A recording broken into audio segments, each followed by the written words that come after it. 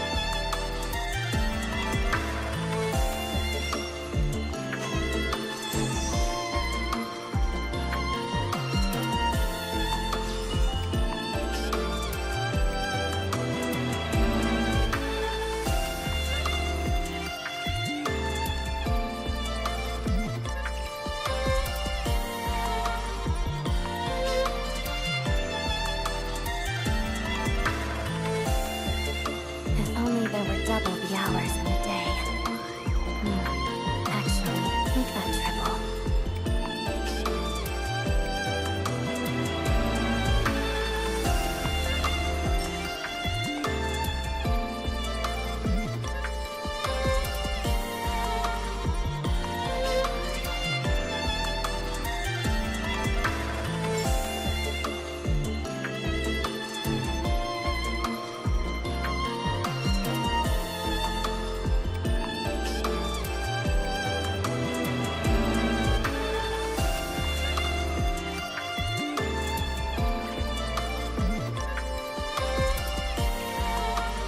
Well, if that's all, I'm going to go rehearse.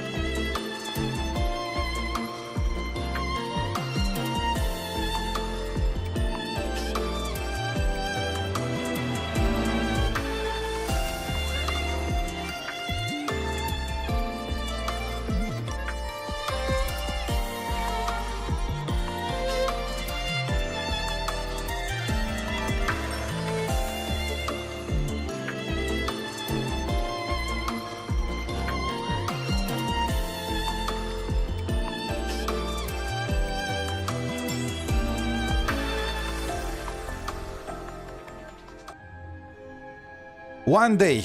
It's been just one day. Not even one day, like 12 hours. And people are already posting spoilers on freaking YouTube and on freaking Reddit. Like, I can't stand it. Just... wait a second. Why am I happy? My avatar is over the place. So just a second. I don't know why I was looking so happy about that. I am not happy about people just spoiling everything. Like, what the freak is wrong with... at least wait a week or some stuff, you know. Anyway, I am way later than I promised. I said that I'm gonna be on like 2 hours ago, but I have a good reason. Silver Palace beta is ending in like 2-3 hours, and I needed to just record everything so I can prepare a YouTube video review, whatchamacallit, presenting all the all the stuff that's in the game and so on and so forth. And that took some time. I just realized when I was preparing to stream Genshin, so yeah, I could stream SNEZHNAYA a little later, but I can no longer participate in the closed beta 2, right? I have to wait for beta 3. So there is that. Now, we are gonna continue the story quest. Where did we left off? Alright, we just met Odette. And now we need to go to the statue of the Seven. We got our cool new weapon for the Traveler. Apparently many people are against Project Stutza because they are kind of freezing to death. Weak. You guys are weak. I mean, look at this guy. Oh wait, I wanted to say he does not feel the cold, but no, he definitely does. Look at her. She doesn't. I mean, She doesn't feel the cold. She's a fae, I mean.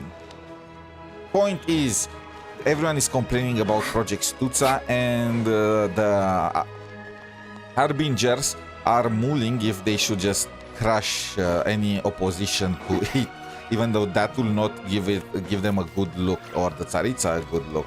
And apparently there is also a gang of outlaws, Rokota, that is working to try and undermine the project and to help the common people. We met Alyosha. Yesterday we pulled for Odette. It went as it usually goes in Genshin, but we met Alyosha, this guy. I need to actually level him up, put him on my team. Actually, I will still prefer Chichi, but look, I got him at Constellation 6, okay? So it will be a pity to not level him up. Anyway, we met that guy. We helped him catch some kind of bad guy, and I am 99% sure that he is part of Rokota, and we might join the Rokota. At least, please let us join the Rokota. I would rather join them than join the Harbingers, you know, so... How strange. This sword seems to be vibrating of its own accord.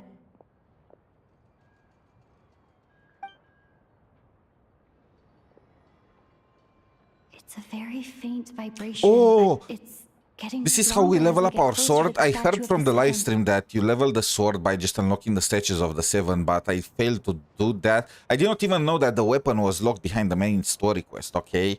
Yeah, so this is how you get dupes of this Does weapon, this huh? sword have some connection to the statue? Holy All it does is vibrate, even when I touch it. That place I got this sword from was definitely out of the ordinary.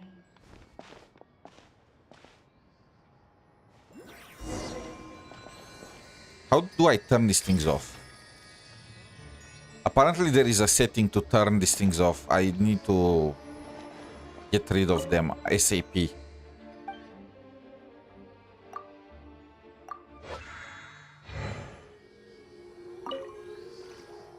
What do you want?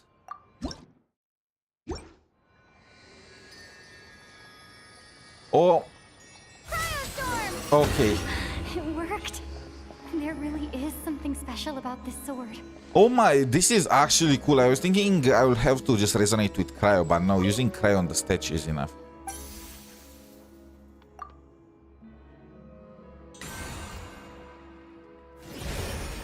Alright, if we have time, I'm also gonna try to build Odette. All for the chance at redemption. Traveler's Pet. Minor affix. What does this do? It increases the crit rate. Oh, their crit damage increases by 6% for every element they have resonated with. We resonated with what? 5, 6 elements?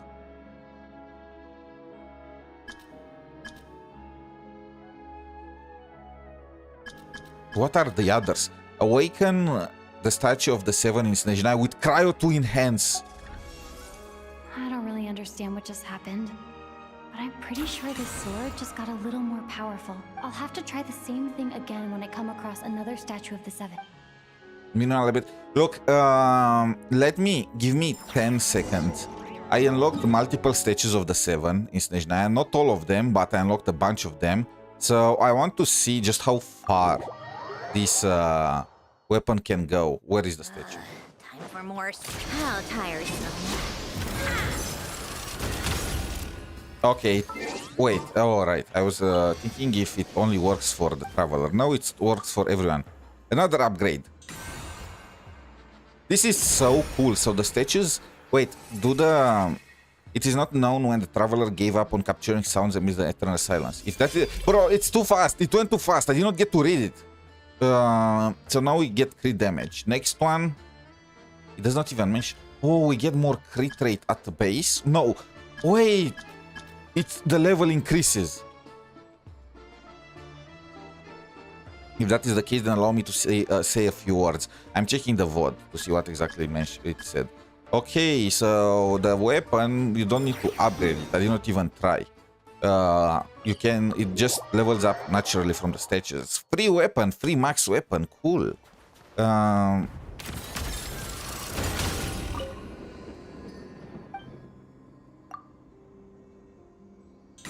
Can you max it out in the very first, you know? In some corners of the universe, there must be answers and help. Someone looked at the starry sky with such a... It's just not really that helpful. Level 80. Minor affix. It increases the attack and the elemental energy that we get. Where are the other statues of the 7? There is one there that I did not get to unlock, and there is another one there. Oh, so you cannot max it out in this... huh? Okay. Let's continue the story quest. They are probably gonna walk us through to the other statues of the 7.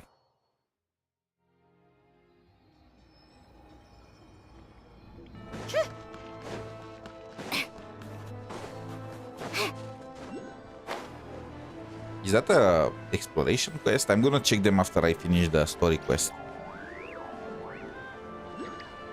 Oh, Cryoculus. Many Cryoculus.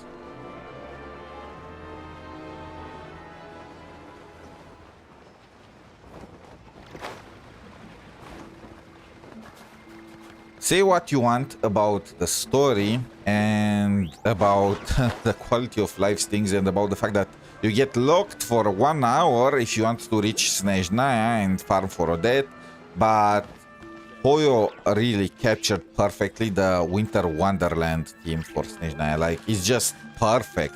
This is what I wanted for Wuthering Waves to do in Lahairoi. In exchange is just... I'm sorry. I know there are people that loved the Lahairoi map. I just hated it. I disliked it more than Rinascita. It was for the most part just empty all around, you know, especially the surface. There were just glaciers and whatnot, nothing really going on there. Maybe they could have added some kind of expeditions like houses, towns that people were starting to build in cryo conditions and so on and so forth. Like, I would rather have these. A Winter Wonderland theme around winter than a post-apocalyptic scene with literally nothing going on for it, you know? I feel like they kind of shot themselves in the foot when they went for the sci-fi post-apocalyptic theme for the game. It punishes, like, the looks of the aspects of the regions are just not... That's why I loved the Rinascita way more when it came to design than the others. Ah, sure thing. Give me a second, I'll go fetch him for you. Fetch, boy, fetch.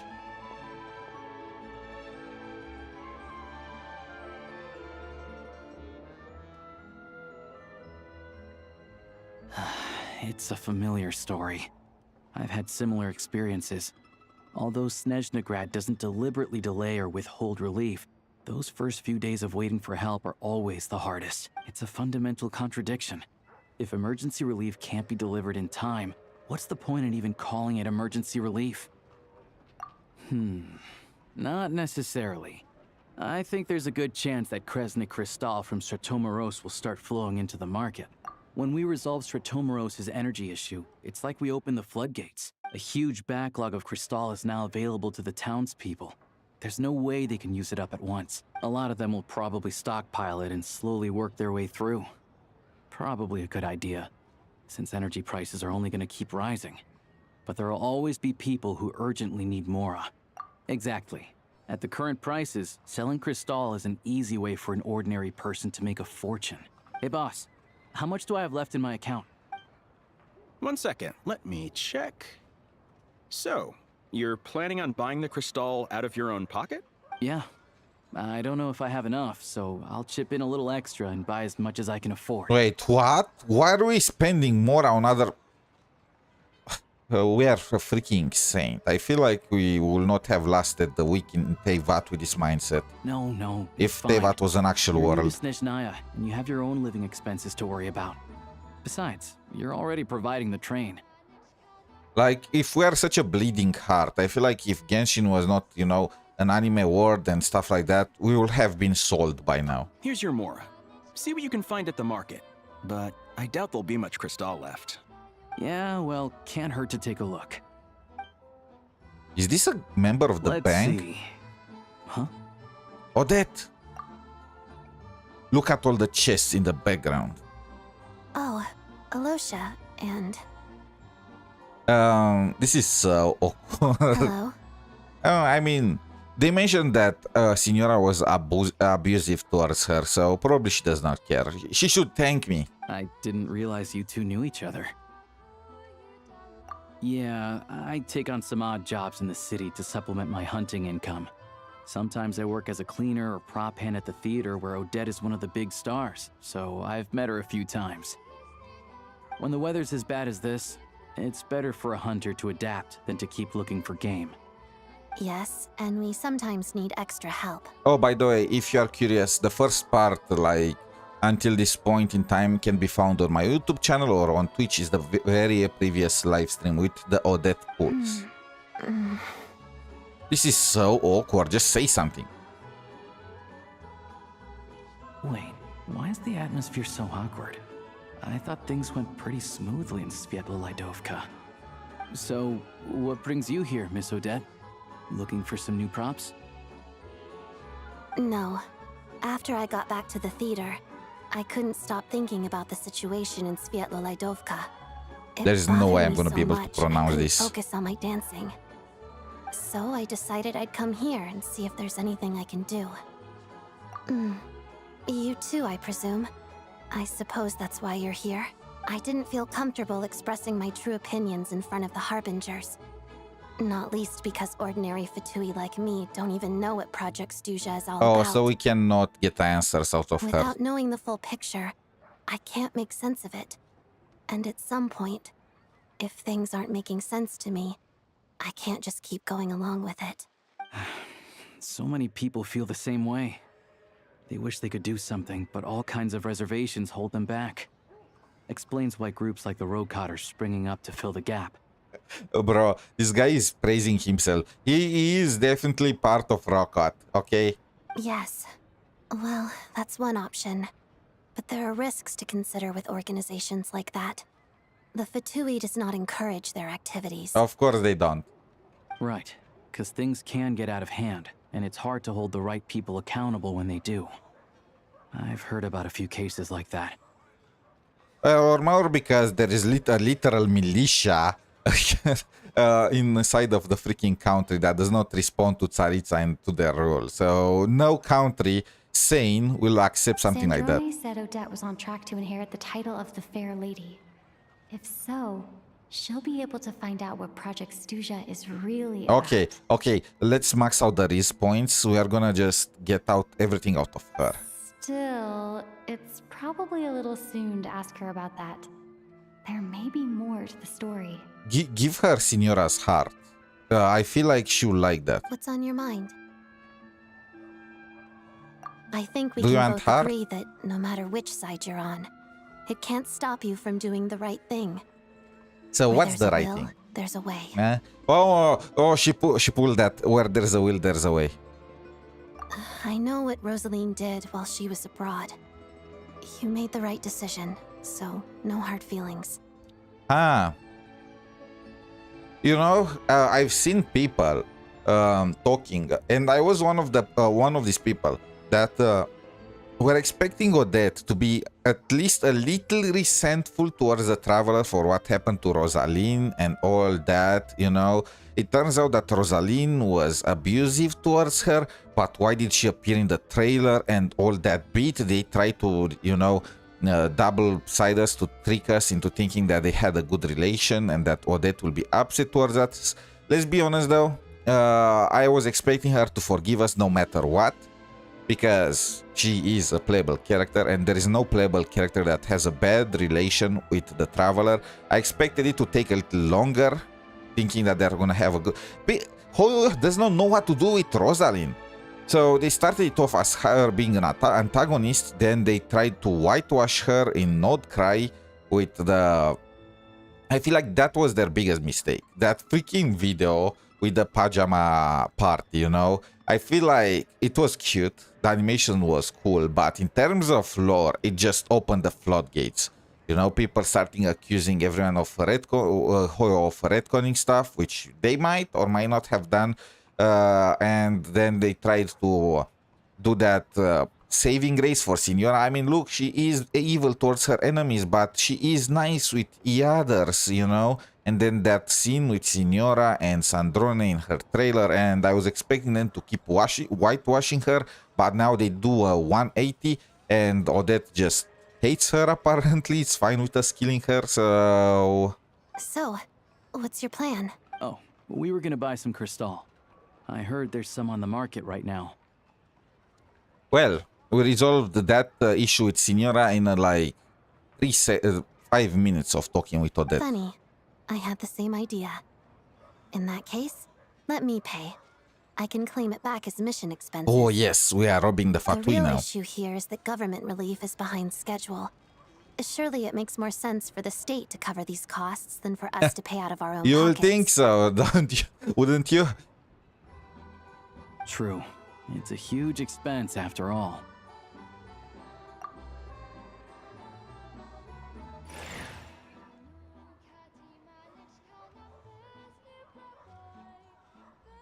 I just realized our hair is so similar. It's like she is a blue traveler. Nobody is selling. Let me see. I'll take it all, please. And I'll be needing a receipt. Right. Choose mission budget under the expense category, but be sure to specify emergency rescue operation in the description. Otherwise, the normal reimbursement limit will apply. Let's book this train. Regulations say that if we need to transport Kresnik Crystal during Project Stuja, extra carriages can be added 1 hour before departure.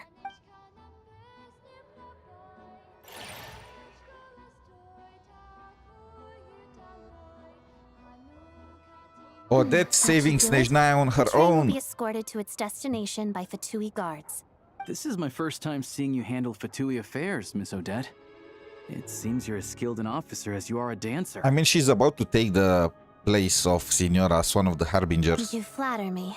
It's only because I've been doing both my whole life. Wait, that's our train. That's lit. Wait, it looks exactly like our train, so why did these guys look... in the previous story quest, like in part 1 that I did yesterday, they were surprised when they saw our train, like the model, because it was so unusual, but it looks exactly the same as regular trains. What's this? Anyway, I bet you've been non-stop today, am I right? Any idea how Paimon's doing? What's wrong? Who's Paimon? Is my food. Her travel buddy hasn't been feeling well. She caught a cold right after they got to SNEZHNAYA. Speaking of, I did some exploration. Not much. I needed to unlock the artifact domain and stuff like that to start farming and use my resin. You know, usual stuff. And I triggered like 3 ward quests where Paimon just showed up all well. And I was like, do you guys really think things through, right? Paimon is supposed to be with a cold, out of commission, but she just shows up at random. Sounds While like exploring she's the open important world. to you. I can't believe you've been dealing with this on top of everything you've been doing to help the people of SNEZHNAYA. I've got nothing going on right now, so I'll join you. I want to see how she's doing. May I come too? I have some candy that someone gave me back in Svietlolaidovka. Plus, I know a little bit about relieving cold symptoms. Yeah, she'll definitely All love right, the then. candy. Let's go.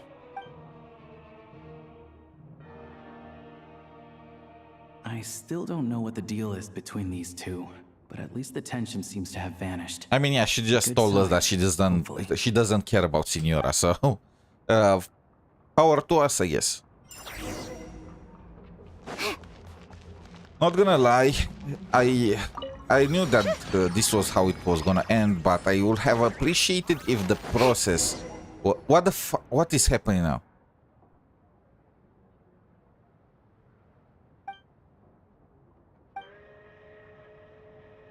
Lachkin territory, Lachkin rules. No harm to families, no abuse of the women and children.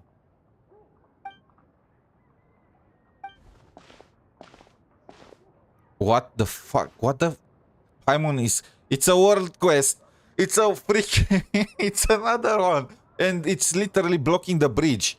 What the fuck is wrong with these people?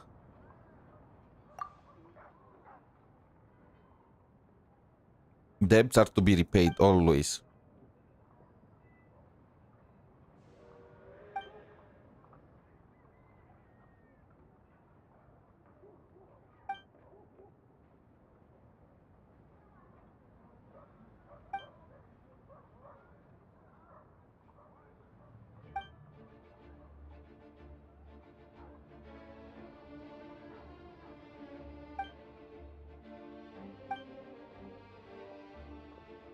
No coercing kids.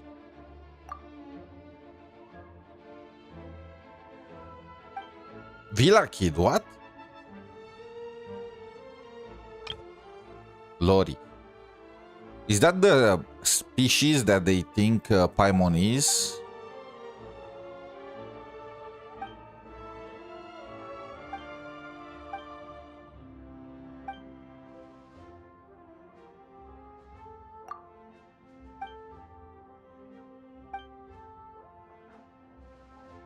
Bro, I want to do the Archon quest.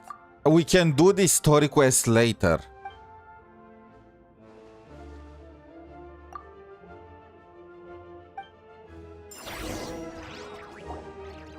Please tell me I get mean streets of the mean streets of Gadgetsan. Show me what you've got. Bro, please don't lock me in some... Holy shit, they are locking me in some kind of cutscene.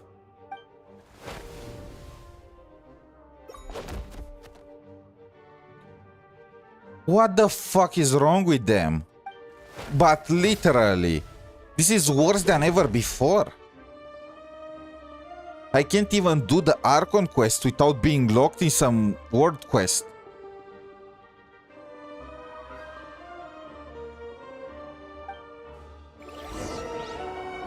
Can I...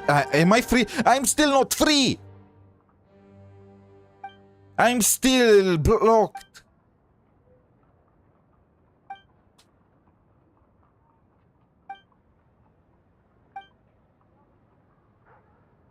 Like, if I actually had the opportunity to do this on my own when I wanted, I would actually be immersed, you know, being sorry about Marfa, trying to help these kids. But now I just want to get out of this dump.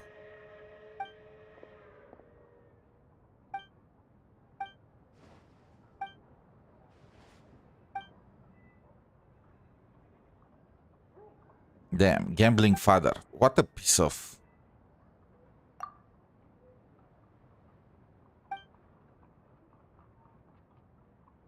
Damn, this guy's design is crazy. I'm still locked. I'm still locked. I'm still locked. I'm still locked. I'm still locked in the story quest. They don't want to free me.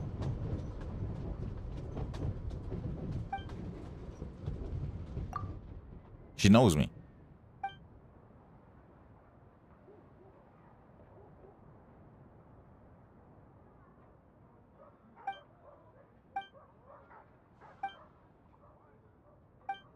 Justice is rarely worth much more. True.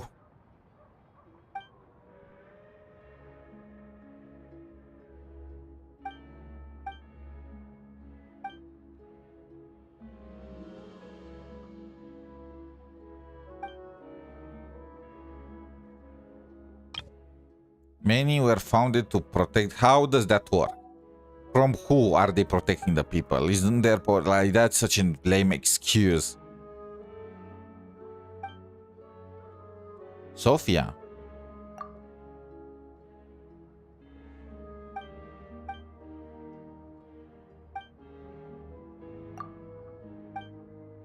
Can the Fae once ruled SNEZHNAYA. And most in our gang are also Fae, but since the Tsaritsa took the throne, humans have been held higher in her favor. Interesting. So if the fact that Tsaritsa is Koitar is true, like that will make sense, right?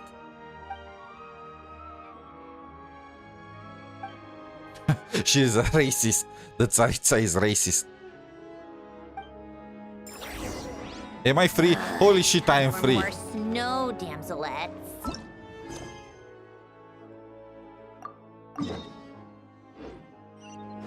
Bro, this was the dumbest thing ever. So, when you are doing the Archon story quest, they put...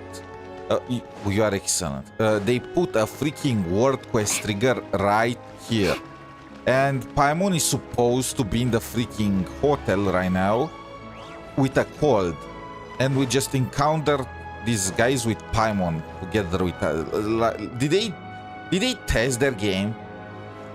I feel like they don't play their own story quest. Like, I'm sorry to say, it feels like they don't play their own lore. Like, that was probably the dumbest thing they ever done. And there are a number of things like that that are not a story quest, but this was literally, I was like, are you for real? And now I need to do the Archon quest.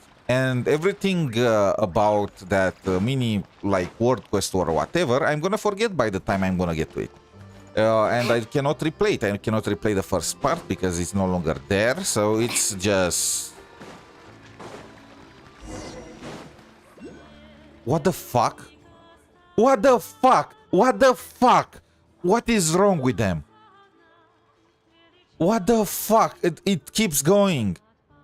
Bro, I need to use the TPs. I can only teleport. I cannot actually go and explore on foot.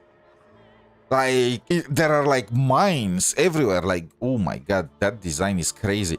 But what the fuck? What moron from their team came up with this idea? Holy shit, like, damn. She kind of looks like a Pokemon. Isn't she? Isn't there a PAL world PAL that looks like this?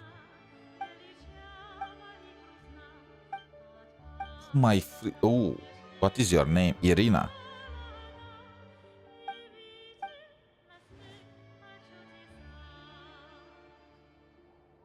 She's a swarm-hearted... Yeah, a little hard.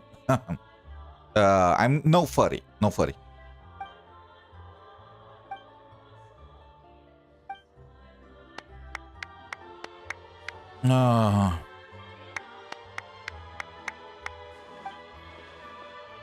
It looks like they are holding us at gunpoint to do their quest, and they have no clue the order in which we should do them.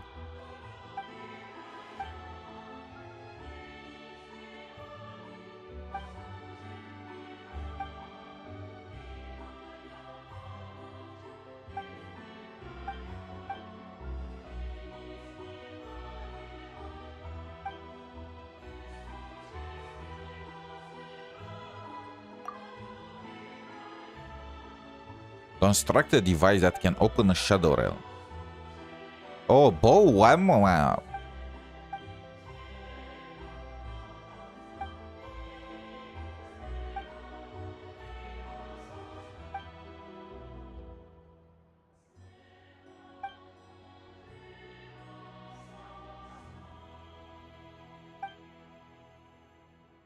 But they say that the Tsaritsa favors humans, but her Druzhna, her personal guard, is made entirely out of Fae.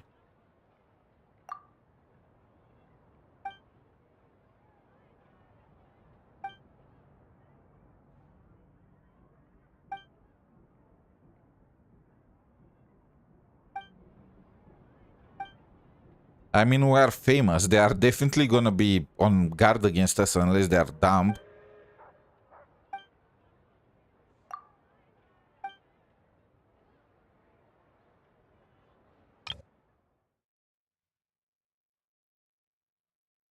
Steal from villains what they wish to steal, and they shall steal nothing. Robin Hood, huh? Can I be free now? Can you guys free me? Can you free me?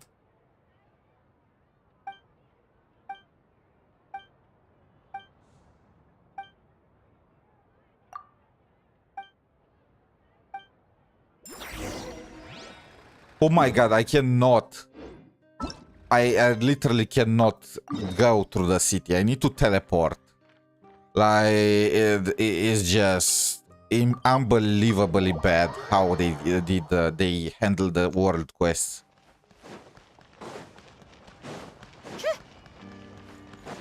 I'm not gonna trigger another world quest here, right? Oh, thank the Lord.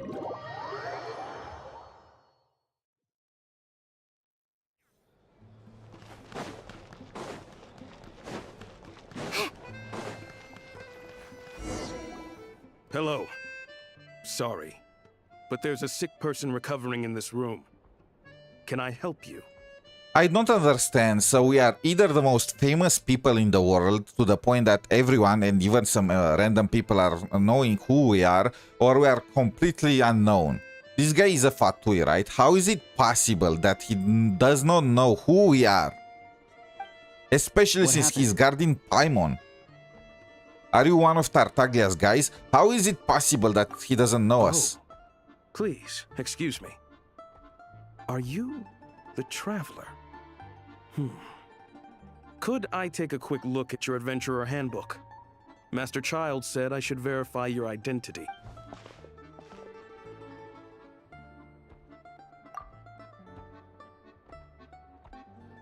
What happens if somebody It's steals it? really you. Sorry for the inconvenience.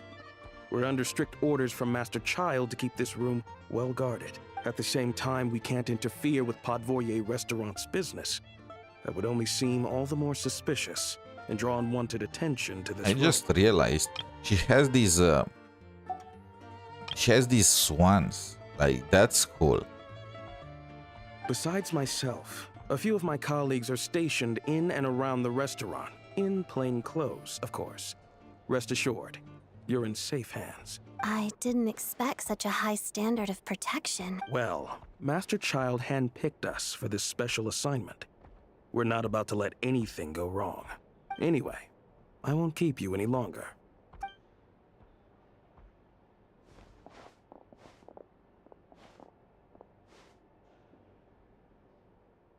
Wait, she recovered. Traveler! Oh, shit, you're back! Oh, hey! Who's our new friend? Hi, I'm Odette. The Traveler and I crossed paths a few times. Another friend She's from solid. Ratatouille, huh? You're practically a member yourself by this Oh, point. please don't remember me. Please don't remember me. At this point, I am gonna take one of the Harbinger's seats. Paimon's definitely on the mend. We should be back to our usual travels in a few days' time. Seems like that doctor was right. It's just... Paimon's limbs are still feeling a little chilly. I have just the thing. Whoa! What's this? Is that a flame inside an ice cube? Wait, is this real ice? How's it not melting? And how does the fire keep on burning? All keen observations. You're right. This is called Core Ignis. Whenever I've caught a cold in the past, I found I recover much more quickly if I place this by my bed. You're welcome to borrow it. Awesome! Wow! It's so nice and warm! This will be such a cool gadget.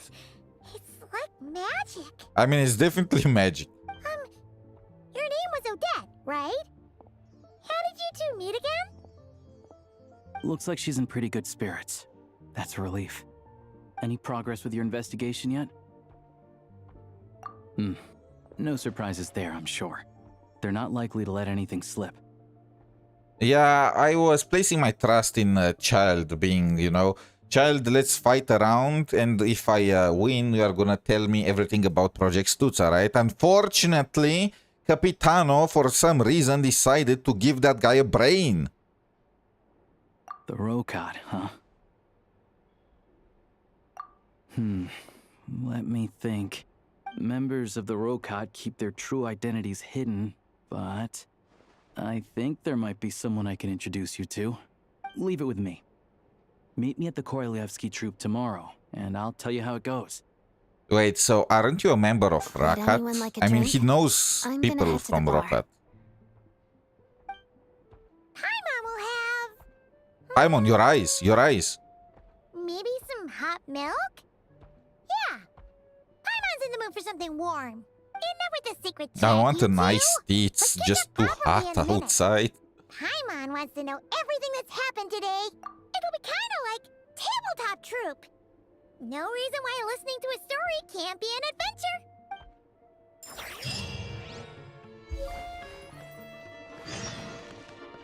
Silence alone is disfavored.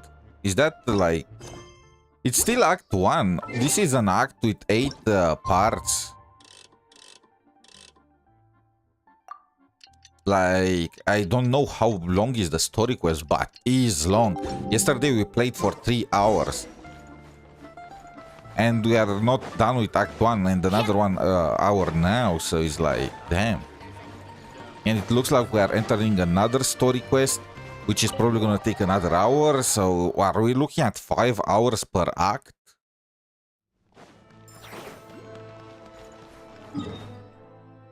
This is not... I need to TP. I need to TP. Yeah. Ah, you made it. I've got some tickets, and I managed to set something up with the Rokat.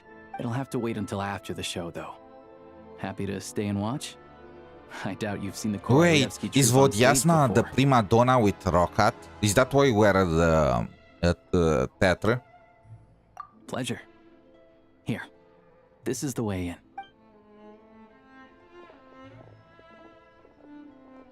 Please present yourself for a routine inspection in accordance with theater regulations. Thank you. This guy looks fabulous. He looks like a Fountainian, not a SNEZHNAYA. Valerie!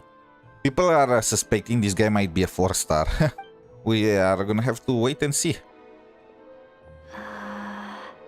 Is that guy with the fatui?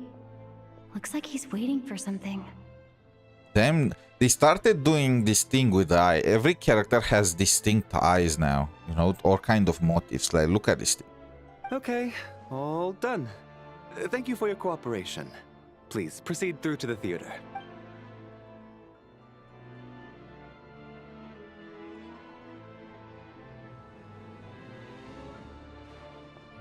What's up? Everything okay? SNEZHNAYA's business and political leaders are always passing through here, so it makes sense that security's tight. Still, it's a little unusual to see the Fatui's Armory Palace guard here. You saw him, right? The guy right at the back. Strong, silent type. His name's Valeri. He's part of the Special Assignments Battalion, but I only ever see him here for one thing. To look for a guy named Mitya. Mitya? Supposedly a researcher, though he never seems to put much time in at the office. The theater is one of his favorite places to hang out when he's So playing this hooky guy from is work. there to make sure that Mitya goes back to But work. that's not for us to worry about. Let's go.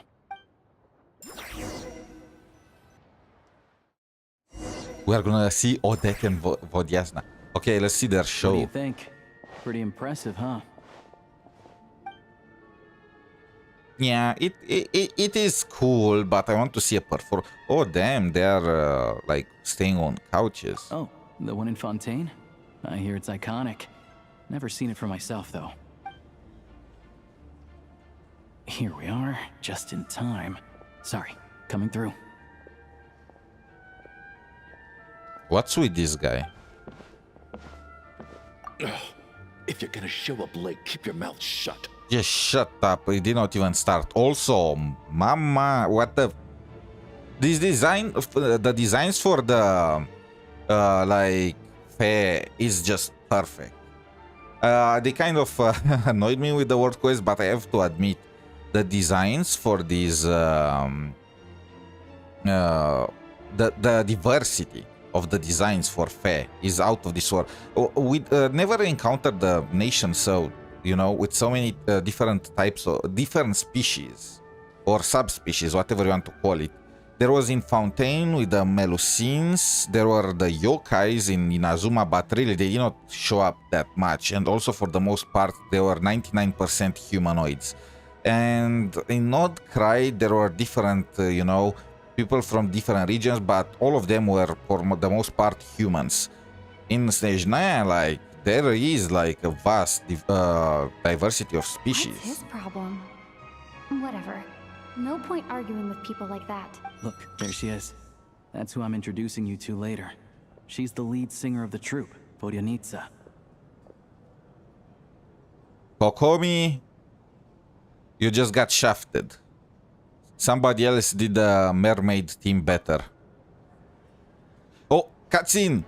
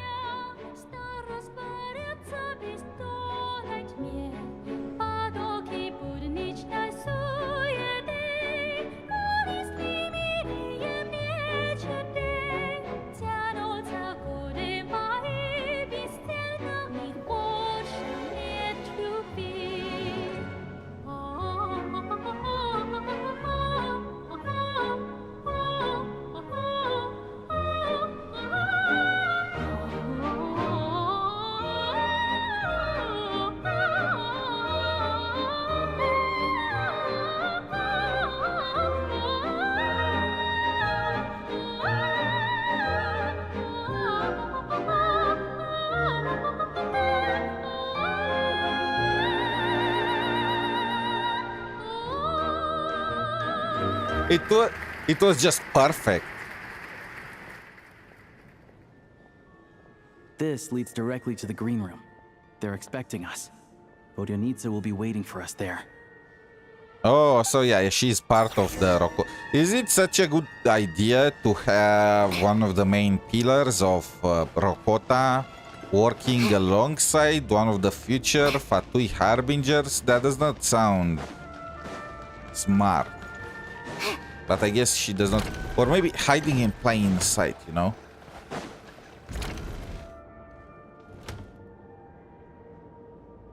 Hey there. Excuse me. Can you believe it? I am so mad right now. Come in. Oh, Ah, it's so you two. that's her personality. I did not expect that. Huh? You know each other? Oh, wait. Is this who you were telling me about? The one you met yesterday and couldn't stop thinking about? Oh! I never said that. Oh, wait! Is Odette the one that they are pushing for this region? So, for Inazuma, they pushed, whatchamacallit, Ayaka. For Sumeru and Fontaine, they took a break. But for Natlan, they pushed for Citlali. And for Notcry, they pushed for Columbina. So, Odette is gonna be the one for this region. You know what? I'm not complaining. Fish, line, and you know what I'm trying to say.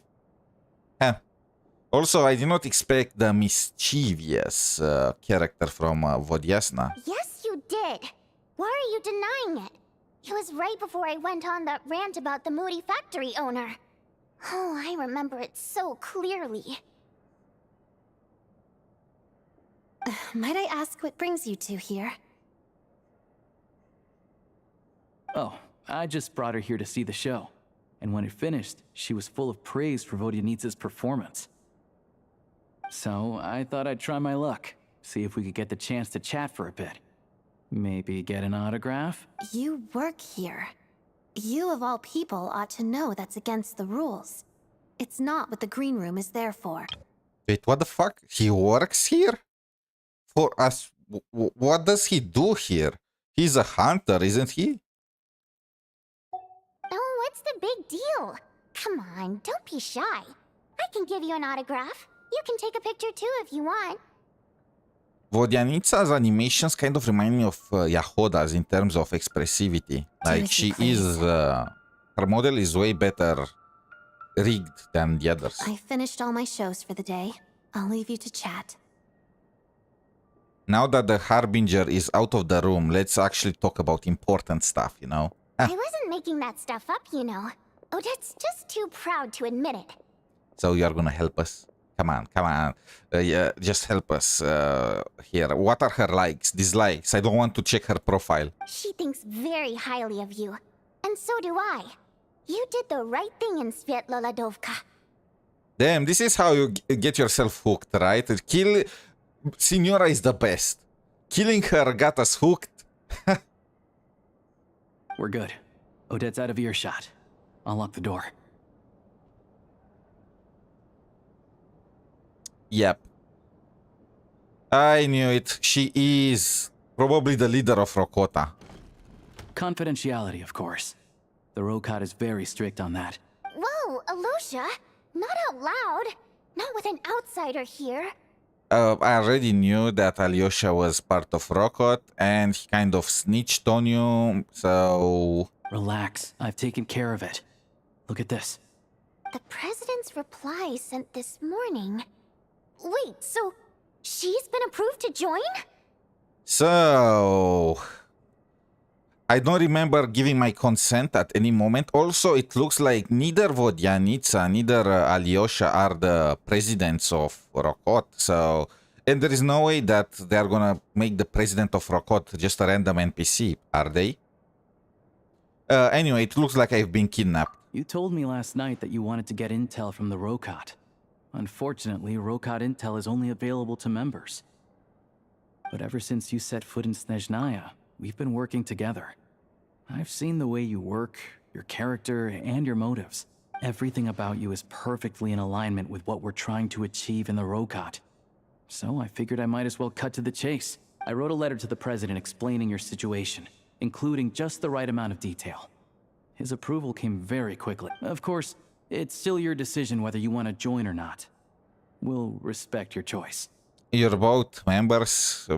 Should I be surprised? Well, assuming Odette was telling the truth and she didn't misjudge you, I guess we don't need to worry about you blowing our cover. Still, you gave me a real fright. I didn't know that's why you came looking for me. So, that stuff you said about admiring my performance, was that just because Odette was here? Did you actually mean it? No, I actually meant it. You know, Odette is the dancer, you are the singer. Let's keep the pair together, okay? 2 for 1 in SNEZHNAYA. After all, if they want to bribe us to, you know, take part in this entire mess, they are gonna have to pay more. Also, one of them is with the Harbingers, the other with Rockot. It's just perfect. Now you're talking. That's what I like to hear. Anyway, let me give you a quick rundown of how things work. Like I said, the Rokot is a covert organization, and we hide our identities. Members typically don't meet in person or even know each other's identities. This helps us maintain a high level of independence and secrecy. Because of this, members are basically free to decide their methods without constraints, so long as the outcome of any activity doesn't violate the organization's principles. After all, we don't have any ostensible contact with each other. This way, if anything goes wrong, no one else will be implicated. I'm Beyond the freedom to looking choose all how you over operate, her. It's also your choice whether to act at all. We have plenty of members who have yet to take any action. I'm looking all over her model. I'm trying to see where is her, you know, stellar vision. In short, joining the Rokot in and of itself won't place any restrictions on your activity in SNEZHNAYA. There's a code of conduct you can read if it interests you. Is it hidden? But basically, as long as you don't plan on using your anonymity to go around doing evil, you'll be fine. I tried reading it 5 or 6 times. Never made it all the way through. Even the most lackluster script makes for more interesting reading. Great. Then I'll go grab an official application form. Be right back. I wish we had some agency to decide if we want to join. I mean, I will have joined them regardless, but I feel like we're gonna get commandeered into joining the Harbingers too. We are gonna join both of them, and we are gonna make the connection between the two sides and all that, you know. Well, Alosha has this pet dog, you see. His name's Tagarin, and this one time, Alosha brought him backstage. Tagarin took quite a liking to me, so I played with him for a little bit and fed him some treats. We need a dog. The Rokot was out on a mission one day, and even though we were all in disguise, Tagarin recognized me right away. We need a cute dog if we want to, you know, fish. Paimon is worthless on that Just a front. coincidence, really. We didn't Actually, report it she's to a the higher-ups, repellent. though, to avoid dealing with the fallout. Like my job at the theater, for instance. I really needed to make ends meet. Speaking of, what is By the your way, job?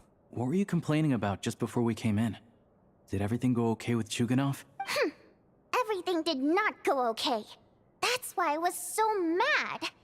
I tried to make some small talk with him before I went on stage to fish for intel about the Iskra manufacturing plant. Fish, says the mermaid. But he wouldn't take the bait. No matter what I said, he kept dodging the question. And then he started complaining. He said he didn't appreciate his second-rate seat in the stalls because he usually gets a private box. I mean, what did he expect? Everyone knows that if you want a box seat, you buy a ticket well in advance. But instead, he sends me a letter the day before the show when we're practically I see her. sold out. I see her vision. It's water. She's a water. I mean, mermaid. Obviously, she's gonna be water. I was thinking she might also be like aero, but it looks like animal. But it looks like no. She is what? What is the point of Kokomi existing now? Like legit, I'm asking. If she is water, maybe she is a DPS. Like if she ends up being a healer, then Kokomi should just be deleted from the game. Like a hydro healer that applies stellar, that enables stellar reactions, unlike Kokomi. And yeah, unless her hydro application is absolutely garbage, I don't see how she could be worse than. Let's hope that they know what they are doing. I had to juggle things around just to get him a half-decent seat, hoping he would appreciate the gesture enough to share some information.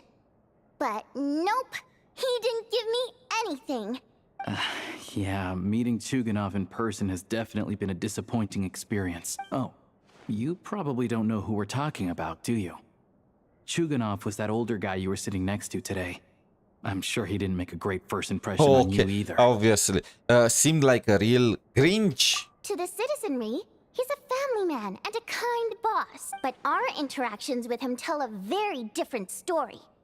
It's one thing to ask for a favor, but he acts like it's his right. Oh, that kind of he always person. expects special treatment. Take the ticket situation, for instance. I've actually gotten him a private box in the past. But not only was he not even grateful, now he's acting like I've sold him short this time. Yeah, that's kind of how it works with this kind of people. You can't give them a finger, otherwise they'll take your hand. And another thing, if he's such a big family man, why doesn't he bring his wife and daughter to see the show once in a while? I've never seen them here, not even once. Interesting. So he probably doesn't even have a wife and daughter. Calm down, Vodyanitsa. If you won't do it the easy way, we'll have to try the hard way. Oh, that's my favorite part. But first things first. Here's your application form. Let me mess around.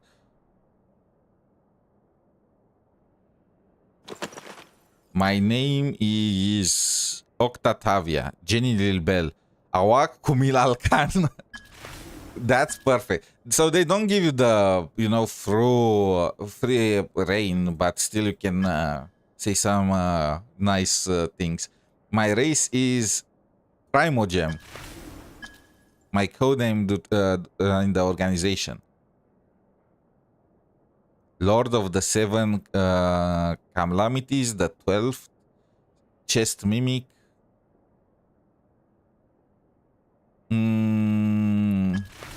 My reason for joining the organization is I'm here to put an end to this organization. Perfect.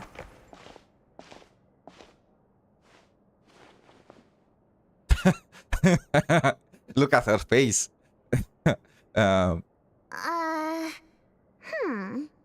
Looks like I'll need to make a few little tweaks here What and does she there. mean? It's perfect. But other than that, you're good to go. We'll hold on to this for you. It's perfect. What? All right. Now that we're officially Rokot comrades, I can tell you.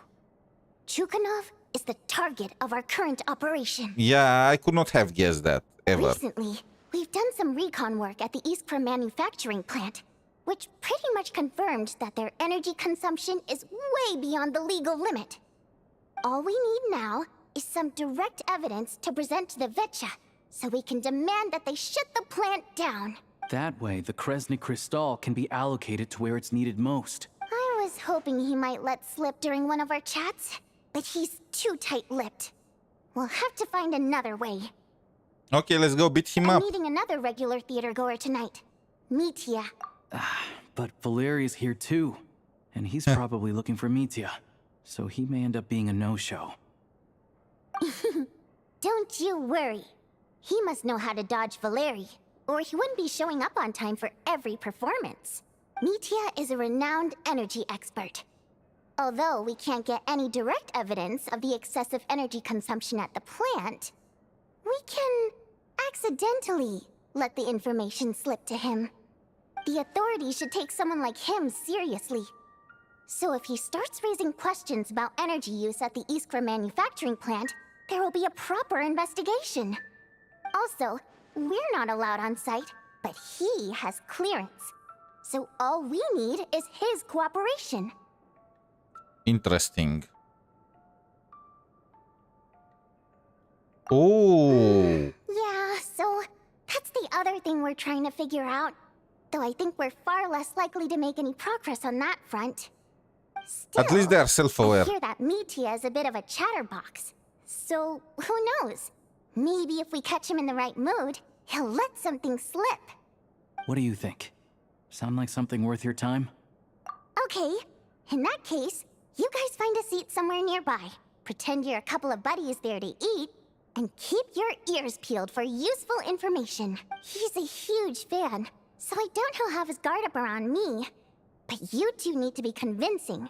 If he suspects anything at all, he might stop talking. Why do we need to Sure. be Don't involved? worry. We'll make a believable pair of buddies. Can't you just handle him on your own? It looks like you can use some, you know, charm to trick that guy. Perfect! You've sold me already. Now, help me tidy this room up a bit before we head out. Wait, what the fuck? What Okay. is that? What needs Is tidying? that what you ask a complete stranger? Everything. Yep. The mermaid is not. There are so many motives for. Oh, Alyosha is a cleaner. Huh. Bro, the times are tough. Times are tough. A hunter became a cleaner, you know, a janitor. There are so many swan motives here, but not that many mermaid ones. Huh. Is this mostly... Ooh, like that. Is this mostly Odette's room or what? Where do I need to go? Oh, this is actually cool. So you are telling me that they are still having shows on stage, even when Vodyatsa or Odette don't take part, huh? Is this normal? Like, just stretching on stage? Oh, they are rehearsing.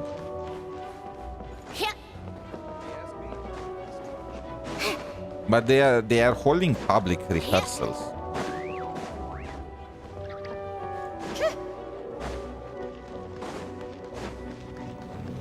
Don't look at me, don't look at me, don't look at me, don't look at me.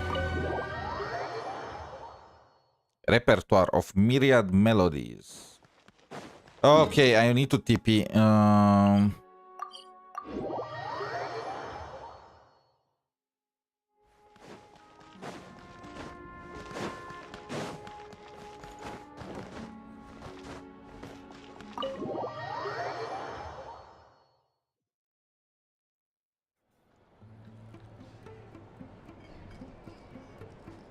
We come here often, so we shouldn't stand out.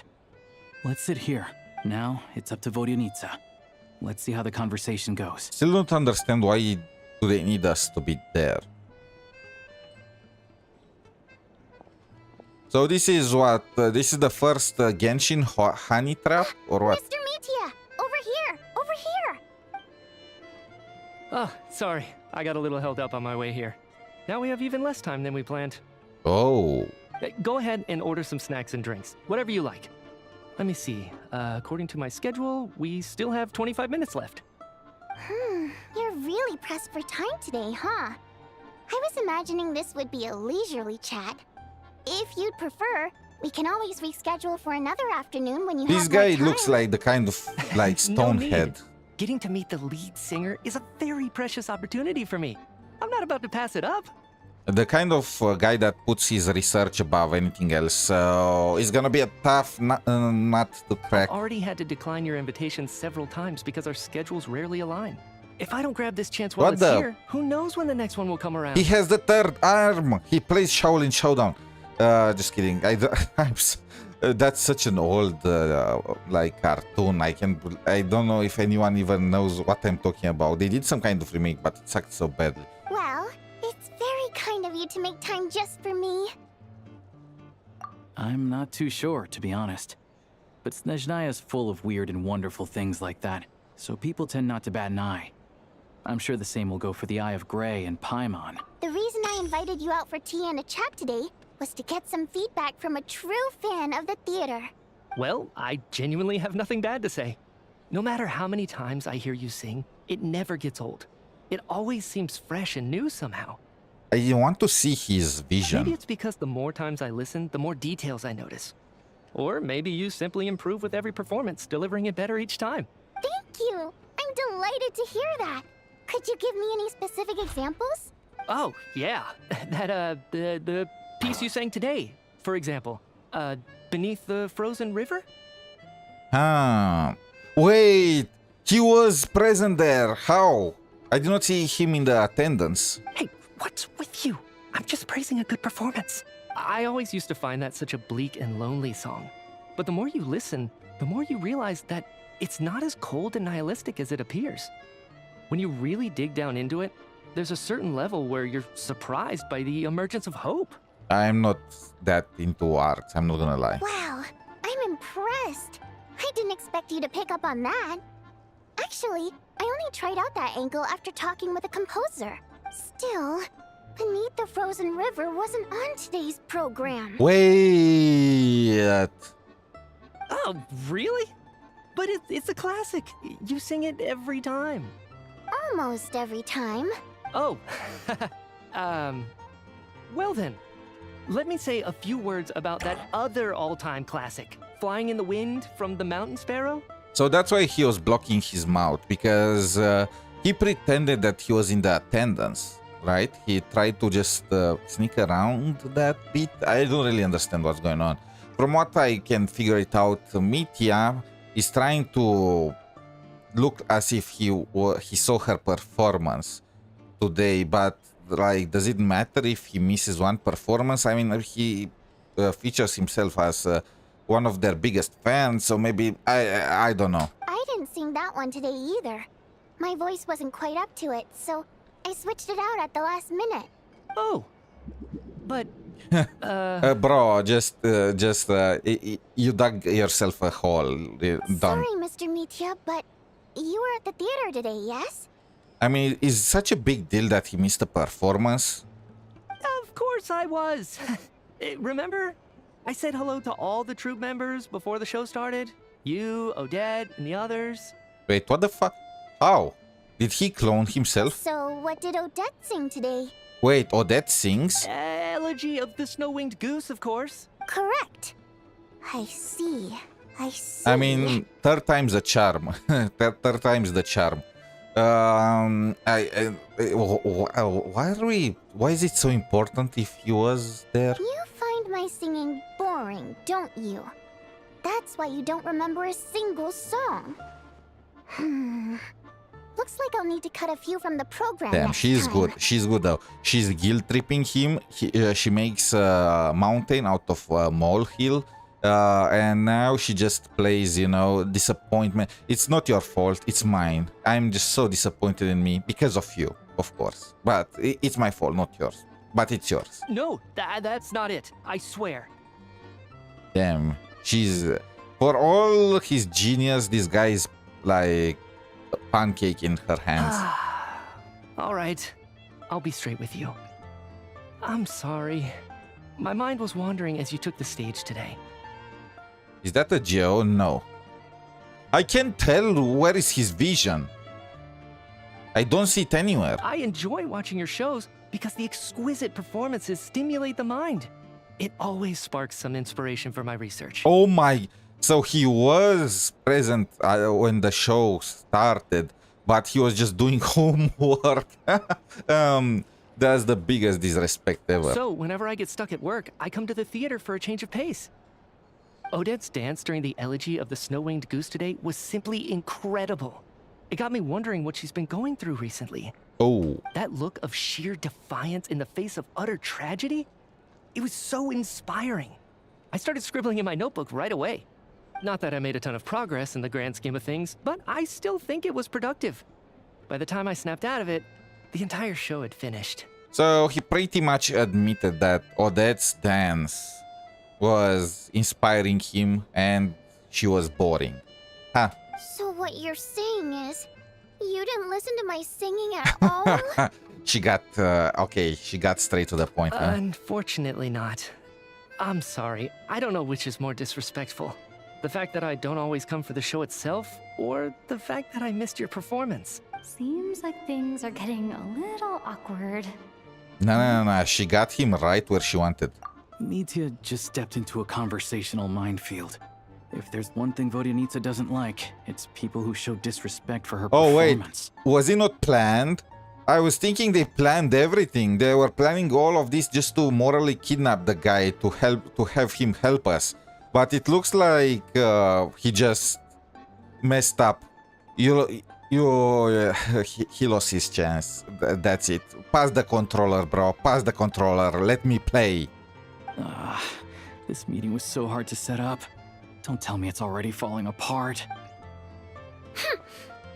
It's fine. I suppose this is affirming in its own way. At least, it shows that our performance really touches people's hearts, She's right? so mad. She wants to slap him. Sup, Kylie? Welcome to the stream. Don't let it bother you. It certainly doesn't bother me. Okay. She's showing a lot of restraint. Must be tough. She really is animated like freaking Yahoda. I do want to pull for her. Hopefully, we're gonna have a break after Odette, right? Maybe they're gonna release Valerie or stuff like that. I don't want Odette and right after Valerie because I don't know if I'm gonna have enough pulls for her. I'll be sure to let Odette know Well, how much you Vodyasna. adored her performance. Please don't say that. I always love your performances too. It's just that inspiration struck at the wrong time today. I'm usually all ears. Be careful on whose side you're in the future in this quest. I am on the Hatter side. So right now, I am on Ronova's side. I do hope. We are gonna join the Fatui. We are gonna join the Harbingers. It's just too obvious at this point. But I can only dream, okay? I can dream. I know. I can tell. That's why I value your opinion. For a nation that's almost freezing to death, they really love their ice cream, huh? I'm sure some people can't stand it when others praise their coworkers right to their face, but not me. No, sir. Mitya, you are done for. Pass the controller, bro. I am bringing this mermaid home. Fair enough. I still feel kind of bad though. But you know what I really can't stand? People who only show up to the theater to pretend that they're cultured. Makes me sick to my stomach. Okay. Breathe. Remember, we need this guy to do something for us. Wait, he's Electro. I see his vision now. It's right there. That freaking Are all the characters in this goddamn nation Electro? Like Alyosha is Electro, Valerie appears to be Electro too, Mitya is Electro. Like, what is happening here? Shouldn't they be Cryo for the most part? Oh yeah, 100%. There are too many of those people around. By the time they're walking out the door, they've forgotten all about the show. Look, Vodyanitsa, we can morally kidnap him at this point. Don't kick the bucket, you know? What's wrong? You look furious. This guy is gonna be alone for his entire life. I don't know if you've heard about the boss of the Iskra manufacturing plant. He isn't even a theater investor, but he always demands the same privileges as actual investors. She just switched the topics. Box tickets only, premium drinks, even the right to request specific songs. Well played, Vodyanitsa. Seems like she's harnessing her rage to steer the conversation back on Focus track. that rage. Now that you mention it, I've interacted with that guy before. I gotta say, everyone holds him up as an example of a benevolent businessman, but I don't know. I don't see it.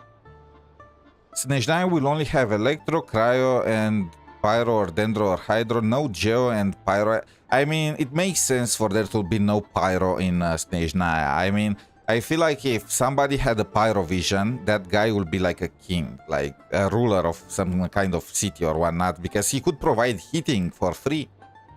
Like, they will literally drain that guy. Yeah, he couldn't care less about what's happening on stage. He's just there to flaunt his social status. I hate that I have to prepare programs for guys like that. What's the big deal with that factory he runs anyway? I asked around a bit and heard some pretty shocking stories. Sounds like he's just another greedy capitalist. Oh, she is good. Oh, really? Arlecchino, technically, Arlecchino is from Fontaine. And her fire is like corrosive, right? She cannot really control it properly. At least she's just gonna burn you to cinders, straight up. Yep, the things people are saying are pretty damning. Low wages, insanely long working hours, equipment running around the clock. And as if that's not bad enough, he also strictly forbids his employees from giving any kind of interview. Is it bad that I feel like every company nowadays is like this? Project Stooja has now been extended so many times, we're at the point where crystal rations for the common folk are barely enough to survive on.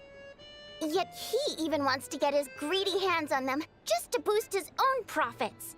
Her vision is unknown, is it? Isn't she pyro? Or, I mean, she controls the flames thanks to her connection with the Red Moon, but I don't really remember when they mentioned about her vision being fake. If the rumors are true, he's in serious violation of the law. Interesting. So you've heard about it too? What? So it's really true? The traumatizing part, and it's about to be 3 a.m. for me. Who sleeps Who knows? when I've only heard the SNEZHNAYA same is rumors you released? have. But there's no smoke without fire. The Rooster's been coming down on us hard lately, demanding that we track and trace every single batch of Crystal. My coworkers in the Department of Energy have been tearing their hair out over it. The Rooster? I didn't realize he cared that much. Yeah. Even though there are no restrictions on Crystal trading, the poor will wind up freezing to death if we let the rich buy as much as they want. That's clearly unfair. Looks like we'll need to arrange an investigation into the Iskra manufacturing plant as soon as possible. Jackpot! I never knew you kept up with current affairs beyond the theater, Miss Vodyanica. You really have a heart for the common person. It released yesterday at 6 a.m. for me. Oh, you are in Europe, huh? Yeah. I guess you probably already finished the story quest. I don't know how long it is, though. Most Did you Fae in your just position binge have it? long been indifferent to the plight of humans. Wait, she's a Fae? I mean, she has the mermaid ears, but look, Kokomi is also, you know, half mermaid. I expected her to just be a regular human. Well, those of us who choose to live in human cities are naturally going to pay attention to any significant upheaval. Isn't Literally the the Rooster Little a Fae Mermaid. himself? I'm just surprised to learn that even someone with as much experience as him is getting so stressed out over Project Stooja. 11 hours! What is the end goal of this project anyway? What the fuck? Okay, I mean, that's kind of at the level of Note Cry. Actually, a bit This is it. longer than Note Finally Cry. going there. I'm sure Mitya can sense on some level that she's fishing for information. But since their conversation is so relaxed, he might just let something slip. It's stressing me out too. If I'd only made better progress with my research, things wouldn't have dragged on this long. Oh, so your work is related to Project Stooja? Okay, right now even a fool could guess that she is fishing. That's right. The Armory Palace needs a brand new energy source. Not the power of the Light Realm and not elemental energy. Right now, the only thing that meets the requirements is the power contained within stellar linchpins. But harnessing that power is costly. Each step of the process requires enormous amounts of Kresnik crystal, from extraction to quantification to attempts at conversion.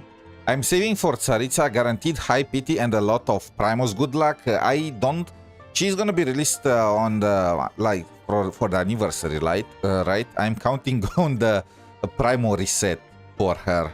Like, there are so many characters. I want the mermaid. I want the fairy one, the Druzhna fairy girl, and the maid. Progress has been painfully slow, And of the course, team is getting Tsaritsa. burned out as time goes by.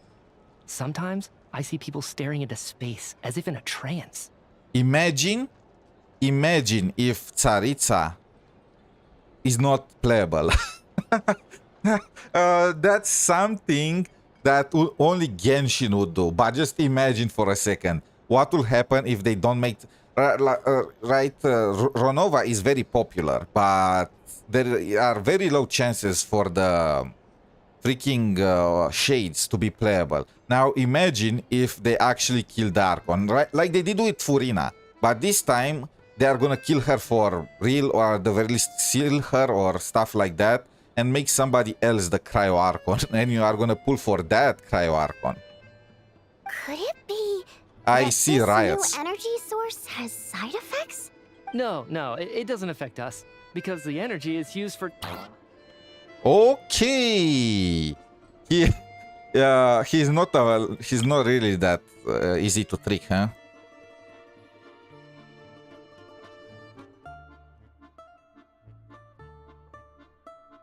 New energy source.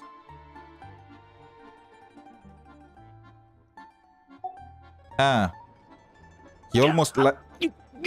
Okay, I got it. Stop choking me. Bro, what is that arm is pissing me off. We almost got him. Sorry, I can't talk about that.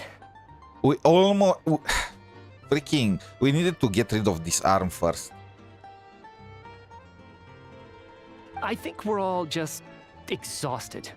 We've been working ourselves to the bone for so long with so little progress to show for it. It's no wonder people are struggling to stay motivated. Yes, Ronova is a god, but aren't all of these guys gods? You know, technically the Archons are gods themselves. There are just different tiers of gods. Seems like I owe you an apology. I shouldn't have gotten so mad at you for not paying attention during the show. And it's not like... And it's not like, you know, they need to keep the gods be a tier above all the other characters. I mean, just think of Raiden right now. Raiden right now is the worst Archon of them all, and she is worse than just a random ballerina in SNEZHNAYA. Like, the question is not about immersion, it's about how much Hoyo wants to mess with us. Don't worry about it. I count myself lucky, to be honest. I don't envy the people who work closely with the Tsaritsa herself. I'd much rather be in my current position. At least I don't have to shoulder any major responsibilities. So they're trying to develop a completely new kind of energy. Yeah, censored by a scarf. Who would have thought? That's kind of funny when you think about it. Also, does it even matter if they're developing a new source of energy that relies on crystals? It's still not gonna change anything. Oh dear, it looks like my time is up. I'm afraid I have to leave. I'm so sorry. We ended up barely talking about the theater. Ronova is the god of death, then there is the god of life, god of time, and the god of space. God of life is a Rhine daughter now, right?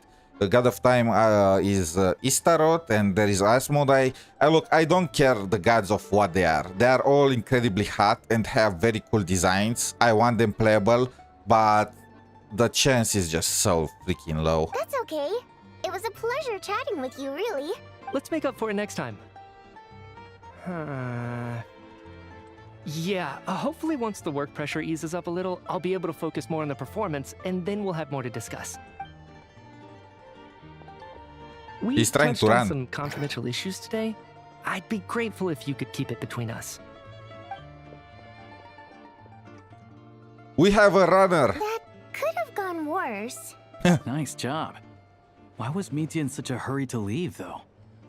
I want the Moon Sisters playable, even though it's almost impossible. Did you do the Notcry story quest? I don't want to spoil it. If you just skipped it. Sorry, routine inspection. He has kind of the same eyes as Mitya. Are they connected in some way? Oh, this guy has a prosthetic arm. Oh, he was running from Valerie. Mitya smelled this guy. Okay, let's go. So, yeah, of course, I mean, some people are skipping it, but point is, the Moon Sisters are kind of dead, aren't they? They are as dead as they go. Dedge. Maybe Columbina might make... No chance. She literally absorbed all the moons. She's the only moon right now, so... So he wasn't rushing to get back to work. He must have calculated that Valeri would find him here in exactly 25 minutes. That's frighteningly accurate. Ah, that makes sense. One of the main duties of the Special Assignments Battalion is to ensure that important figures stick to their schedules. Alright, time for us to get going too. Excuse me, check please. We'll settle our check too then. Oh, hello there. Mr. Mitya paid the check before leaving. He also asked me to pass on a message. He said it was an honor to share his tea break with Miss Vodyanitsa and her two friends. Okay, bro. But we did not let anything slip. Like, I understand the guy is some kind of genius, but literally we were just drinking our tea. First of all, I have no clue why me and Alyosha needed to be there. Like, Vodyanitsa was more than enough. What was our purpose in being there, I have no clue. I think it's just so Hoyo gives us a reason to find out first-hand information from Mitya or some stuff, instead of just having... I mean, I don't know why we were there. I really don't understand that bit. Second part is, how did we let anything slip? That does not make any sense. Wait. So he knew we were here all along? This raises a lot of questions. Did he deliberately mention the new energy source so that we'd overhear it? Maybe his work isn't confidential after all. Maybe the key here is the purpose of this new energy. I guess that's the next thing to look into. It looks like the guy is not on the side of the Harbingers and Project Stutza either. Vodyanitsa and Alosha have both left. Time to head back and call it a day.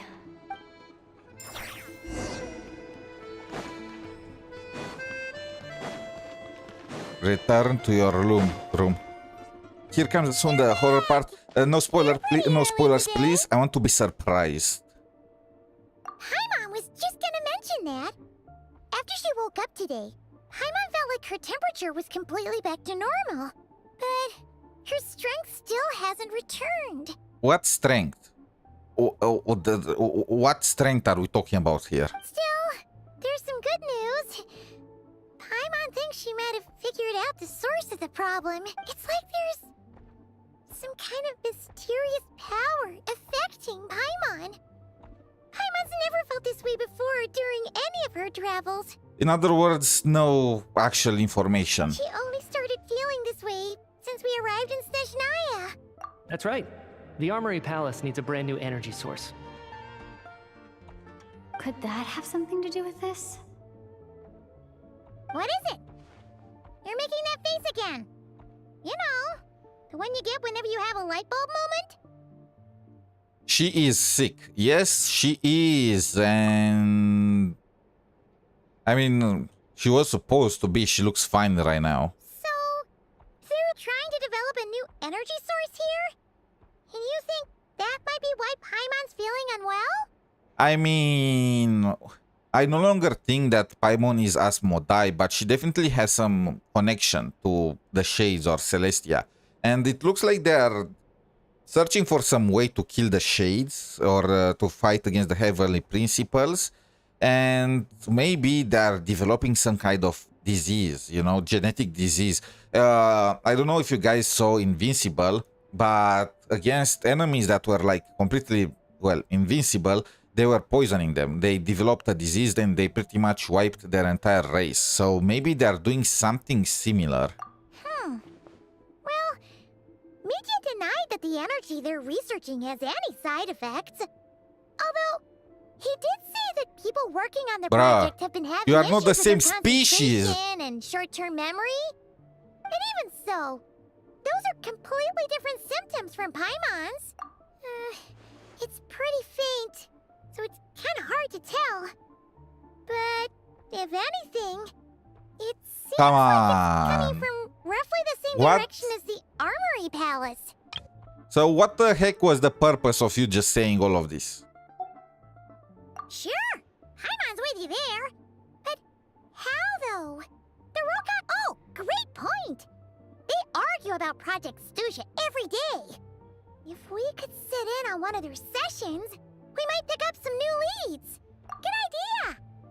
Oh yeah, while you were out, Paimon tried all the yummiest looking desserts in the Podvoria restaurant. This one seemed right up your alley. So, Paimon saved some for you. That looks nice, I'm not gonna lie. Finish writing your letter. Pancakes. Wait until 2 days later. What the?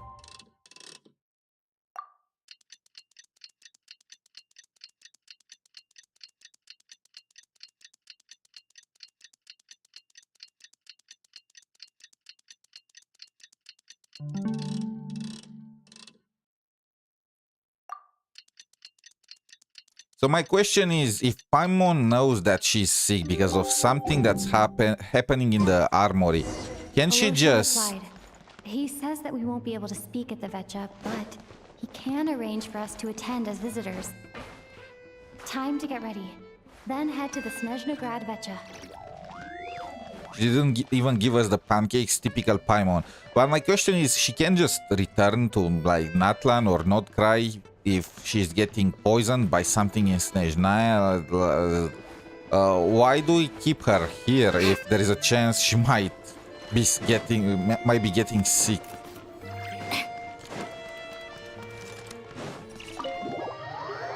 Do we want to kill her?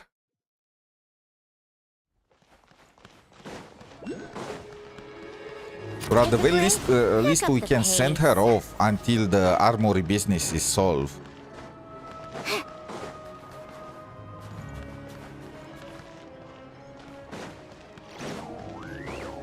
She is too weak to fly, is she? She was flying just fine a few seconds ago.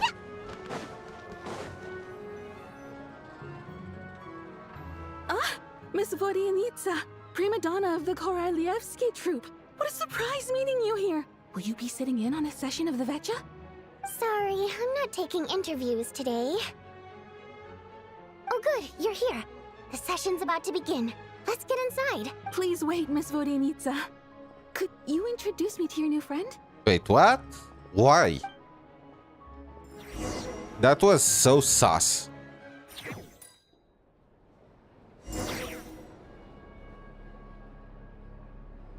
The meeting of the SNEZHNAYA Vetcha officially begins. Discussions on whether to extend Project Stutz are saved until the end. The rooster, Pulcinella, shares various energy-related statistics. The dull and lifeless room suddenly becomes very animated. Oh, fine. I'm glad it has an animation. I was afraid it will be just a black screen with some writing. Oh, Sandrone and Child. In summary, the energy management commitments made for the outgoing period have been delivered upon. Furthermore, both the production and consumption of Kresnik Crystal show clear signs of stabilizing. The 5th of the 11th Fatui Harbingers. What is the chance he's gonna be playable? I give it 1% chance. The relevant agencies have assessed the present circumstances and determined that the status quo can be sustained until the next period. For detailed statistics, I would refer you to the industry reports that have been distributed to all persons present. He is trying to to gaslight them. It should also be noted that while the recent blizzards have led to a significant increase in people's energy expenses, this is strictly a short-term phenomenon associated with a remotely located monster. 0% because of his body type? Well, you never know. Maybe Dawei has, you know, hits his head or something and has a change of mind and he becomes like, we need Pulcinella playable now. You never know. Hope dies last. I don't want to be attacked by the Pulcinella redditors.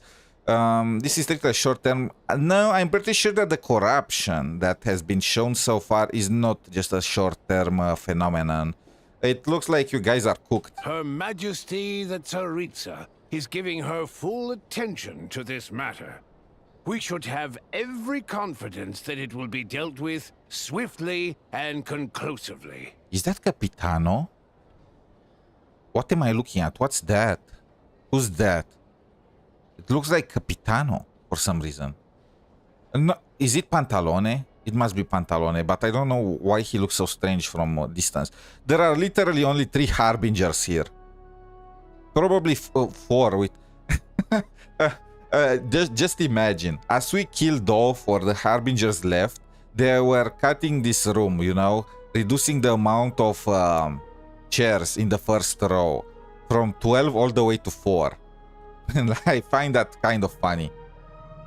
Also, the rooster is pretty much a politician. I'm pretty sure this is the kind of thing you are only going to see in the politics. A financial report on disaster relief is also present in this report, courtesy of Pantalone. Oh yeah, that was Pantalone. From all the way up there, it looked like he was Capitano. Okay, but what about this guy? Is this guy going to be playable? Or they're going to kill him to be together with Dottore, you know? They cover the same old ground every single time. The rooster never seems to mind, but everyone else is getting tired of it. There's a general lack of trust. People aren't seeing any tangible benefits that affect them directly. Of course, none of that will be reflected in any of the reports on the table. No way. This is so like real life. No way. Yeah, if it weren't for these hard copy documents, I could have at least made something up. Oh, don't mind me. I'm just out here trying to hit my interview quotas. Bring out the kvass. Ever read it? Best-selling newspaper in town. She's so sus. She is so... She's planning something. If I remember correctly, you guys don't even have a sales permit. You have to sell from stalls on the street. Okay then. Best-selling street stall newspaper in town. Is that vodka? Still counts. Order. In an official meeting? We will now open the floor SNEZHNAYA. to the representatives. If there are no further substantive issues to discuss, we will then proceed to a vote on this motion. SNEZHNAYA has a long tradition of treating members of the Fatui armed forces and their dependents favorably. This guy is like... His lips are not moving. He's a ventriloquist. But recent surveys shows that Fatui families in remote areas have access to 15% less crystal than the average civilian family in Snezhnograd. It's been said many times before, but it bears repeating now. There needs to be a clear and consistent rationale behind how crystal is allocated, or we will soon face immense public backlash. I'm pretty sure they're facing backlash already. Perhaps you wouldn't need to keep repeating yourself if you would hear me out for once. I say again, true consistency exists only in principle. In the real world, fairness is relative. Oh my god. I mean, he is right, but he's pretty much telling child, yeah, you guys are on the border, you are not as important, life is unfair, deal with it. And on that note, bro, he is controlling the military forces. I'm pretty sure any country will place the benefits of its military first and foremost, especially when they're about to enter in a war against the heavenly principles, when there is almost a rebellion on their hands and all that. I don't know. I feel it's not wise to shaft your army, you know? You appear to treat resource allocation as a simple function of production and population. So what about when the equipment used in production breaks down? Have you factored that into your equation? And do you even know how long it's been since SNEZHNAYA last conducted a census? If I knew the answers to questions like that, I'm sure I'd be a very wealthy man. And I doubt I'd be going by child. Damn, this guy grew up. Child, you changed. I'd like to bring the focus back to the specific issue I raised. Or do you wish to deny that favorable treatment for Fatui dependents is our long-standing policy? He's pretty much telling him, enough with your BS. I don't care about the numbers that you have or your reasons. The contract says right here that we are gonna get benefits from this. So you are breaching the contract or not? It's easy to be a critic when there's no accountability. That seems to be a running theme in the anti-Project Stuja cohort. Defeat the ringleader and all other problems will magically resolve themselves. That's what they seem to think. I mean, the problems are because of Project Stuza, so yes. But in case you aren't aware, Not one jot in my report would change whether Project Stuzha continues or not. What the fuck? How is that's a that's a blatant lie. All the energy resources are used for Project Stuzha. So no, people will have energy, the prices will go down, nobody will freeze to death. There are quite a few things that will change if not for this project. So you have no intention whatsoever of finding a solution to this problem? On the contrary, I'm the only one here who ever brings solutions. Fight. Child opened by speaking up for the armed forces. Regrator struck back with style and a war of words ensued. What the heck is happening? I mean, she got her, she drank an entire glass of vodka. It's understandable. Our reporter was live on the scene to get the audience's reaction as it all unfolded. Who do you support? I mean, he is right. Not respecting the army is one of the one way to get yourself booted out. The people have spoken. Child received raucous applause from the crowd as he pushed Regrator onto his back foot with a relentless barrage of questions. It had to be seen. Wait, does this matter for the story? If it matters for the story, I will I will go with Regrator just to see what happens. Now you see why they don't have a sales permit. However this reporter wants to spin things, I haven't forgotten that Tartaglia was representing the Northland Bank when we first met in Liyue. Yeah, and Northland Bank is under Pantalone. They are staging a play. Tartaglia pretending to care. Well, he probably cares about the soldiers, but they're probably also in a play, a staged play to just, you know, get these people to just shut up. Look, Tartaglia is fighting for you. Just give him time to cook. That kind of thing. So, surely their relationship can't always have been this strained. You two are getting off topic. Let's focus on what the data is saying. Mr. Pantalone, may I speak on your behalf? Oh, please do. I'm more than happy to save my breath. Crystal distribution policy undergoes modifications with each new period. The ultimate goal being to find the most reasonable method of allocation, which I believe is what Mr. Tartaglia also seeks. But I fear many may have been misled on this topic by extremist activists. To clarify, Project Stuzha is not the root cause of the problem. It is merely a framework for resource distribution. Drinking some water. So, is not Project Stuzha the one that's eating all the crystals? Then what's happening with the crystals, huh? Where they are going, huh? If it's not Project Stuzha. The most recent reports all point to SNEZHNAYA's resilience and adaptability during this period of fine-tuning, and give clear indications that a distribution framework is improving with each iteration. Bro, they are BSing so hard. To hard. make drastic adjustments without first considering the risks would likely do more harm than good. It would be a waste of the hard-won experience we've gained to date. Renowned scholar of finance, Arapov spoke up to clarify the fiscal logic, clearly alluding to social organizations like the Rokot in his words. What the... you know what? I actually like this reporter a lot. With the notorious Lelek still active to this day, should the Rokot be held responsible? No, there is someone else to blame. Where did she get that? And who is she? How is she so fire? You know? Who is Lelek? She's just rephrasing what Mr. Pantalone said. The Rokot are the critics he accuses of taking no responsibility for their actions. So what did the Rokots even do? As for Lelek, outside of helping you won't have people? heard of him yet. He's currently the most famous member of the Rokot. Well, more like infamous. Is he gonna be playable or just an NPC? Like, you'll think he'll be playable. But still, how are they blaming the Rokot for this? They are literally just helping civilians and making sure that they're fighting corruption. Oh, now I understand. A banker will not like that. Ending Project Stuzha has become an obsession for him. Unlike the more decent ones among us, he believes that votes in the Vetcha are all that matter. I mean, how else are you gonna stop the project? So whether it's threats, coercion, or bribery, He'll use whatever means necessary to get people to change their vote. I mean... yeah, he's kind of breaking a line there. And since we're already on the subject, what do you think of Lelek's methods? Are you for or against?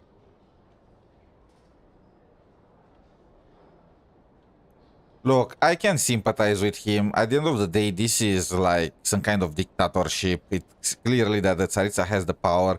People are freezing to death for Tsaritsa's goal, whatever the... Tsaritsa is pretty much telling everyone, you know what? Freeze for me. You guys don't know exactly what you are freezing for, but believe me, this is a long-term project, you know? All that. It's...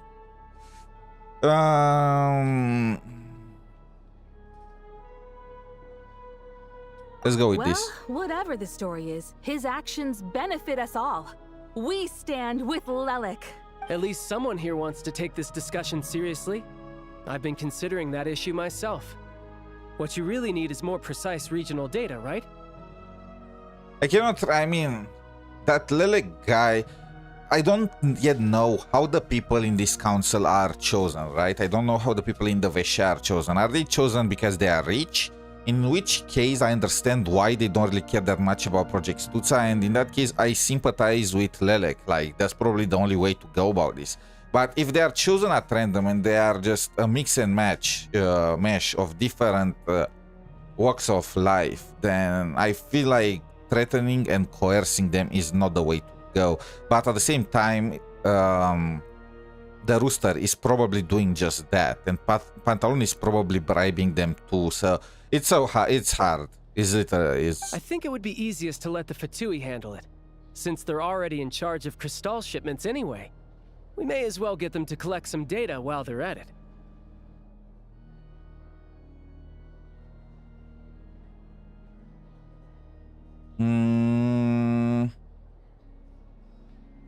Okay. Let me get this guy banned. How do you... Okay, banned. Like, really, bro? Like, are you for real?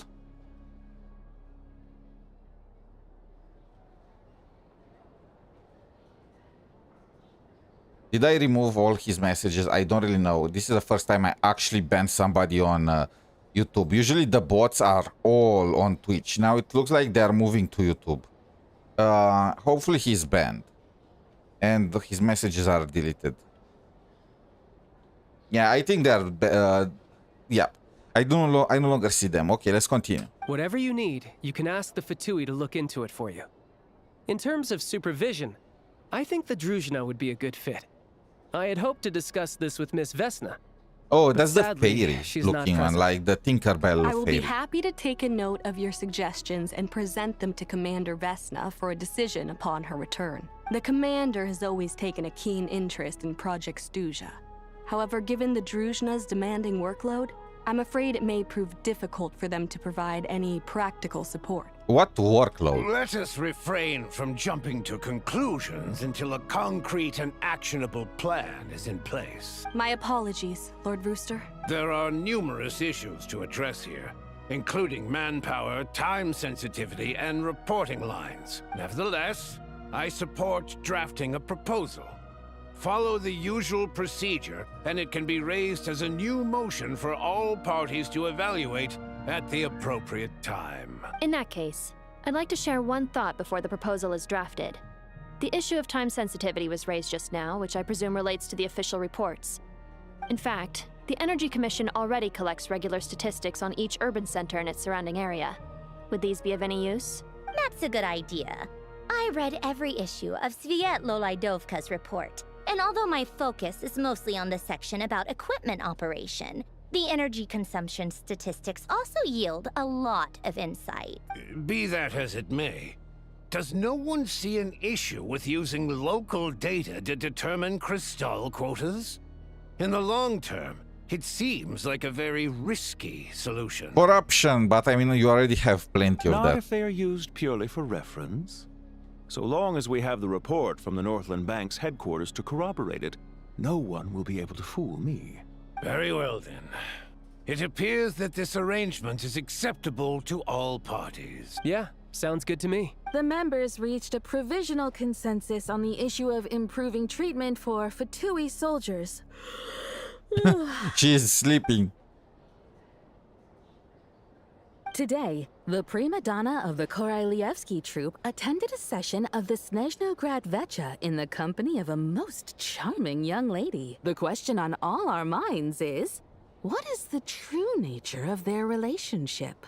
We are together. I also kidnapped Odette. It's, 2-on-1. I'm taking over the troop, and we're gonna move to Fontaine. After where there is or Natlan, we can also bring Citlali for a party. Write anything like that again, and I'm revoking your permission to interview the troupe. Got it? She is just shy. Ignore her. Energy to healthcare, technology, and industries. Arlecchino does not even bother to attend this. She's probably still in Fontaine.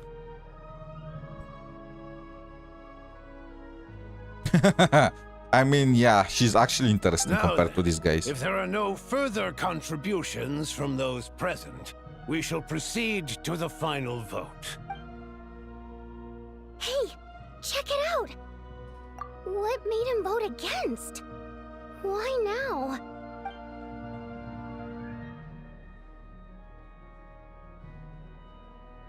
The votes have been tallied. Those in favor of continuing Project SNEZHNAYA total 61%, securing a clear majority. Okay, yeah, I understand, Lelek. It looks like the only way to go about this is by forcing them. That was too close. The margin has shrunk yet again.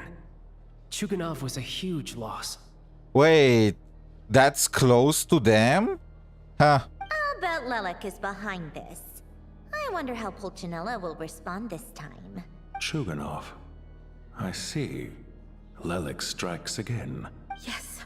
Go, Lelek. Once Project SNEZHNAYA is defeated, our unwavering support at Bring Out the Kvass will finally pay off when we make our comeback. I can taste our victory already!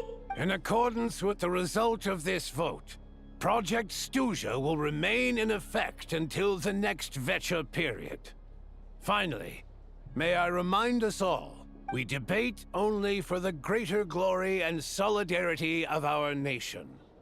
May the Aurora shine ever on, and the Tundra always stand firm. The session is concluded. I am pretty impressed that SNEZHNAYA is truly the only nation that has some semblance of governance. I mean, just think about all the other nations, right? Fontaine, New Villette makes pretty much all the decisions. Natlan, they do have, I mean, Mavuika makes the decisions, the other tribes give their, I mean, there are the tribe leaders, so there is that. However, it's only the tribe leaders and Mavuika herself that are making the decisions. Sumeru, the Council of Sages, only the sages make decisions, and together with Nahida. Inazuma, like the commissions, and the Raiden Shogun, Liyue, the stars of whatever, and Mondstadt, like, is it Varka, the Knights of Avonius? Point is, this is a way more complete governance system than the others. Like, the people are actually chosen based on the parts that they contribute to the nation, you know, like energies commission, like food stuff, and it's at a way bigger scale. Like, all the other nations have at most 10 people in governance. Here it's like, there are hundreds.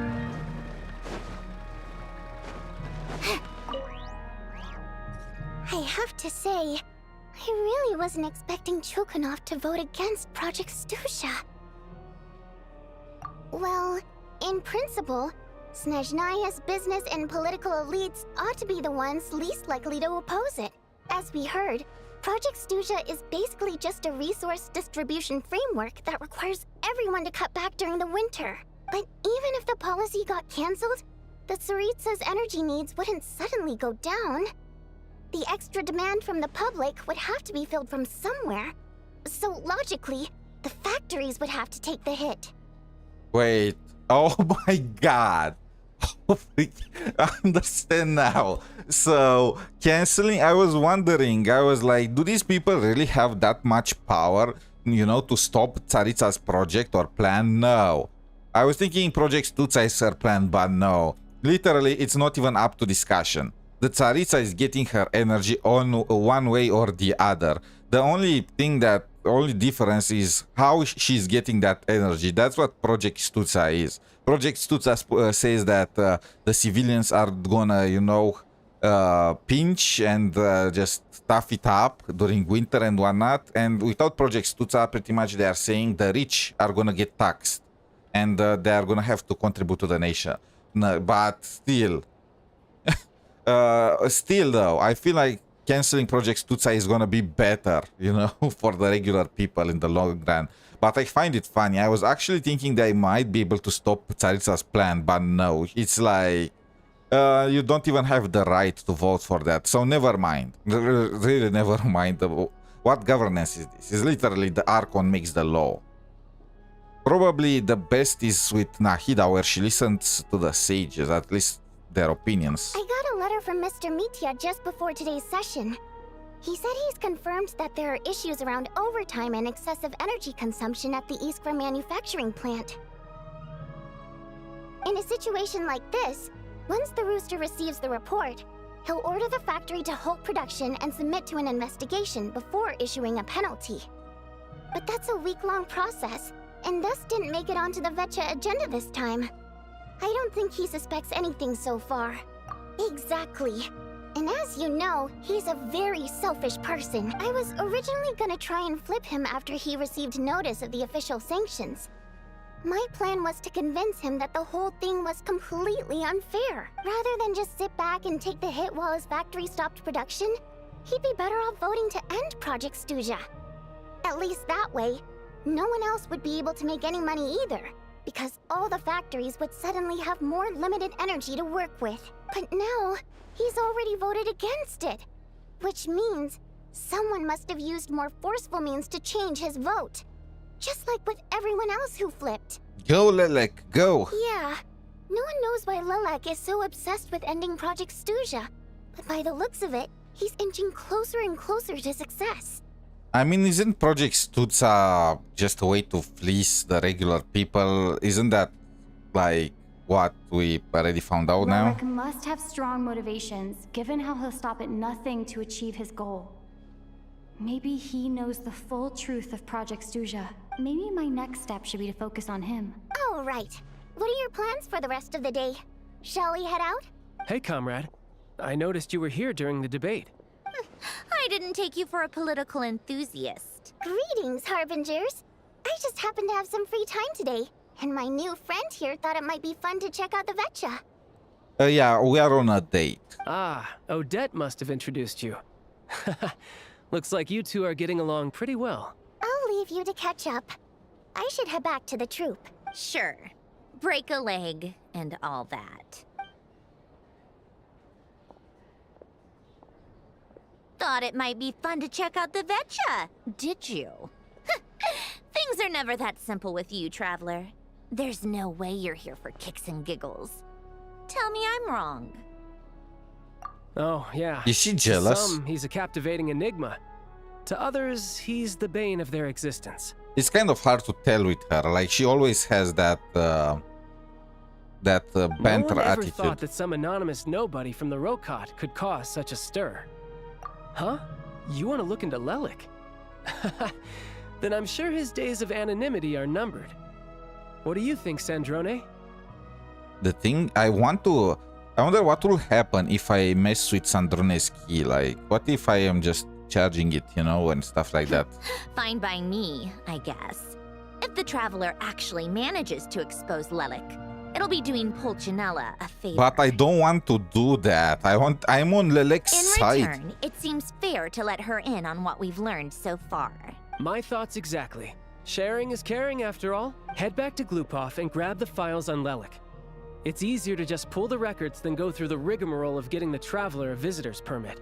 As you command, child, sir. In that case, since we're going to be waiting anyway, I'll have someone brew a pot of black tea. She really loves her tea, huh?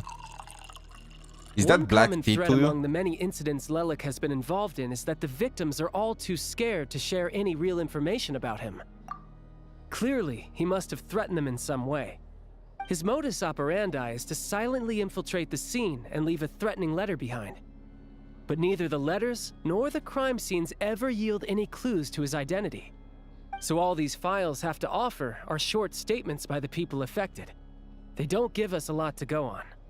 If nothing else, it shows we're dealing with a trained professional who's versed in counter-surveillance. Yes, and to that point, he often strikes in highly secure locations. The victims are high-ranking and influential people who take their personal security very seriously. Somehow, Lelek slips right into their rooms without making a sound. There's never any eyewitnesses, nor the slightest trace of a break-in. If he can get in and out undetected, it means he can strike without warning. Not that that's ever happened so far, but the thought is enough to scare these people sleepless. It's hard to believe that a human being could pull this off flawlessly every time, so they switched the focus of the investigation to Faye. Unfortunately, no one's found anything yet. Strikes in highly... The victims are... Yeah, that's some weird. Without making a sound. He can go through walls. Maybe fly. Careful. Don't underestimate me. Although truth be told, I'd probably find it hard not to blow my cover. We haven't ruled out the possibility of Lelek being human. It's just... there can only be a handful of people in all of Teyvat who'd fit the profile. Faye, on the other hand, plenty would have the ability, but few would have the motive. No, not as strong as me. You'll never find the culprit with criteria like that. Let's go with a little weaker than me. Let's mention Skark. There's no denying that Master is strong, but meticulous. We can only hope. She's just trying to find a reference point. Stop getting fixated on who's stronger than who. But that's the most important thing. In my opinion, anyway.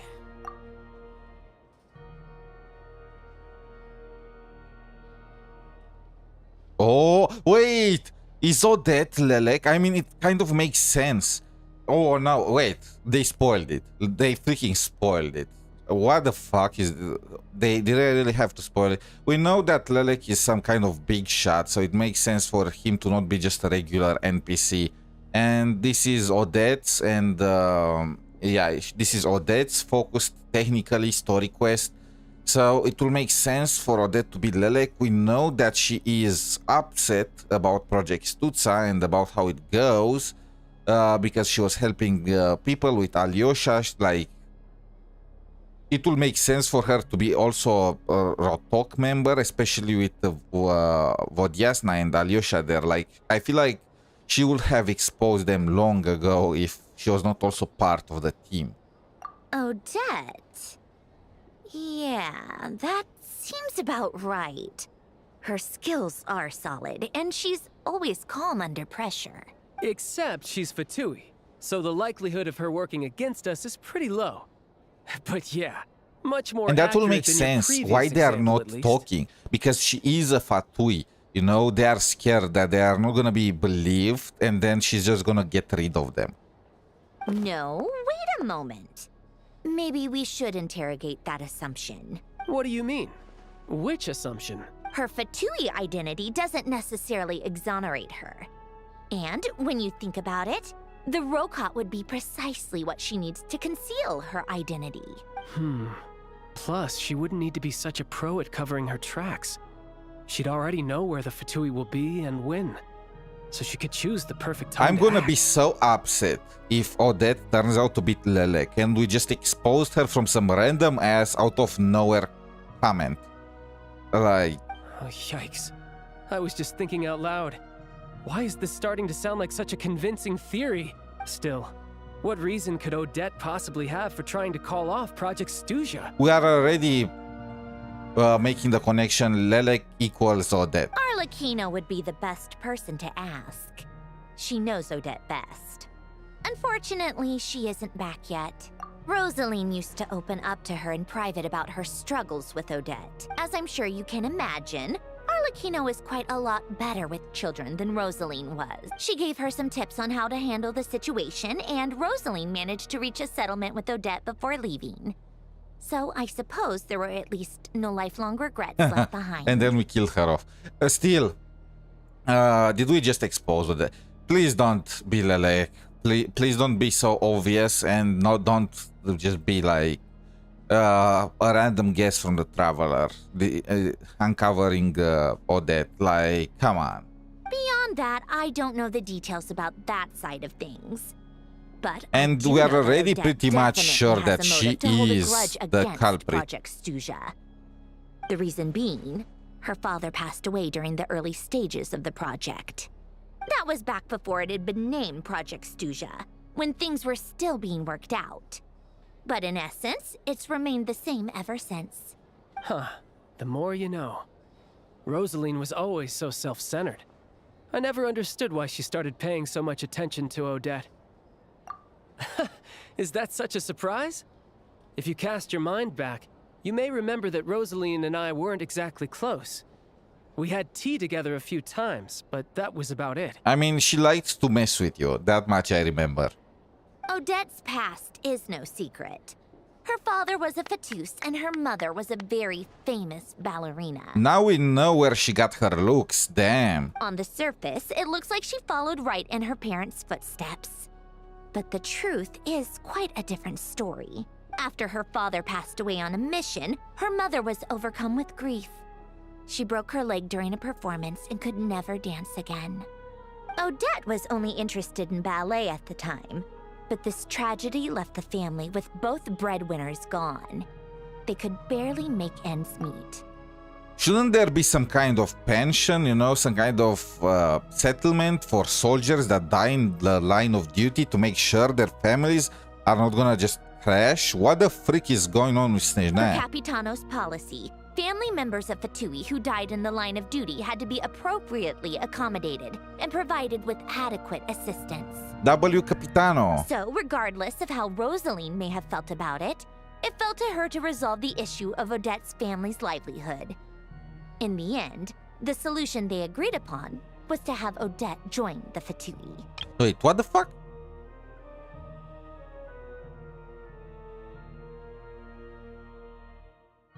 Wait, like that would usually mean, you know, providing cash for them to live their lives, not enrolling one of the member of the family in the army to make money too. Like, what the fuck is this?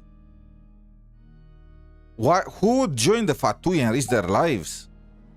Right, because the alternative would have been a one-off compensation payment, I guess.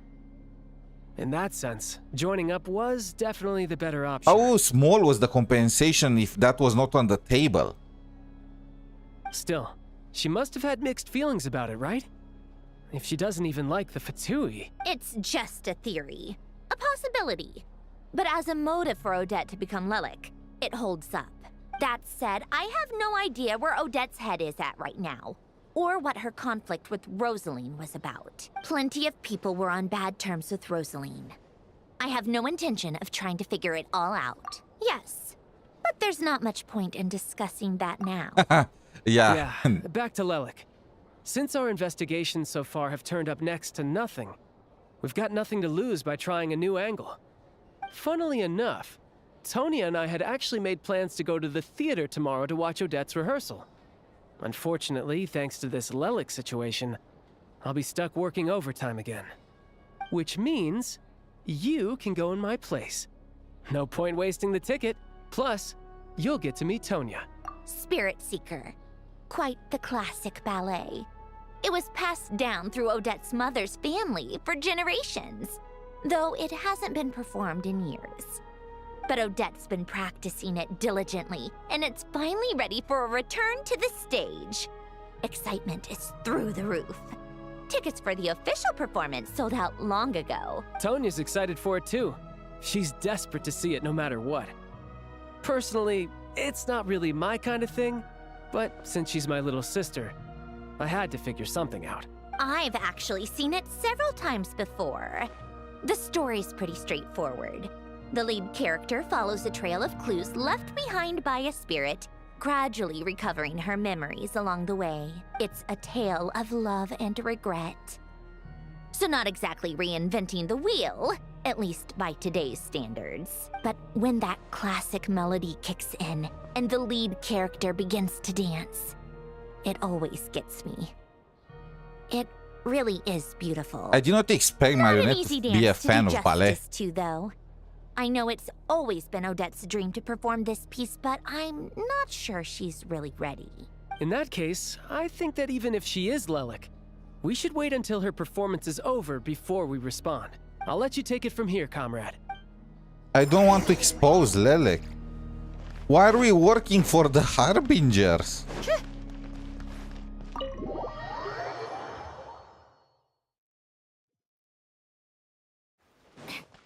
This sucks.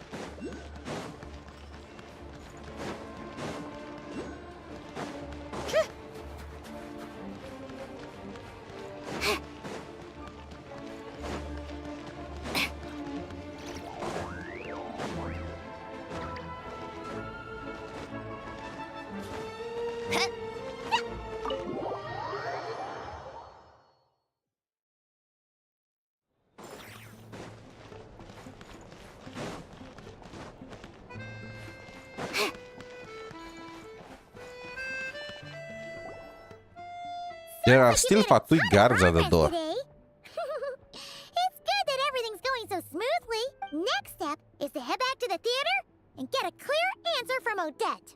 Either way, Paimon doesn't get the sense that she's a bad person. Sure, she might have done some pretty extreme things, but Paimon bet she has her reasons. Maybe this is going too far, but like, with everything she's managed to do so far, wouldn't it make more sense in theory to be even more, you know, heavy-handed? Why leave a letter when she could, well, we know there are plenty of other ways to keep people in line, right?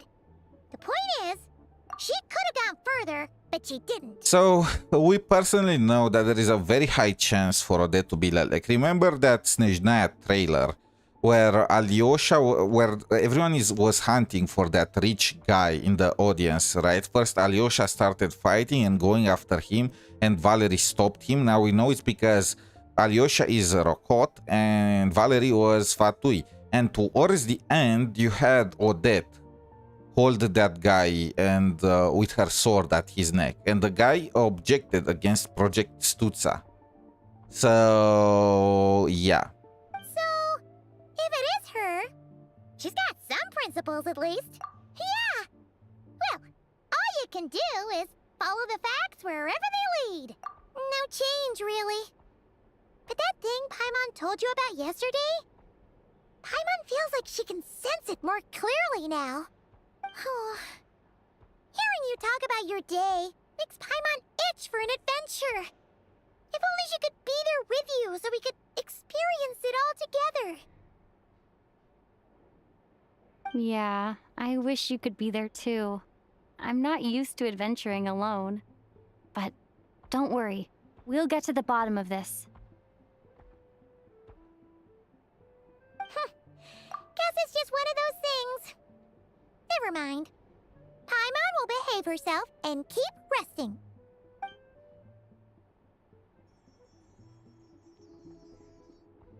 If Odette is Lelek, she may well have inside information on Project Stuzha. Her father was involved with the project's early implementation and tragically died in the process. Now, she's dedicated herself to bringing it to an end. It's hard to imagine she could have gotten this far without knowing anything at all about the Tsaritsa's true intentions. When she spoke to us as a member of the Fatui, how much did she let on? And how much was she hiding? Only time will tell. Maybe tomorrow everything will be answered. Hey look! It's snowing! Could be a tough day ahead. Make sure you wrap up warm tomorrow.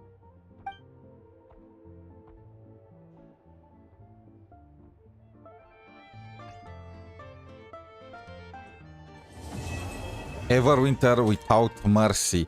Okay, so that was the end of Act 1. This thing is huge. It's literally humongous. It took me 6 hours to do Act 1. Who knows how many hours are left in Act 2, but let's do it.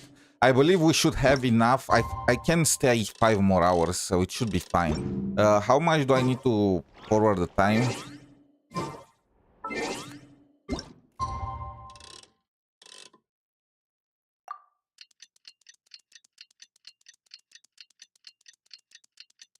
Wait, what the okay, I literally am forwarding by 2 days.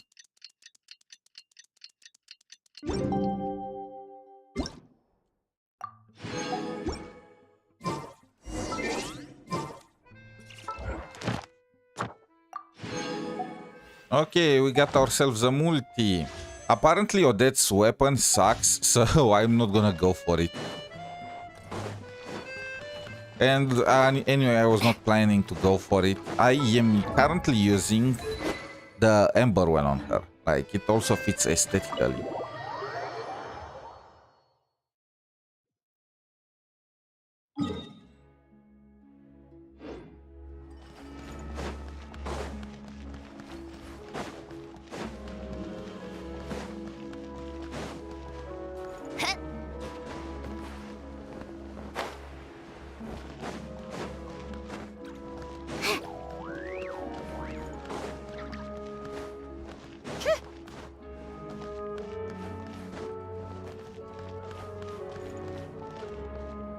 Like, damn. Saving? Wait, what's happening? Oh my god, we are locked. I mean, I was planning to do the story quest anyway now, but point is, we cannot stop even if we want.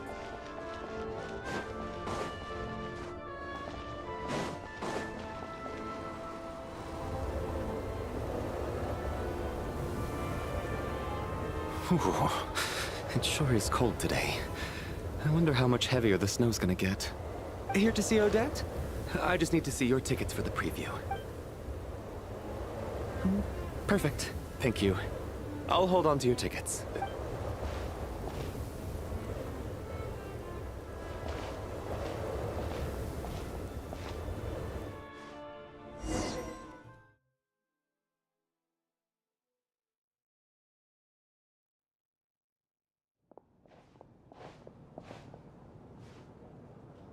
I think I'll leave the Lelek question until after the show's over. Then I'll go find Odette.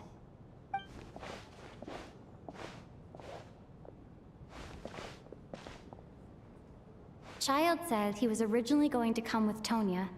So I'm guessing Tonya's already here somewhere.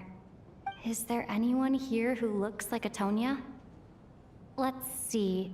It's a small audience. Makes sense for a preview. But wait, I do see some familiar faces. Mr. Chuganov's back again by the looks of it. Oh, and is that Mitya? And that Fatui officer Valeria. The cat and the mouse are staying in the... mouse with Mitya again. Oh, he's Electro too. I mean, he was obviously gonna be Electro, no. but still. It looks we like have the show's confirmation. starting, and I still haven't found Tonya. Never mind. I'll just have to take a seat for now and see if I can catch her afterwards.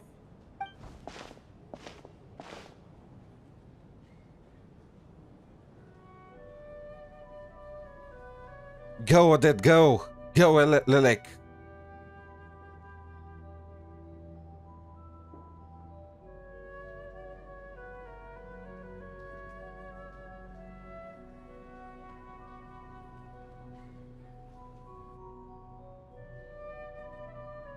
Damn, he was flashing us.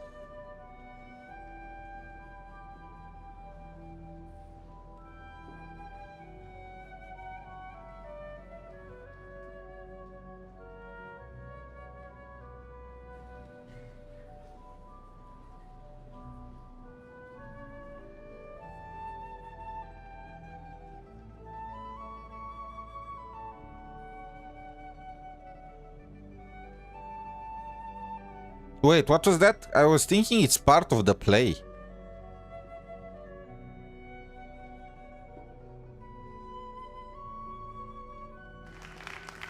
Huh. I thought it was just part of the, you know, for the lights to go off. Today's performance was a very special one for us, as it marks the first attempt in a long time to revive the classic SNEZHNAYA ballet, Spirit Seeker. To commemorate this occasion, we would love to take a group photo of the cast, crew, and audience members present today. Could I kindly ask the audience to please come up onto the stage?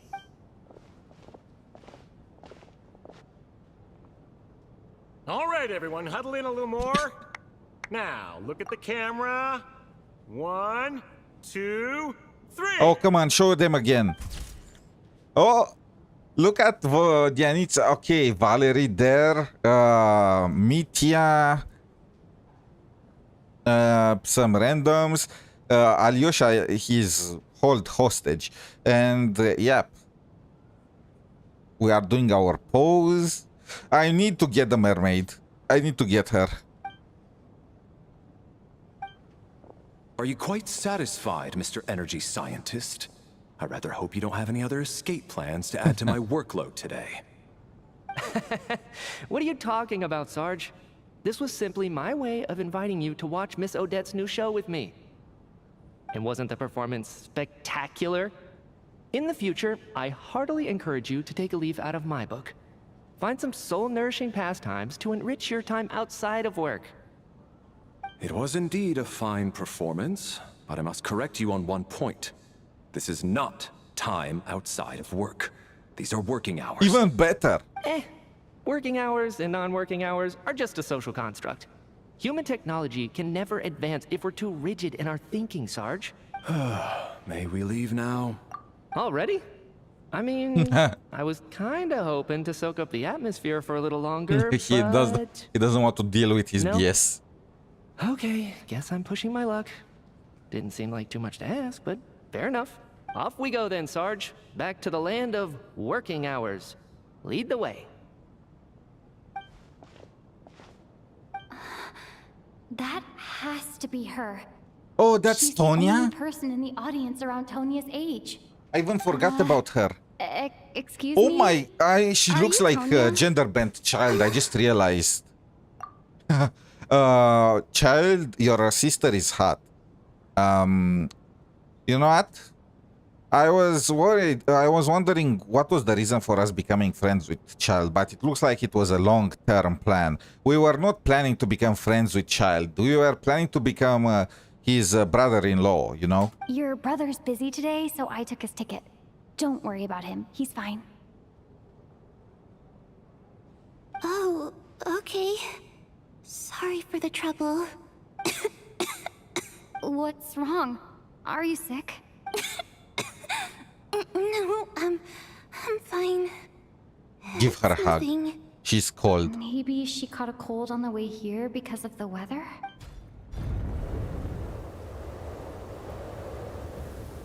I haven't seen snow like this in a long, long time. It's most unusual. I know. It's completely white out there. You can barely see a thing. I've never seen such heavy snow in my life. It's probably that creature that creates snowstorms. And what is the Tsaritsa doing? Let's wait it out for now. You'd be lucky not to freeze to death in this weather, let alone find your way. Well, look at that. Maybe we shouldn't be in such a rush to get back after all. What do you think? Let's wait and see. Why do you need to take it so seriously? Fate has given us this wonderful chance to take a break. We owe it to ourselves to make the Come to think of it, there's a small inn not far from here that always keeps plenty of extra blankets on hand for I mean, guests. go outside. Let's see how it goes for you. I know the route well. Shall I head over and borrow Wait, a few he actually blankets? wants to do it? That I mean, way, fine. anyone in a hurry can wrap up warm for the journey back. Just remember to return them next time you're over this way. Sir, there's really no need to go to all that trouble. Hey, it's no trouble at all. Wait here, I'll be right back. He's dead. What a kind gentleman. Very good. My wife and daughter are waiting for me at home, so I shall be heading back as soon as I get my blanket. So... Are you expecting us to go back to the Armory Palace wrapped in blankets too? Don't worry about that. I made arrangements in advance. Should I not return to the Armory Palace within 3.5 hours after Operation Showtime begins, Operation an armed squad will Showtime. be sent to collect us. They will escort us back. You are one of our key military personnel, so any weather-related risks must be eliminated. Operation Showtime? So, wait. Every single time you drag me back to work when I sneak out, it's a whole official operation? Yep, that's what it looks like. You've really turned this into quite a moral dilemma for me. It's snowing pretty hard out there. I think you should stay here for now. You seem a little under the weather. Why do all the characters have this parting in their hair at the back? Like, it makes no sense. It looks unnatural. Sure. My brother might come pick me up in a bit anyway. Well, let's not be that fast, you know. Let's get to know each other a bit. Time to get to work. I should head backstage and find Odette. I need to look her in the eye and ask her about Lelek. Excuse me, are you looking for someone? How do you know that Miss Vodyanitsa is backstage? Unless... oh, are you here at Mr. Chuganov's behest? Sorry, but that area is currently off limits to everyone except the cast and crew. Huh. Bad timing, I guess. Well, I might as well stick around. I doubt Odette will be leaving before the snow lets up in any case. Well, we're doomed, and that guy did not return with the blankets. He's What dead. happened to the gentleman who went to fetch the blankets? How has he still not returned? Well, he's dead. I was thinking the same thing. It's still snowing very hard. Do you think something might have happened to him? Whatever the reason for his delay, I must say I hate nothing more than people who make empty promises and fail to deliver. Oh, come on, bro. What a piece of Well, trash. I have to treat my employees like that on occasion, but that's different. He is self-aware at least. I'm breaking my promises all the time to my employees, but that's different, You seem sure. anxious, Mr. Valeri. It's been nearly 4 hours since I left the armory. The army should have arrived to extract us by now. They know how much I despise tardiness and disrupted plans. There's simply no reason that they shouldn't have shown up by now, barring exceptional circumstances. Surely a snowstorm like this one counts as such. Few things in this world can stop the SNEZHNAYAN army, Mr. Mitya. And a snowstorm is certainly not one of them. Why don't you go out and take a look? They might be right outside, waiting for your orders before they dare come in. An absurd hypothesis. I have no intention of leaving your side for even a moment until I have escorted you He back tried. to the He really Armory tried to Palace. pull that to This sneak doesn't look around like an again. ordinary snowstorm to me. That guy who left earlier. It looked like he just vanished into thin air. Either that, or my eyes were playing tricks on me. Rich A man-eating businessman. snowstorm? Come on. Night hasn't even fallen yet. Spare us the ghost stories. Mercenary.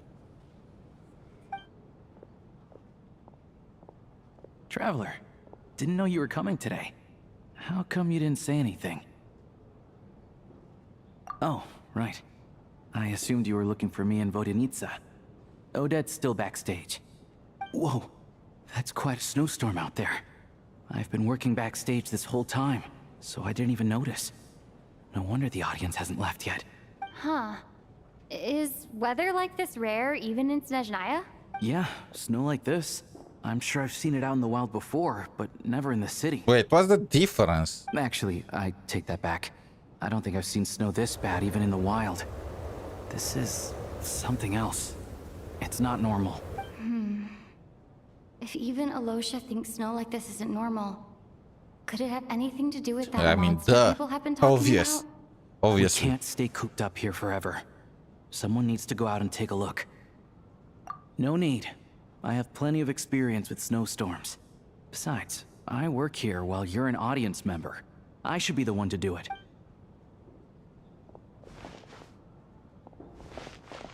Everyone by the door. Careful not to let the snow soak into your shoes. In a snowstorm, you gotta look after your toes above all else. Heading out, my man? Be careful. I've been told the snowstorm eats people alive. Thanks for the advice. I am planning to be careful. I just want to take a quick look at the situation out there. And he's gone. And this was the last time we've seen Alyosha. Wait, he's back. He's back! He's back! How was it? What's going on out there? Did you see any soldiers patrolling the area? Something about this storm isn't right. There's no one out there. I didn't see a single soul. And something in the air gives me the creeps. This isn't your average snowstorm. I suspect it might be related to recent events in our nation. I strongly advise everyone to stay here until the snow dies down. Are you serious? So all of us are trapped here now? That sounds a little far-fetched to me. Then get outside, leave. Come on, leave. Hi. You want to go outside and see? I, for one, am not risking my neck in that weather. Yep. I mean, let's leave this guy to check the place, you know. This just turned from a minor delay into a major hassle. We can only hope that our friend who went to fetch the blankets just ditched us and went home. Is it really that bad?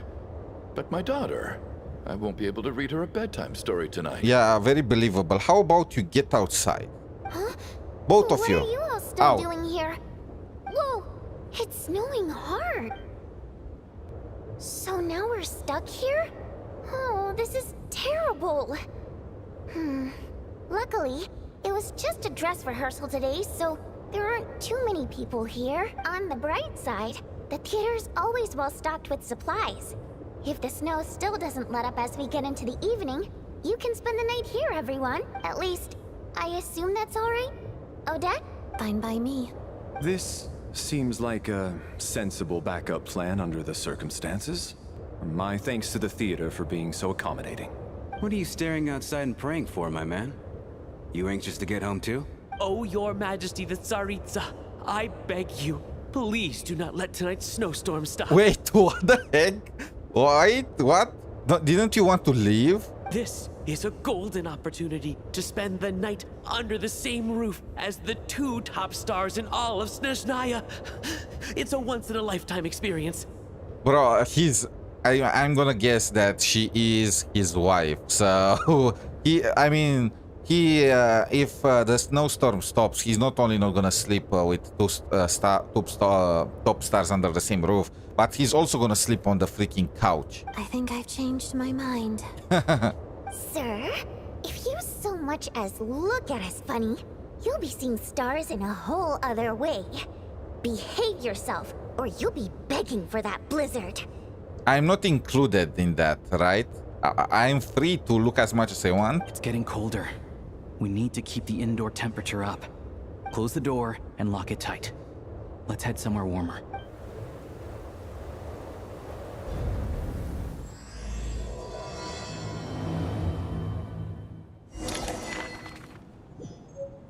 Oh, this is cute. Wait, what?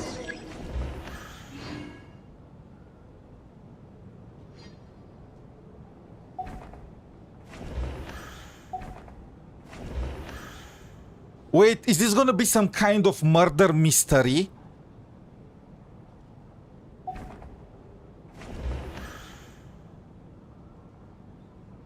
A fan of Odette, who isn't?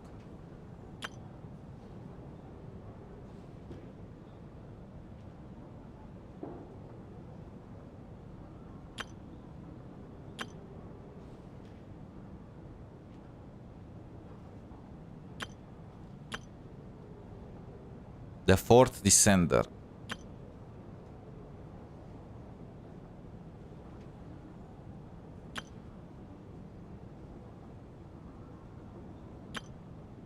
The prima donna.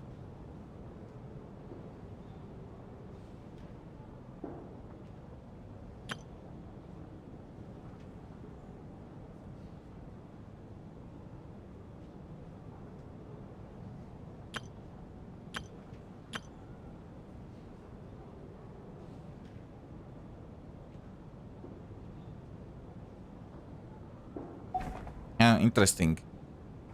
I can't get over how hot Child's sister is. Like, damn.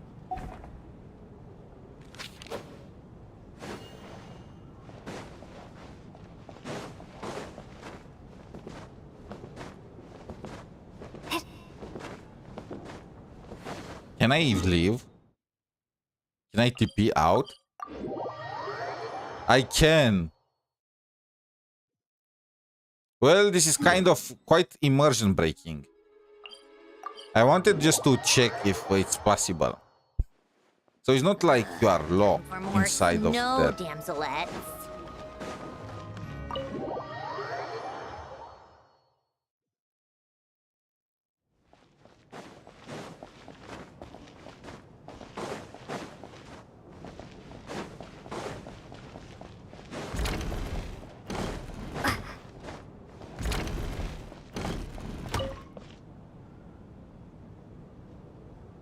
Her eyes look like I pearls. don't think it's ever been this lively backstage before. I didn't know you were coming today. Hey, have you seen Chuganov? I heard he was coming today. Have you spoken to him at all? I'm with you. This could be just the chance we need. Yeah, I gotta figure out a way to coax some more intel out of him. I want to know why he suddenly changed his stance on Project Stuzha. What exactly happened before the most recent Vetcha vote? For the Rokad, or just out of personal interest? Shh! There are other people around. Don't say the R word. Don't say the R word.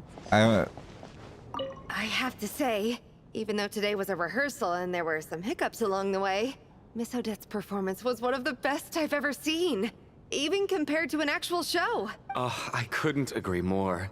Especially considering the weight of the subject matter. It takes a truly seasoned professional to do justice to a theme like love and regret. Okay, Do you think we're coming on too strong? Odette's ignoring us again. What about you? What did you think of today's performance? Oh my, that's very flattering of you. Thank you. I'll make sure to save a ticket for you when the show's performance ready. This doesn't seem like the time or place to bring up the subject of Lelek. I need a chance to speak with her in private. So unfair. Talk about double standards. You don't understand. No, it looks like I've been spotted. She's mine, back off. You know Mitya too? No, I don't. I just have a feeling that he might be dangerous.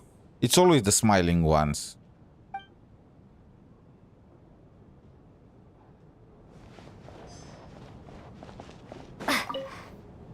Do you think we were coming? This is highly irregular. A delay of over an hour during an operation like this theoretically warrants a Harbinger-level response. I wonder what the issue is. The storm, or something else. Sarge, the day you learn to let go and just enjoy moments like this is the day you'll finally understand the meaning of life. Why, hello, ma'am. I believe you were the one sitting at a nearby table back at Podvorye restaurant. So he remembers Any us. friend of the theater star performers is a friend of mine. It's a pleasure to meet you. I'm Mitya from the Energy Commission. Greetings. Major Valeri, head of the Special Assignments Battalion. Armory Palace Royal Grenadier Guards, 1st Regiment. I am here to ensure Mr. Mitya's personal safety. Please let me know if I can be of any assistance. Miss Traveler, I cannot help but notice that Miss Odette is stealing glances at me. Any idea what that could be about? I've racked my brains, but I can't think of anything I might have done to offend her. Perhaps she noticed me spacing out during her performance? Keep racking those brains, you'll figure it out. What? You mean I really did do something to upset her? Well, thanks for letting me know. So, Mr. Mitya, is your work related to Oh my Project god, Stuzha? this is so... He already knows that we were eavesdropping and now we are still trying to get info out of him. Yes, that's right. The higher-ups in the Fatui transferred me from the Energy Commission to the Armory Palace because they wanted me to... Really? I can't even talk about that? Pretty sure it counts as part of my private life. Did they give him that hand to make sure that he does not spill the beans? All right, I won't say anything. Sorry, Traveler. As you can see, I'm afraid this pleasant chat will have to end here.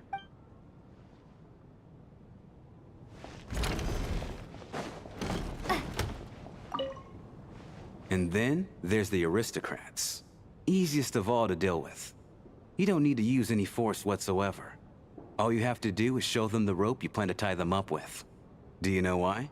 I don't. Do tell. Because nothing horrifies them more than the thought of a cheap, coarse rope leaving creases on their precious million more coat. They'll do whatever you ask to avoid that fate. Unexpected, but funny nonetheless. Well, look at that. I got myself a new listener. Hey there. Let me introduce myself. The name's Shram, and I'm a mercenary. The kind that gets paid to do odd jobs for rich folks. And I am Chuganov, an entrepreneur. If my name is unfamiliar to you, you will no doubt have heard of my factory. Are you really that famous, Mr. Chuganov? How come I've never heard your name before? Excuse me? Is that a joke? Or are you being serious? Oh, I'll have to ask my rope later. He's probably tied up more entrepreneurs than I've ever heard of. Let's just leave this to their own attics. I hope this guy is gonna tie Chuganov. Something like less. How are you feeling, concept. Tonya? I'm fine. Sorry to worry you. I'm used to it by this point. I take medicine for it. My brother usually helps to get it ready for me. Child must take great care of his sister. He's never mentioned Tonya's illness, though. You know, I actually find this whole thing kind of exciting. Stuck in a strange place thanks to a snowstorm. Having to spend the night with a bunch of interesting characters. It's pretty cool, don't you think? Until it turns into a murder mystery. It's gonna turn into a murder mystery, isn't it? Kids, huh? My brother always says I'm Oh, not I did not mature mean enough. that. Maybe he's right. Oh my, I said the wrong thing. I'm fine, really. Just got a little overexcited. Look after yourself. Otherwise, your brother will come after me. Wait, what? My husband has major trust issues. To him, I doubt even this snowstorm is a good enough excuse for me to stay out all night. I mean, he might be onto something. You literally were giving this guy the eye earlier, so... That's the price of marrying into wealth. You'll get used to it. I'm not about to stop you if you want to leave, but don't drag me along. Hello? Can I help you?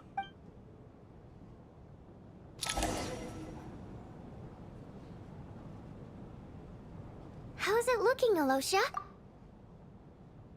No change from this afternoon. Heavy snow with no sign of slowing down. May I have your attention, please? The storm is unlikely to stop tonight, and it'll be even more dangerous outside at night than it was during the day. We at the theater owe everyone here a duty of care. Therefore, we strongly suggest that you stay on site overnight and avoid going outside unless absolutely necessary. In a few short moments, we'll give you a tour of the theater's various quarters. You can choose to sleep in the VIP room, the office, or backstage. Or on the stage if you'd prefer. We won't mind. I'd pick the I'll VIP pass on room. sleeping on the stage. What if the snow is stopped by tomorrow morning? The early birds in the audience might think we're part of some experimental new show. A drama about sleeping? That could be fun. Maybe we could come up with a title for the production. The Slumbering Heavenly Principles. Gotta admit, I didn't get that one. Anyone who doesn't wish to sleep on the stage, please follow me. I'll show you to the rooms.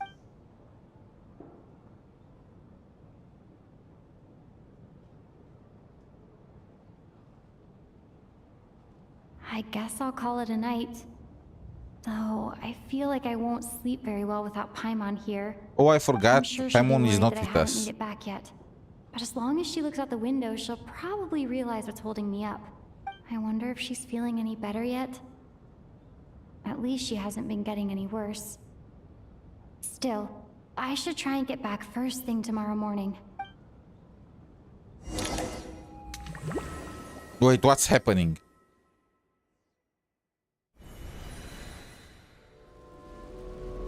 What the? Is this Hogwarts? Flying candles. Is the stair gonna... Ah, finally. Welcome back to the world of the living, lazy bones. I was about to wake you. The black mist is almost on us. What the F is happening now? Oh, we are in the Shadow Realm, aren't we? Huh. Still waking up, huh? You know, the black mist. It's been chasing us from below ever since we were born. Wait, You're what? just dozy. There's no way you've forgotten. What the fuck is going on? Mitya is sus. Mitya is sus AF. What the heck is... What is his actual identity? What's going on? Come on, let's keep heading up. Onwards and upwards is the only way to survive. Don't listen to a word those black mist cultists say. Here we go again. The endless march towards survival. Are these two are gonna disappear during this stage? This is the murder mystery, and Mitya is connected somewhat with all of this. What's going on? That black mist down there is creeping me out. And it's rising. Guess I should head upwards and get away from it. The black mist cultists believe that being swallowed by the black mist leads to everlasting peace. But if you ask me, they're just lying to themselves. We're the only... Well, let's find out. The only ones who refuse to give in. We have to keep going. But how do you actually know that they're wrong? Dangerous question there, Torgov. The moment your faith wavers, you start a chain reaction that ends in the collapse of your will. Put the question out of your mind. Stay strong and believe that the black mist means certain death.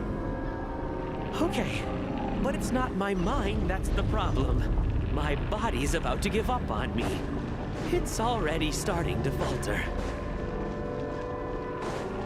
Ah, interesting. Any chests in here? No.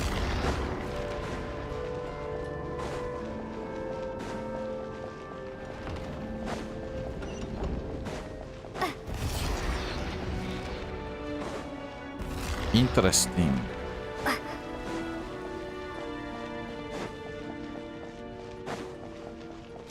Where is Mitya? I can't do this anymore. I've had enough of being forever on the run. What's the point of it all? All this will pass eventually, I promise. Keep fighting. It will be worth it. You accuse the Black Mist cultists of being liars. But you're lying too. There is no end to this path. It keeps going up forever. There was never any hope to begin with. The cult of the Black Mist has poisoned your mind, Sobolova. Are you thinking of giving up as well? I am. I think I'll take my chances with the Black Mist over this perpetual torture. As much as I detest the Black Mist cultists, I'm just too weary. Then I bid you both farewell. Let me put my personal opinions aside for a moment and say, I hope that you both find peace. They gave up on themselves. You can't help those that don't want to be helped. Fate always appears so impossibly complicated. But at moments like this, its raw simplicity is laid bare. Their fate was sealed from the instant they entertained doubt. From then on, the outcome was both inevitable and irreversible. Let's go.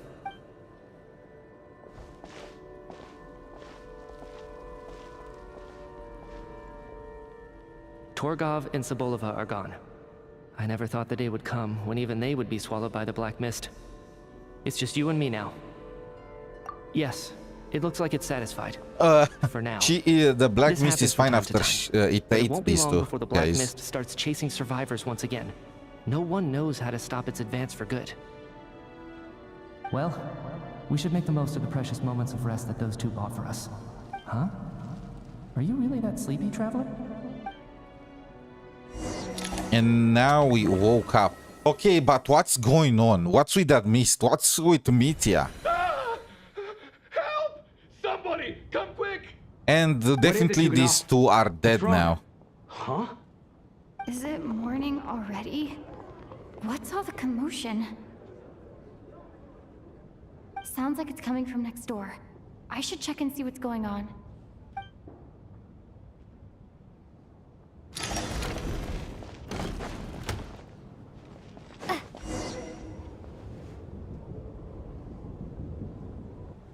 Murder mystery. We know that Mitya is gonna be playable, so he cannot be a bad guy. But this is so sus. They literally killed the two most random and worthless NPCs. Okay.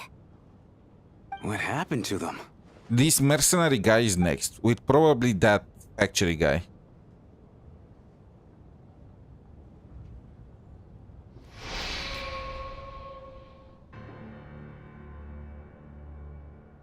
This is what that... Is it Ronova? This is what that looks like. These two people have passed away. And the strange thing is that somehow I knew this was going to happen. I knew that they would be the ones to die. Have I seen this moment before?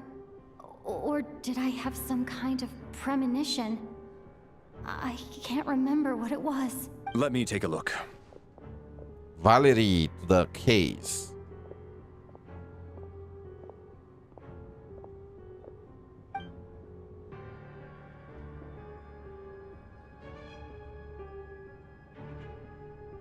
No vital signs in either of them.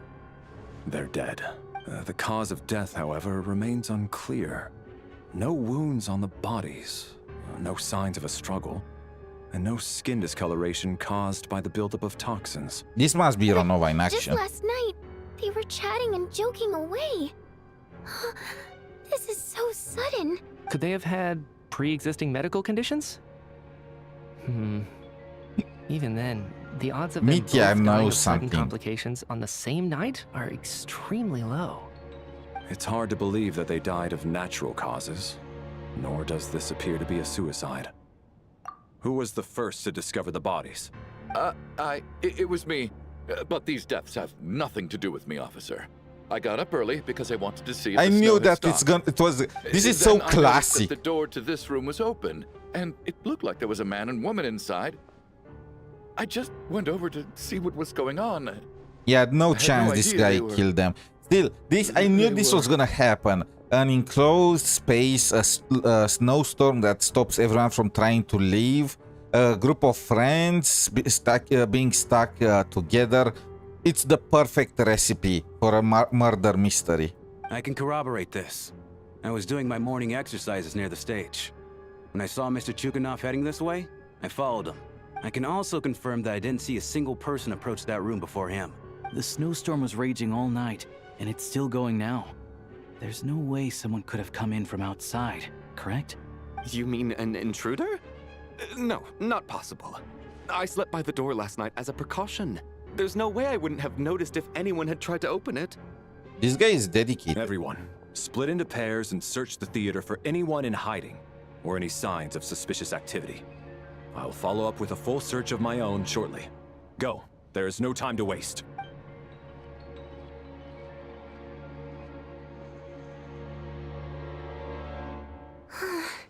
Nothing on your end either? Backstage is clear. No signs of suspicious activity. We checked the basement. Also clear. I don't think there's anywhere here that a living person could hide. You'd be surprised. Are we certain that the theater doesn't have a back door? Or any tunnel or passageway wide enough for a person to fit through? No, there's nothing like that. If people were sneaking in through some secret tunnel to avoid buying a ticket, we'd have sealed it off ages ago. I also checked the windows. All of them are locked from the inside, and there's no sign of anyone entering or leaving. It sounds like we can safely rule out the intruder theory. If anyone came in during the night in this weather, there'd be no way for them to avoid leaving footprints or water stains. This can only mean one thing. It's like one of those murder mysteries you see in novels and plays, isn't it? The ones where the killer he called is it. I'm not the only one. They are aware. We can't quite jump to that conclusion just yet. Could he be right? It's hard to imagine something like that happening in real life. Set in a theater during a snowstorm, a murder takes place and the killer is among us. It's such a classic trope that it seems unbelievable. It's perfect. It's classic because it works. It's classic because it's good, okay? And you know what they say? Life replicates movies or stuff like that. Looking at who the killer targeted and the clean entry and exit. It all adds up. I know what this is. It's obvious now that I think about it. What is? What have you figured out? Both victims were wealthy, well-known local merchants. And the door was deliberately left open so I would discover the bodies and witness the crime scene first thing in the morning. Such ruthless methods. This was your doing, wasn't it, Lelek? Okay, now I actually believe this guy killed them. It looks like he's trying to shift the blame to Lelek and use the people he knows who Lelek is because he was being threatened, right? And now he's trying to get the people here to work and expose Lelek. And he did the murders to make sure that, you know, we are gonna start finding, searching for him or her. You mean Lelek is among us? And he's the killer? Yeah, that's so far-fetched. What are the reasons, you know? Lelek. I know this code name. Member of the Rokot, anti-Project SNEZHNAYA. Always works alone. I've read the case files at the Armory Palace. Walk me through your reasoning, Mr. Chuganov. What do you know about Lelek? What now, huh? What now, Lelek? What more do you want from me?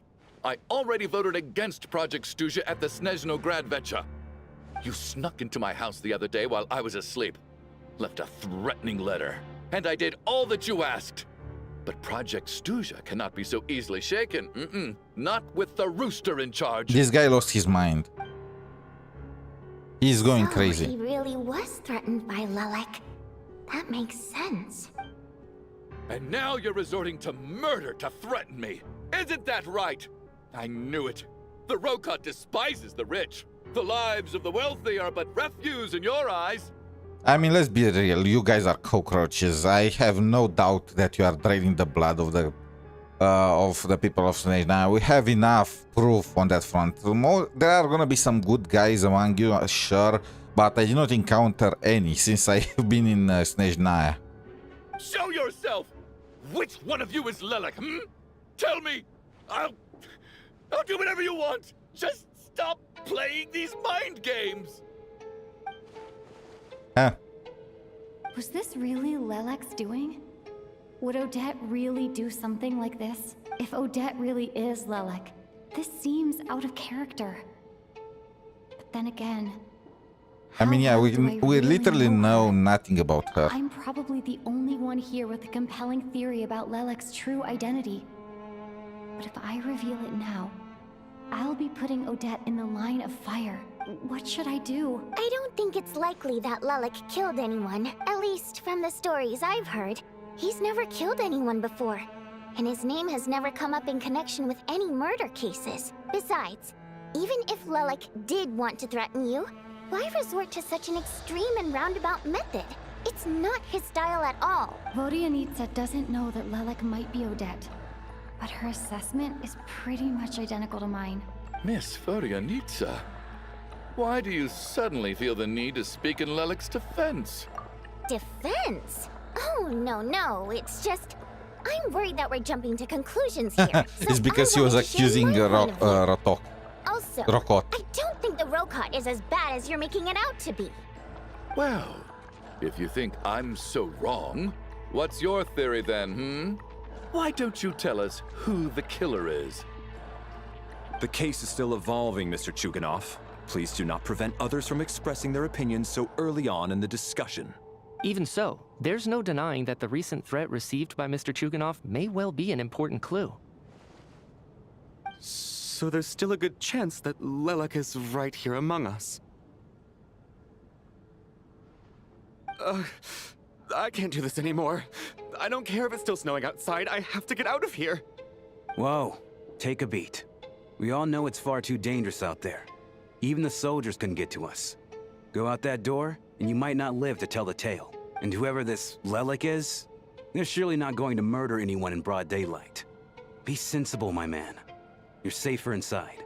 As much as I regret having to say this, I'd like everyone to cooperate and refrain from exiting the premises until further notice. Because as things stand, every one of us is now a suspect. Oh, the plot thickens. Unless anyone has further information to share, let's adjourn for now. Feel free to keep searching for clues, but make sure you don't go off alone.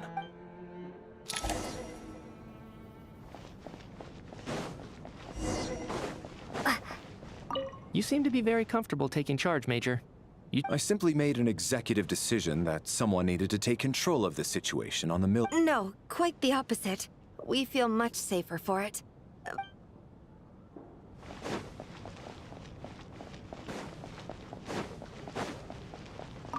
I still find it hard to believe there's a murderer among us.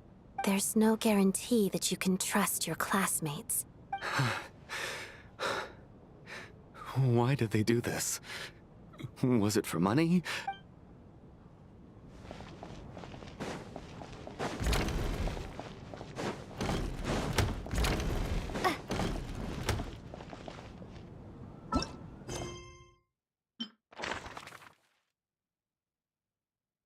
Okay, these guys are deceased during the night. So they are gonna start eliminating them one by one.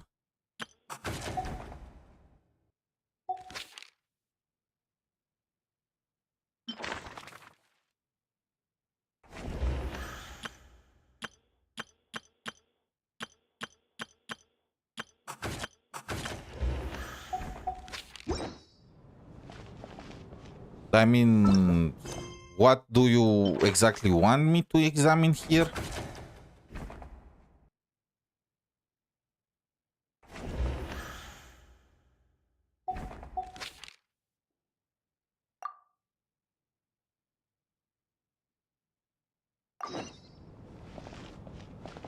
Oh, okay, I also need to go somewhere else.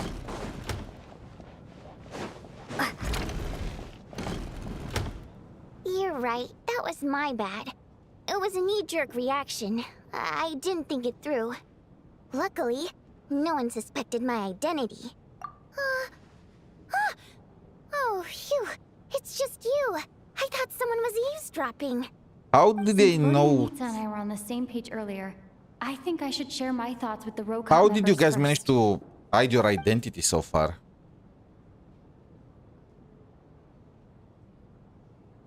Whoa. Are you serious? I don't know if this counts as gossip, but it's definitely on track to be the juiciest this whole year. Odette? Really? Odette? Oh god, how dumb does this make me look? Lelek has been right under my nose this whole time, and I didn't notice a thing. Actually, it's exactly what you'd expect. Sometimes, hiding in plain sight is the best strategy. And now that you mention it, the more I think about Bro, it, we the more sense it literally seems to made make. this entire It bit all up. adds up. What are we up to now? 1, 2, 3, 4. Odette's identities. She's my coworker, specifically a ballerina, and also a fatous, a member of the Rokot. Now, Lelek. Wait, she was already a member of the Rohat? Of the Must Rocket? be so exhausting. I just want to give her a hug. I guess since I've always known her as a member of the Fatui, it never even crossed my mind that she could be involved with the Rokot, let alone be Lelek. I don't understand.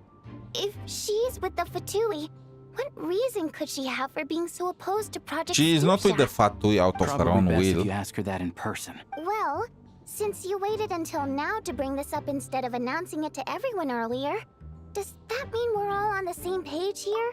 Yeah. Lelek may not follow orders from the Rokot leadership, but as far as I'm concerned, she's never crossed the line. If anything, her actions benefit the poor. We need to confront her face to face. Do you think she'd really admit to being Lelek? I don't know. We'll have to see how it goes. For now, we'll work on the assumption that she didn't kill anyone, and see how much she's willing to tell us.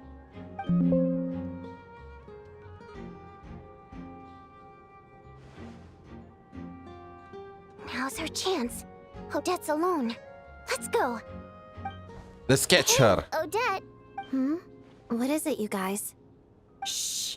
Keep your voice down. We need to talk. So, you're Lelek, aren't you? Of course she's gonna admit to it. Alright, fine. You don't have to say anything or explain yourself. Just hear me out first. None of us believes you'd kill innocent people. Whoever murdered those 2 people last night, it wasn't you. Traveler was the first to figure out your identity, but she kept quiet during the discussion just now. Still, it's clear where the group consensus is heading. Everyone believes Lelek is the culprit. If your identity is exposed, you'll be in a really bad spot. Imagine if she is not actually Lelek. She will be like, what the fuck is wrong with these morons? What kind of friends did I make? Did they just accuse me of being a double agent, killer, slash member of Rockot? All that? We're your colleagues, and we know what kind of person you are. I don't want anything bad to happen to you. So, can you clue us in? Tell us everything. The more we know, the more easily we'll be able to cover for you. All right. Yes, I'm Lelek. And no, I'm not the murderer. Wait, what the fuck? Did she just admit like that? Thanks, but I don't need you to cover for me. Actually, I'm planning to reveal my identity. Okay, what the heck is... that was too easy. That was freaking too easy. She admitted to being Lelek. And now I actually believe she might not be Lelek. Still, it was so lame, you know? Like, literally, they just told us about Lelek, how it's hard. There are very few humans that can pull it off. The Fae are now the most likely targets. And then the Traveler comes up with, what about Odette? How about Odette, huh? And they were like, oh, that makes perfect sense. No, for sure it's Odette. We all are, like, it's 150%. So we are 150% sure that it's Odette, the one that's Lelek. Huh? You're gonna reveal that you're Lelek? Here? That's right. I'll admit I was surprised at first when Chuganov guessed that I was here. It was just a lucky guess, but it caught me off guard. But after taking some time to assess the situation and confirm where everyone stands, I don't believe I have anything to worry about. Are you sure you don't need a second opinion? Given the circumstances... Is she trolling us? Mr. Valeri! What?!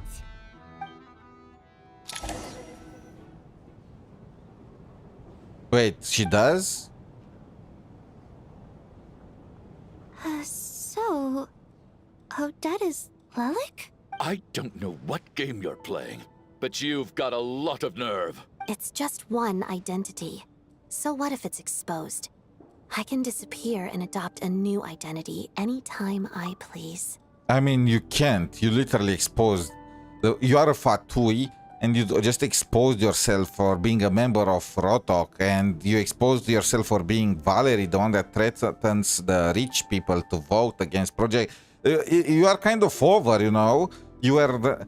Are they gonna just conveniently ignore the fact that she is Lelek? She was literally on board to become the next Harbinger. Like, this is a big deal. She's not escaping this. I made my peace with this when I chose to become Lelek. But more importantly, I promise I am not the murderer. Which means that someone else is. So, if anyone still insists that I did this, you'd best produce the evidence now. That was the lamest mystery ever. Who is Lelek? The Traveler 5 seconds after. Well, it's Odette.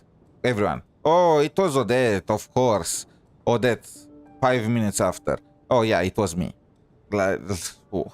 Did they? I guess they did not want to extend the story quest or some stuff, because yeah. Otherwise, I suggest that you bite your tongue. Because if you really believe I killed 2 people without making a sound or leaving a trace, pointing fingers at me would surely only make you my next target. Is this really the truth, Miss Odette? That's confidence, all right.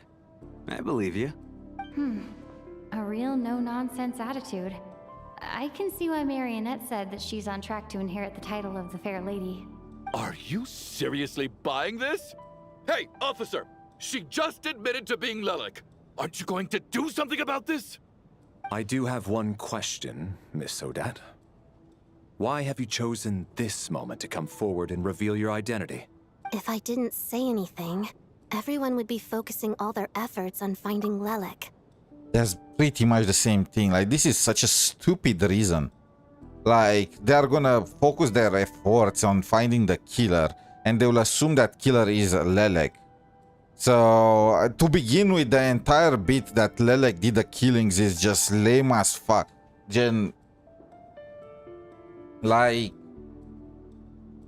the entire bit was such a huge stretch. It's not Lelek the only person in the world that will have reasons to kill some rich people at the end of the day, you know?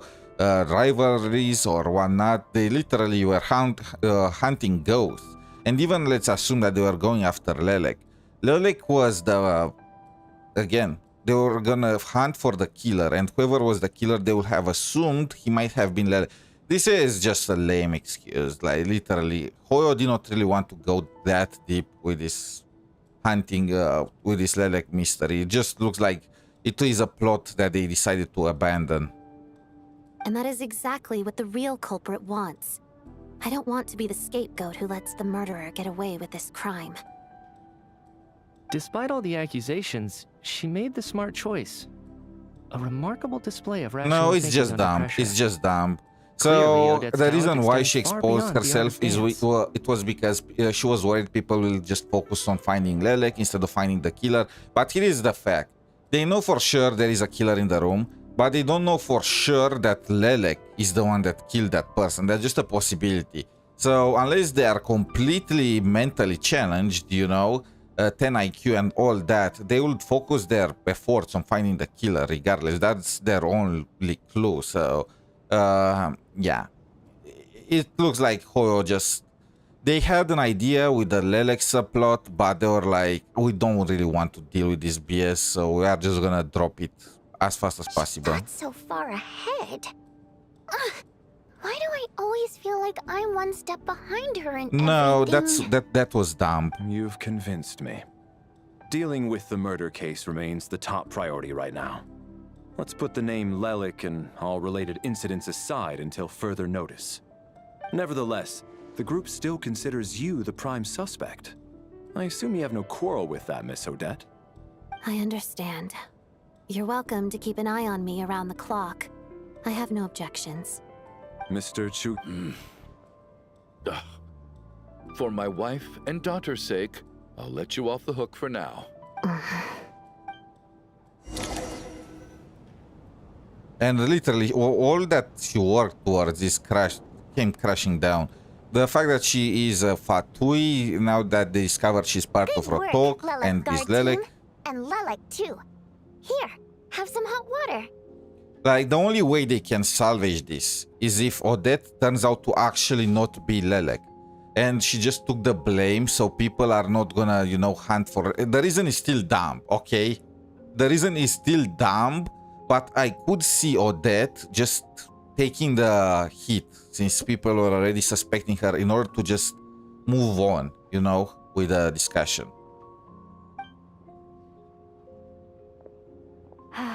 Turns out Valeri knew about my exploits, so now I've been told I have to guard Lelek with him. Shouldn't you be facing my way if you're guarding me? At the moment, it looks more like you're my bodyguards. If the true culprit is indeed still at large, as you have claimed, we must keep our guard up against them also. Don't worry, Tonya. We'll get through this. Once the snow stops, the officials will step in. The investigation will get easier, and then we'll be safe. But once the snow stops, won't everyone just leave? You're gonna miss us, huh? Well, some of us work at the theaters, so we'll still be here.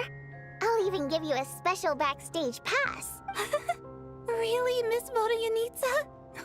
That's awesome! You've made a fan for life. Aw, you're so cute, Tonya. All right, let's swear to it. I promise to give you the pass, and you promise to never change your mind about being my fan. Promise. Don't indulge her, Tonya. You don't have to swear an oath over things like that. You really do get carried away sometimes, don't you, Miss Vodyanitsa? Hey, mind your own business. She gives me Sandrone vibes now.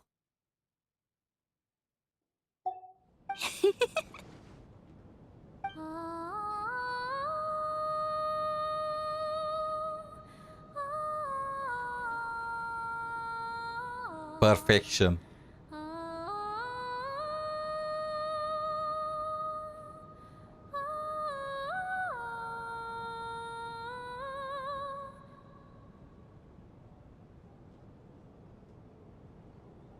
Don't be nervous, Miss Water Imp.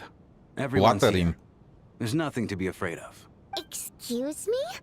Do I look nervous? Don't be ridiculous. Hmm? No. You sound nervous, lass. Oh. Wait, but how... Okay, plenty of people know that I'm a water imp, but still... Wait. How come you understand our primary mode of expression? So that's her species as a fae, a water imp. Well, what? She is 100% a mermaid. What the... Did they not want to deal with Little Mermaid? You know, maybe... PMCAs or whatnot? I don't know. Primary mode of expression. I've not come across that concept before. Do enlighten me, Vodyanitsa. Well, it's just... We water imps tend to communicate our emotions to each other by singing, rather than facial They expressions. did not want to deal with any lawsuit for Little Mermaid, huh? So they made her a water imp. The emotions we convey through song take precedence over our facial expressions. So, we think of it as our primary mode of expression. I'm impressed, Shram. I didn't take you for a man of culture, but you're clearly rather learned.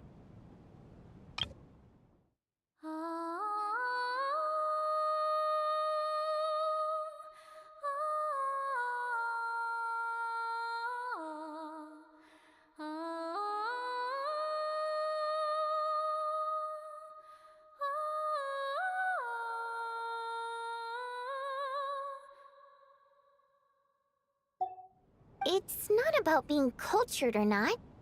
The thing is, this mode of expression can usually only be understood by other water imps. It's not a simple case of a song sounding happy or sad. And yet, you're clearly human, Mr. Shram. It's really not the big deal you're making it out to be. I think I just have a knack for it. Plus, I have a... very close friend who's a water imp. Oh! A delightful lady. But keep that Oh, a secret. damn, the guy managed to nab himself a mermaid. Damn, the mercenary got game. Anyway, we spent so much time together that before I knew it, I noticed I could understand her expressions. Oh, I guess that makes sense. Still, the fact that you have a water imp friend is even more surprising. I'd better watch what I'm singing when I'm around you from now on. Hey, what are you implying? You're not secretly insulting the audience in your songs, are you? You know what? That's exactly what I was thinking. Heavens, why would I do a thing like that?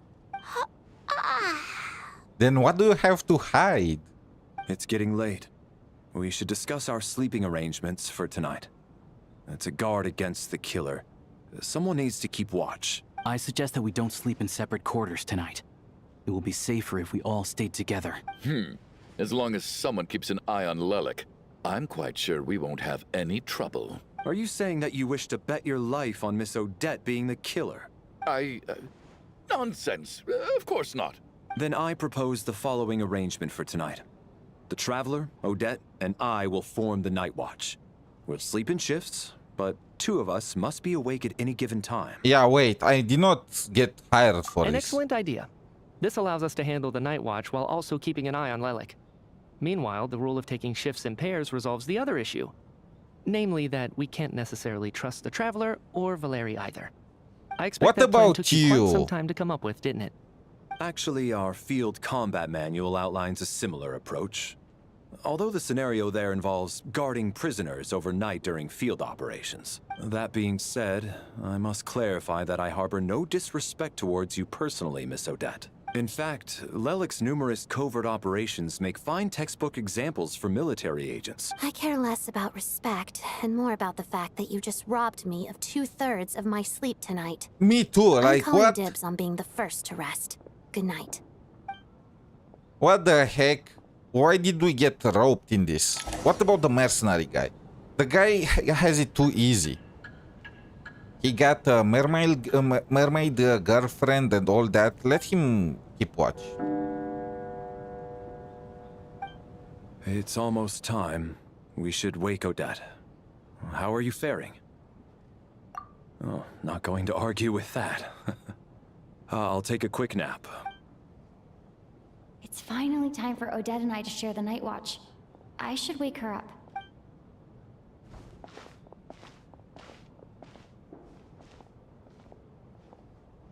I came here to get information from her in the first place. Maybe I should think about what questions I want to ask before she wakes up. How long are you gonna keep staring at me?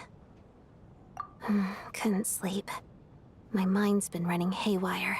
Plus, there's something I've been meaning to talk to you about. I had a hunch that you wanted a conversation too. Let's take this chance to clear the air, shall we?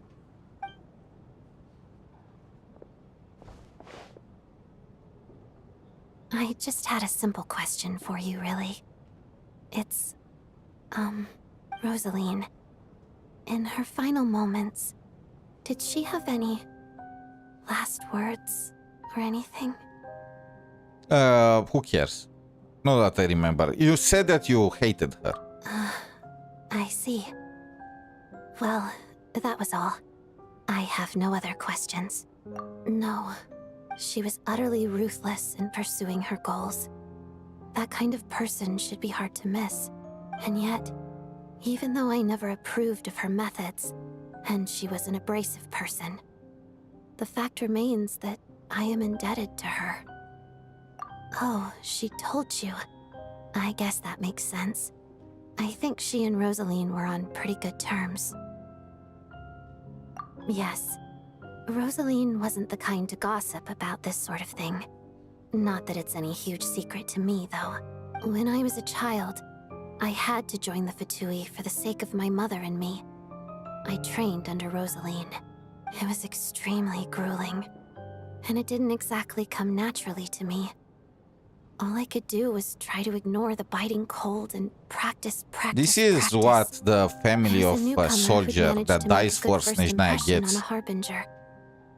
There was pressure to live up to her expectations, to be worthy of the fair lady's reputation. Like, this is what a guy that died for SNEZHNAYA receives. After his death, his daughter gets sent to the military and trained as an assassin. Like, how are people loyal to Tsaritsa? Every day was a struggle against the cold, pain, and fatigue. And most nights, I struggled to fall asleep. After enduring all that, I've become almost immune to the sensation of pain. I suppose that was the cost of survival. Surely, any child who had to experience that would grow to hate her lot in life, don't you think? So, I put an equal amount of effort into my ballet. Because in my young mind, that was the only way to defy my fate. It was my way of telling her, the Fatui's demands and your expectations of me are not what I wish for. One day, I will leave. I think she probably blamed my poor performance in training on my passion for ballet. She knew my heart wasn't in it. One time, when I was secretly practicing a dance at night, she suddenly showed up. I knew she was there to catch me red-handed. I told her, you don't deserve to watch the dance I learned from my mother. Oh my! Odette is a savage. I told her, you don't deserve to watch the dance I learned from my mother. She looked stunned. I guess she was surprised that I lashed out first, before she had the chance. But strangely enough, on that occasion, she wasn't fierce with me like she was during training. Instead, she fell silent for a moment, and then left. After that, she never interfered with my dancing or asked me how it was going. She never came to watch me dance again either. Not even once. She was. But even now, whenever I take out this core Ignis, I can't help but think of that night. Of the look on her face. Oh, it makes sense. That's one of the butterflies that she was creating, right? Sort of. Although gift might be too kind a term. This is her flame sealed within ice. A symbol of her favor, yes, but also her way of keeping an eye on people. She knew the location of every piece of Core Ignis. If any recipient started acting suspiciously, she'd be on to them immediately. Trust her to make even a mark of approval feel suffocating. So, when news of Rosaline's death reached SNEZHNAYA, many people immediately crushed their Core Ignis. It gave them a profound sense of relief, like they'd broken free from her shackles. Just imagine how many people hated Rosalie. What the heck? I guess we are a hero of SNEZHNAYA because we managed to kill her, you know. But I kept mine. With my sensitivity to pain being as dull as it is, the warmth from this Core Ignis is one of the few things I can still feel clearly. I still wonder, did she really come to stop me that night? I wasn't yes. sure, but I was scared. So I said some really awful things. I mean, what other reason did she have? I guess she didn't leave anything behind. Not that I expected her to. It's fine. It's just a bit of a shame that we couldn't settle our differences before the end. She did. Are you sure she was talking about this event? No, she didn't. I didn't even find out that she'd gone to Mondstadt until a while after she'd left. Wait, in that case... Okay, I will. Thanks for letting me know. There's something I'm trying to figure out. I'm beginning to suspect that Paimon's mystery illness is being caused by the energy research behind Project SNEZHNAYA. Paimon's very important to me, so I have to get to the bottom of this. I figured that since you're Lelek, you might know something about all this. The ultimate goal of this energy experiment is to create a weapon for the final battle. The weapon's construction was completed in Nocturne. Now, all that remains is to arm it with a sufficiently powerful energy. Yes, the weapon's development and all the related experiments are overseen by Lord Piero, the Jester, and the lab is located deep within the Armory Palace. I'm not sure why this experiment would be making Paimon feel unwell, though. The best way to get to the bottom of it would be to go there in person. I can't help but realize that Furina did everything for nothing. I just finished the Fountain Story quest recently, so it's still fresh in my mind. But really, the entire point of Furina playing the role of Fossalor, what we love, Fossalor was doing her thing, was to trick the Heavenly Principals to not notice what was going on. But they are blind. Like, they are freaking blind. They did not notice any of this cataclysm. And yes, maybe she was not aware at the time that the Heavenly Principals were asleep, but still, it's kind of crazy. So she did everything for nothing. That realization is, can you even imagine? Once we get out of here, I'll She help you apply endured for all an that entry torture permit. for nothing. And I'm hardly the organization's proudest member, as you know. You answered my question about Rosaline. I want to do you a favor in return.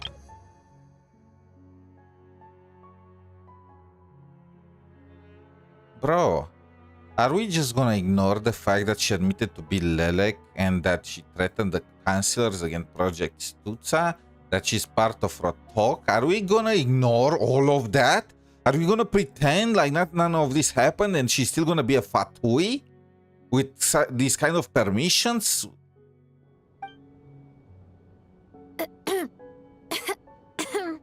Huh?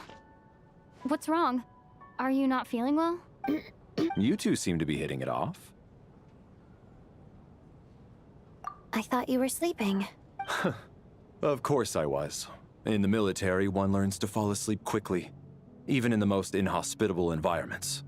It's vital to staying alert and energized. Why? Is something wrong? Even if he was awake, he can't have overheard us, right? Well, thank you both for keeping watch. Traveler, I'll take over for now. It's your turn to get some sleep. Sure.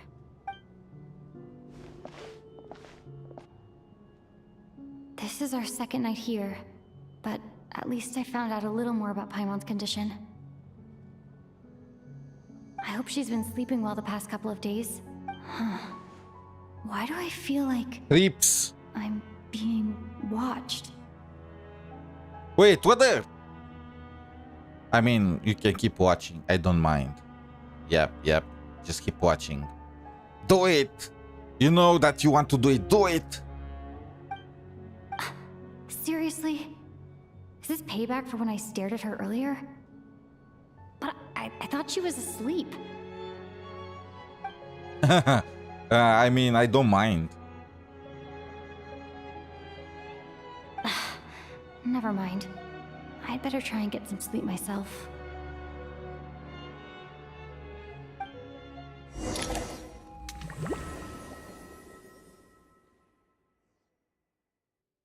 Oh, we are back in the freaking... Hey, what are you spacing out for? Are you reaching your limit too? Oh, so these guys are the next two to How go. long have we been walking for? Do you remember? Time's lost all meaning. Ever since we noticed that thing above our heads. What was it called again? A star key? Or key star? Anyway, the person who named it was swallowed by the black mist. Whatever it's called, ever since we noticed it, we've been walking up and up, hoping that as long as we reach it, we can find a way out of this place. But it seems like no matter how far we walk, we never get any closer. Well, we've come this far. You never know. Maybe we're almost there? Come on, enough moping. Let's go. The black mist is catching up.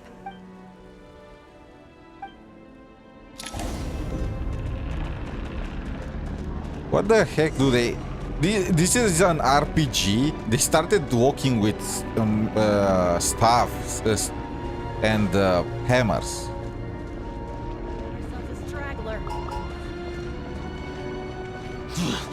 Fine.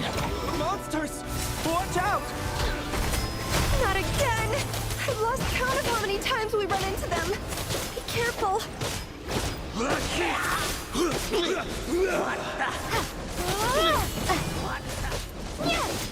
Cryostorm!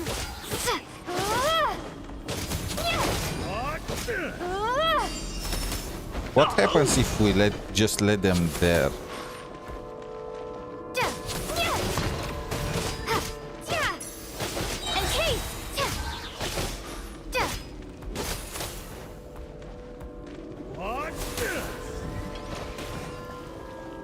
Oh, I can't abandon them. Faster.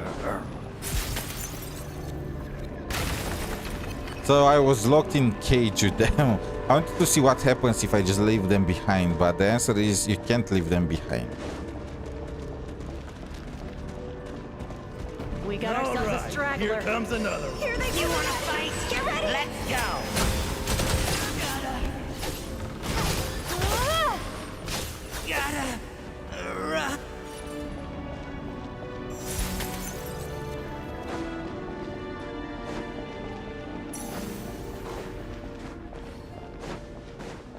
Monsters ahead of us. The black mist behind us. It feels like there's no escape.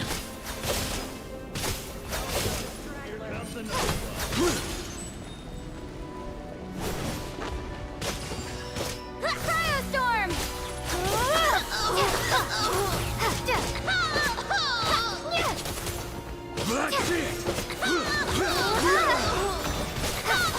Are you gonna do something, you guys? The black mist is coming.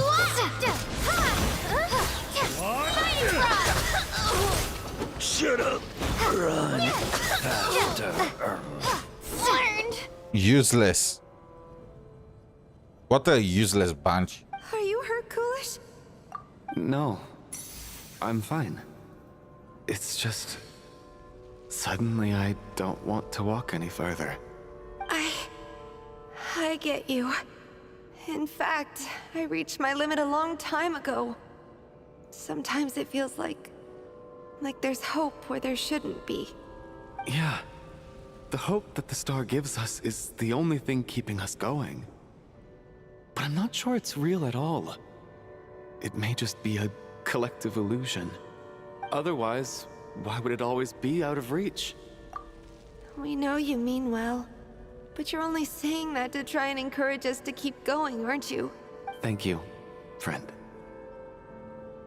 But enough is enough. Please don't give me any more false hope. Hope is poison in this place. You're going to continue, aren't you? I admire that. I've given up, but I wish you the best. May there come a day that you catch up to the storm and leave this godforsaken place.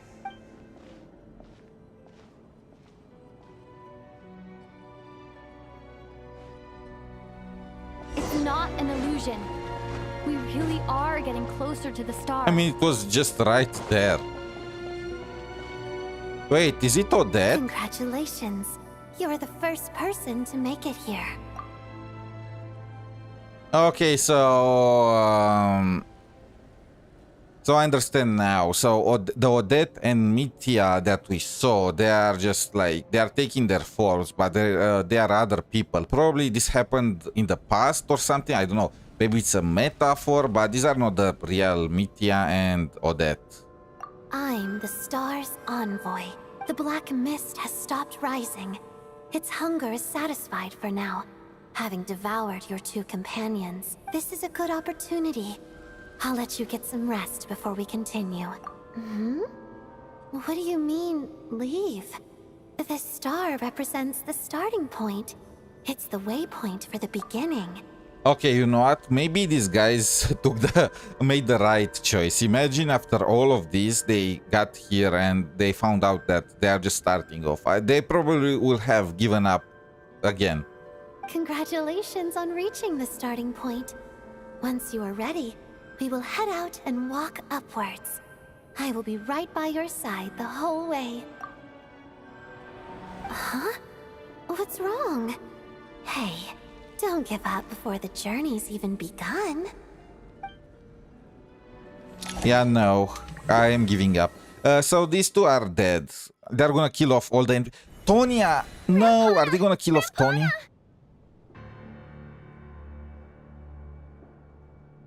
Is that Vodyanitsa's voice? What happened?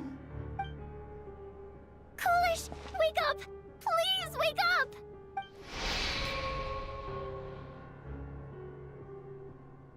No one counted on it being a... No, I predicted that from the very start.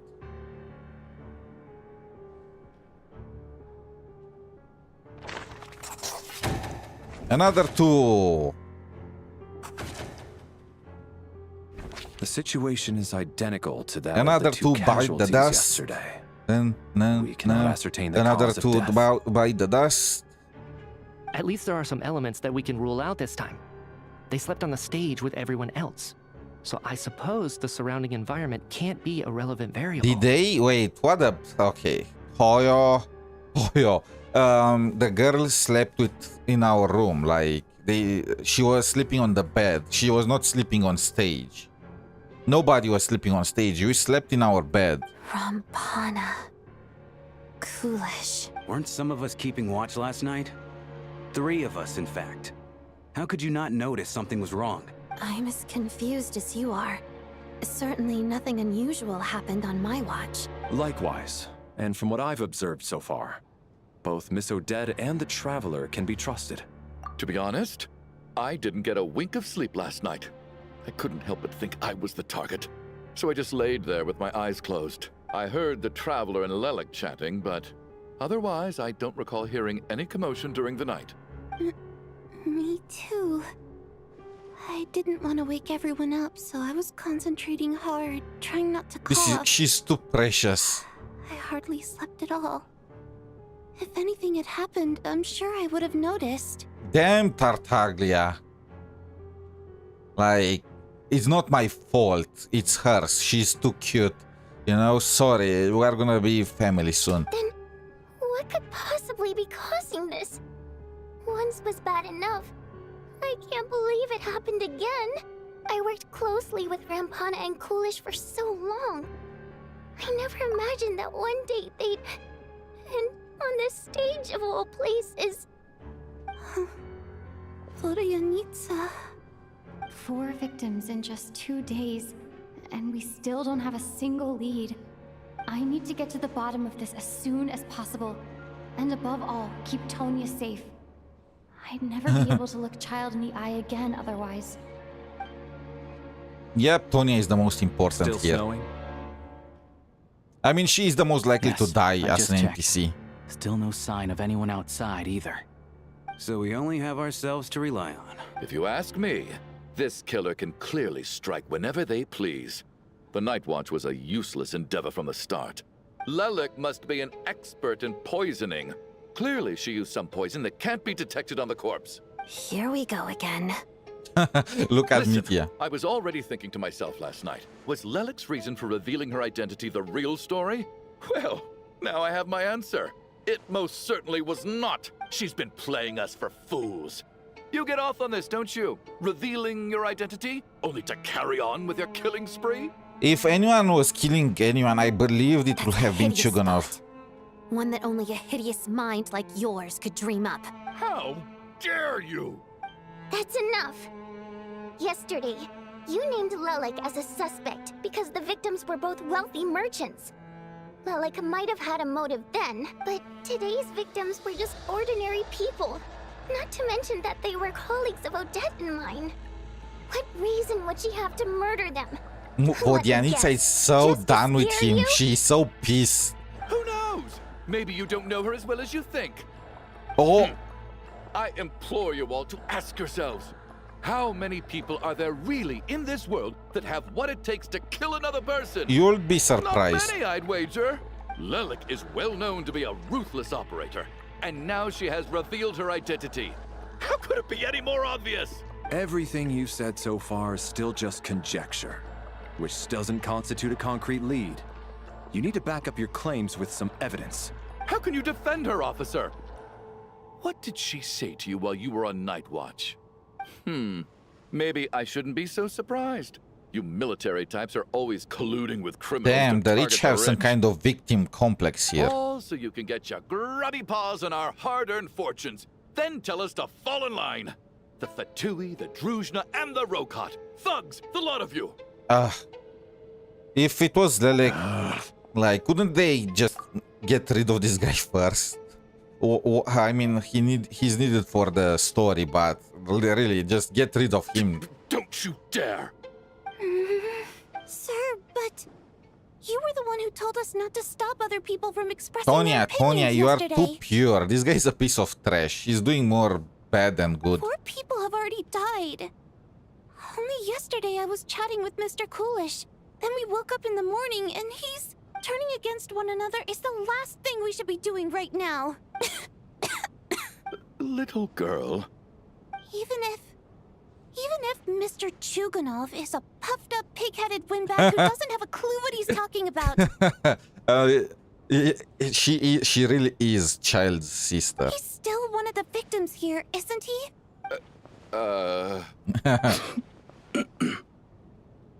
Quite. I had no intention of resorting to violence.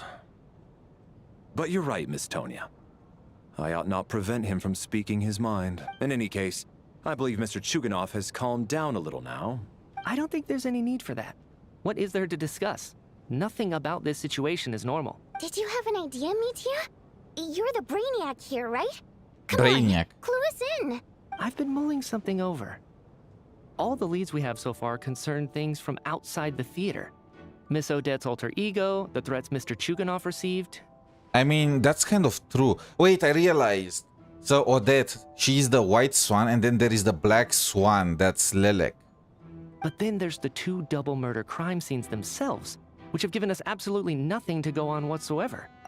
That's highly unusual. Even with the most careful killers, there's always some evidence left behind. So what are you suggesting? I think this could be a supernatural event. It isn't characteristic of human-on-human homicide at all. Correct me if I'm wrong, but aren't you supposed to be a scientist? That doesn't sound like a conclusion someone like you is supposed to make. I got into scientific research because of my insatiable curiosity. But if the present situation defies all known scientific explanations, I don't mind shifting my curiosity toward the paranormal instead. Now that you mention it, I remember when I first came to the theater. I heard rumors about this place being haunted. Oh, come on. And it started happening just now? Yeah, I think I heard the same thing. But I mean, they're only rumors, right? We've worked here for years.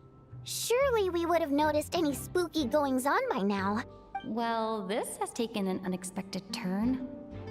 A haunted theater? If Paimon were here, she'd probably be hiding behind me in fear right now. Why don't we take this opportunity to look for clues again with a more open mind? Maybe a different perspective will help us see something different. Very well. Whether it's criminals or ghosts we're looking for, the same rules apply. Everyone needs to tread carefully. I'll move the bodies into the same room for now. Okay, so the next guys that are gonna disappear is definitely gonna be the mercenary and this guy. Like, Tonya is not gonna be gone, right, because of child, and all these guys are playable, so... Bro, Shram, unfortunately, you are next on the chopping block. You used all your luck on that mermaid girlfriend, or well, water imp girlfriend, whatever you want to call it.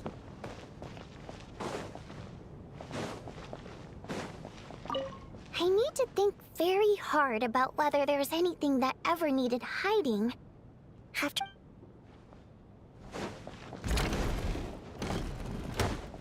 What was that?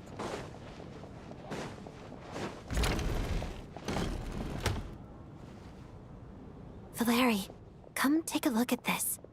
You too, Traveler. Some sort of notebook. What is it for? It's the on-duty logbook for the theater. Kulish was the main person to use it. He mostly used it to record any unusual incidents during a show, audience numbers, exit times, and so on. Yes, he'd always have this logbook with him when he checked tickets at the entrance. This should confirm a lot of key details about the recent show. So, you find anything unusual? Yes. The number of people. I've checked and double-checked, but the numbers just don't match what's recorded in the logbook. Is Tanya... Apparently, we have an extra person among us. It's Tanya. It's freaking Tanya. Oh my. Her cuteness disarmed me, but it's Tanya. It's always the ones that pretend to be the weakest that turns out to be the wolves in sheep clothes. But why? Wait, we just assumed she was Tanya, Child's sister, but maybe she was not Tanya from the very beginning. Maybe she got replaced along the way. Are we certain that logbook is accurate? Could someone have sneaked in without buying a ticket or something? Unlikely.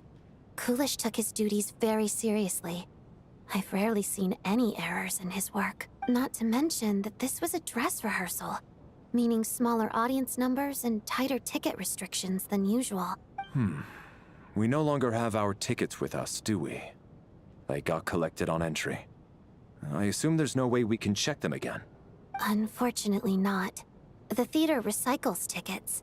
Once people are in the door, they don't tend to leave until the show ends. So we collect the tickets at the point of entry. Still, I'm inclined to believe that this discrepancy in the head count is significant. I mean, of somehow. course it's significant. Did an extra person just materialize out of thin air? Oh!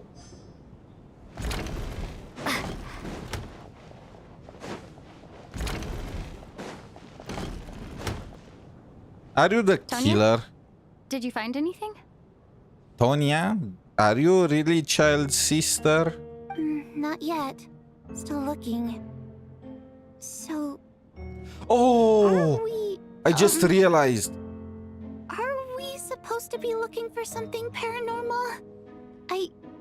I think I'd prefer teaming up with you than looking around on my own. I just realized. Child never told us about Tonya being sick. That's what the Traveler said.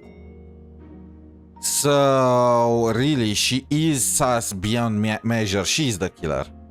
She is the one that did all of this. Okay, now we know. I called it. I called it. They could not trick me until the end. Now I'm gonna take a 5-minute break. I need to drink some water. Be right back, guys. Be right back.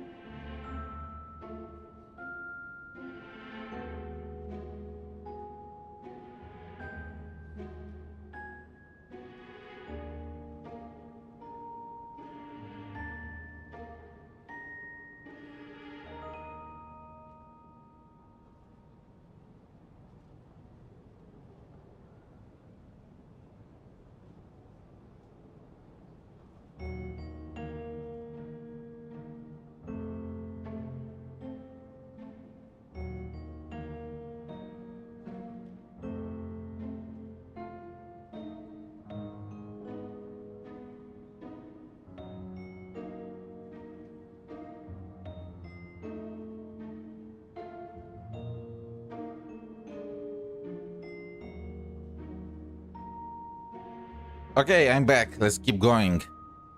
Yep, this is the face of a murderer. You know what? I'm gonna let you get away with getting rid of Gastov or whatever his name was. You know? You have This one looks more like night. Somebody's notebook. Shall we read it together?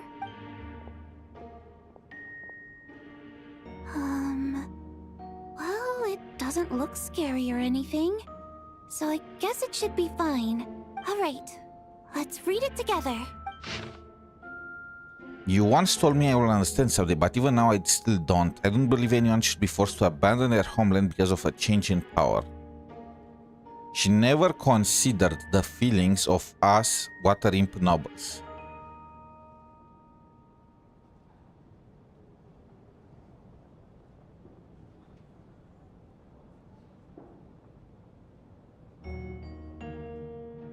Are they talking about the Tsaritsa? So the Tsaritsa exiled the water imps.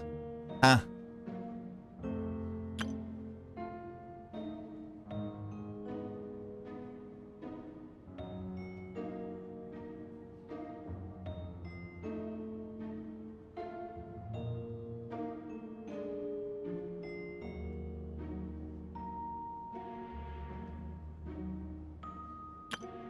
Oh, this is Vodyanitsa's diary. She was a water imp noble. She holds some kind of resentment towards the Tsaritsa because she probably just banished them and gave the territory to the regular people. But she looks content with her life now.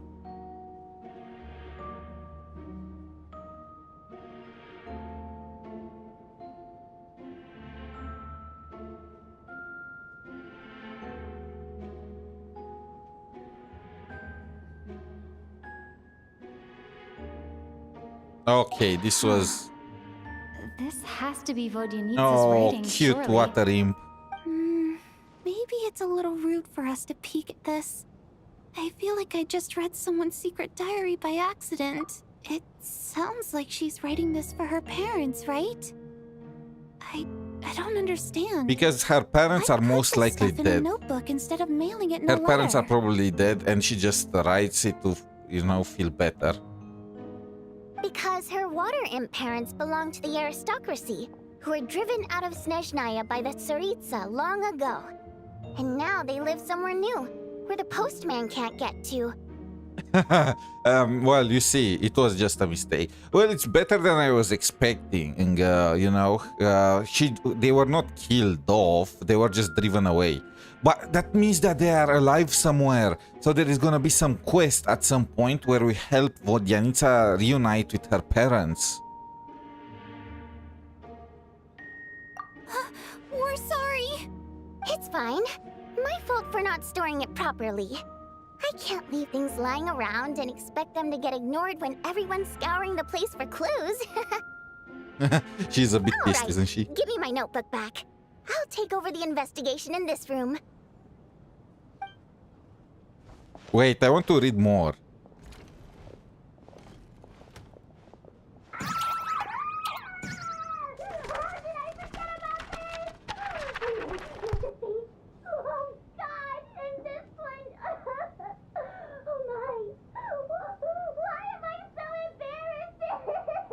She's perfect. She's literally perfect. She really has that the Yahoda vibes, you know? They need more characters like this. It's just perfect. They are experimenting with this type of characters and I love it. You know what? I don't care if she's gonna be trash or not. I'm pulling for her. She could be Siegewine 2.0 for all I care. I'm pulling for the cute water imp. Wait, was that as a response to me saying I'm gonna pull for her? You are gonna come home, you know? Don't you dare pull an Odette on me.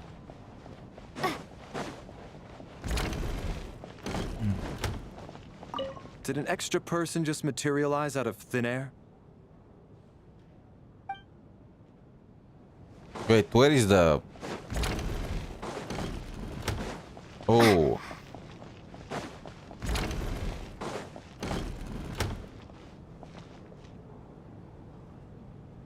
Ah, Traveler. Since you're here, come take a look at this. Alosha found it. We're both curious to hear your perspective.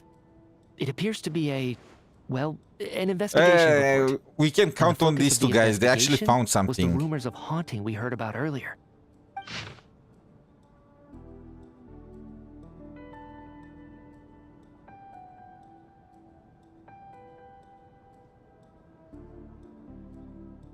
An extinct civilization. The creation of ancient gods.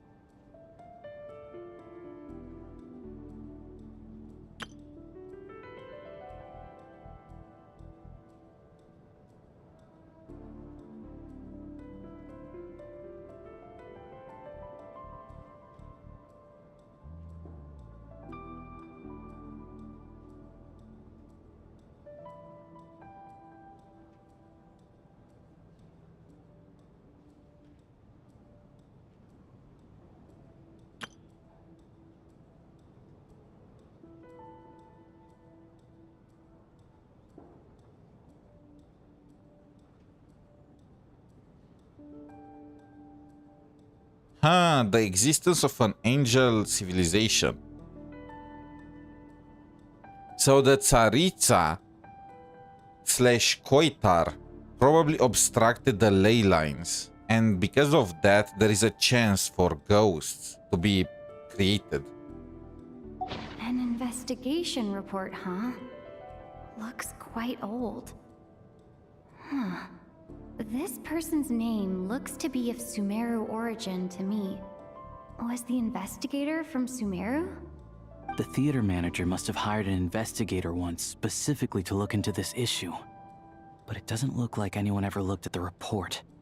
Presumably, the manager wanted to know if the supposed haunting was dangerous, while also being fearful of word getting out in case it affected the theater's business. Anyway, the bottom line is, the haunting is actually real after all.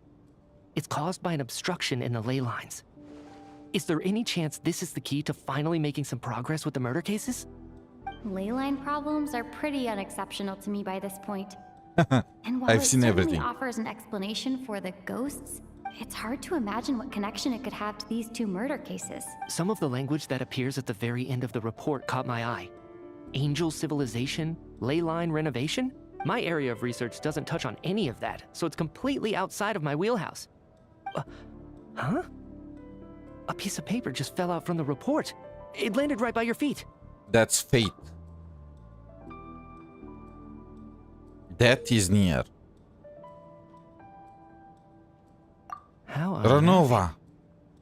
It was tucked inside the report, so it must be a note left by the author. Death is near. Is that supposed to be what's going on here? With us in the theater? But if so, how did the author foresee it? Could he predict the future somehow? Maybe things are more complicated than we thought. No, wait a second. If we take the report and the note at face value, they completely contradict one another. The report definitively concludes that the hauntings in the theater are harmless and cannot affect the real world. But the note seems to be warning of potential danger. The question is, what exactly does the note mean by death? Renova. The various ways we could interpret this keyword lead in completely different directions. Let's pause our analysis here for now. It's Renova. Renova is definitely If we implicated. take all this together, it's not impossible, is it? If anything, it's the natural conclusion. Oh, I beg to differ. This sounds to me like a product of a researcher's vivid imagination. And perhaps it's because I'm still viewing this through the lens of a typical murder investigation. But still, I'm struggling to be persuaded by your theory. Does it really sound that far-fetched? Alright, well, let's treat that as speculation for now. I do agree with what you've said, so let's go with your idea for now. Good. Okay, now that we finally have some meaningful leads, I think it's time to reconvene. Let's get the others.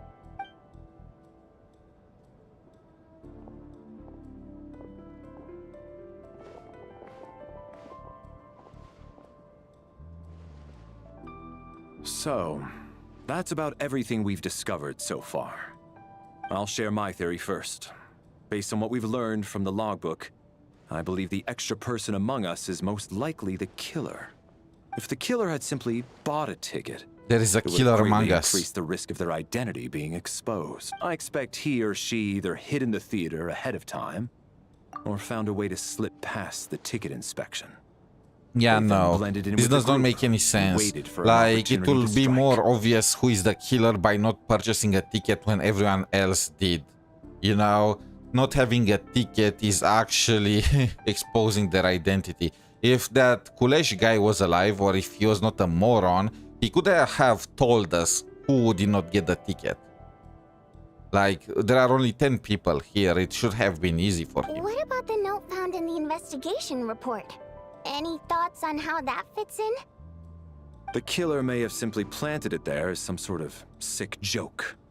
I've seen my fair share of psychopathic killers. They love playing cryptic mind games. So, it has nothing to do with the haunting of the theater after all. This theory makes sense to me. If we have an audience member unaccounted for, chances are they didn't come here to watch the show. Could it really be that simple? So, in other words, all we have to do is find out who got in here without a ticket, and all our problems will be solved? Then let me make one thing clear. All the theater staff should be well aware that I came here for the rehearsal legitimately, yes? There's no way I'm the one who didn't have a ticket. It's true. I hear you used every trick in the book to get a hold of that ticket, too. Everything short of throwing a temper tantrum and rolling around on the floor at the entrance. I mean, we live in a world where only Chuganov is hurt. I most certainly did not degrade myself in such a way. Wait, what? I most certainly... Look at the sound he made.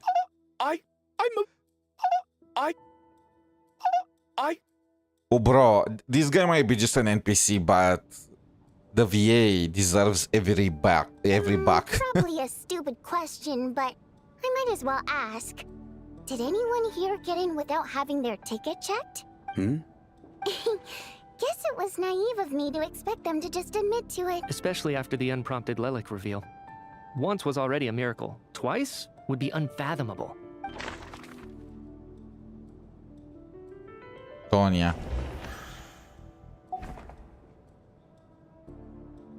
Yep, it's Tonya. It's Tonya. It's Tonya. It's Tonya. I'm sorry, child, but... Tonya received her ticket the same way I did. I assume Child got both of them together. In any case, I knew in advance that Tonya was coming.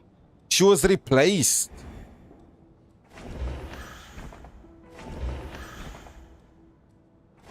I got my ticket from Child. It was all above board, and my ticket was checked at the entrance. Sounds like Chuganov went to a lot of trouble to get his ticket because Let's blame him. Valeri came to the theater to catch Mitya. Those two should be able to vouch for one another, and their motives are clear. Are they gonna make me accuse this guy? No, I like the mercenary. He's fine. As things stand, the audience head count doesn't add up.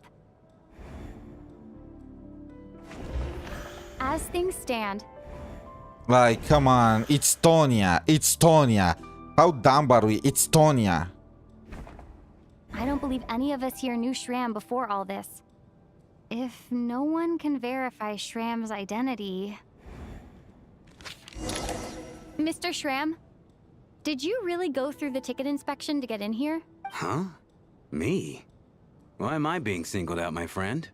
Do I seem that suspicious? It's not that you stand out as suspicious. More that everyone else has been ruled out as trustworthy. Okay. Well, we spent the best part of 2 days together now, so I'm sure you can all tell what kind of person I am. I'm a true gentleman. I never dream of doing something like sneaking to the theater. This is without a literally ticket. Among Us. So Valeri and Mitya are clearing each other. Odette and Vodyasna and Alyosha are clearing each other. And then they are clearing this guy, Chuganov. And we got marinated. Tonya marinated the traveler. The child, how is she? I mean, she is literally a one-upping child. So we got her literally marinated by Tonya, and we cleared her. And because of that, this guy is the only sus one remaining. Oh, I'm sorry, bro. The Traveler does not have a functioning brain. It is just a command team in Genshin Quest. I have no doubt that you're a good person. But the problem is, none of us here actually know you, so no one can say for sure I've been that marinated. you are who you claim to be. Or well, the character that I'm supposed to be got marinated. Although, actually, what was it you said last night? Yeah, you're friends with that water imp, which is why you understand our primary mode of expression. Last time I checked, there were barely any of us remaining in SNEZHNAYA, since most of the water imps left. Could you tell me a little bit more about your friend? There's a good chance I actually know her. And I suppose it's also kind of a way for everyone else to get to know you a little Oh yeah, better. tell us about your girlfriend. Good grief. Are you blushing? Pull yourself together, man. Stop giggling like a teenage boy. It's revolting. Hey, revolting is a little strong. All right, fine. I'll admit it. That water imp friend of mine, the truth is, we're dating. I was already sure of that. Everyone was already aware of that. Also, this guy, lucky dog. I was just a bodyguard hired by our family. But the stars must have aligned, because sparks began to fly between me and their daughter. Never in my wildest dreams did I think I'd get so lucky. Oh, the down bodyguard gets together with the daughter of a noble family. Like, this is literally like a novel.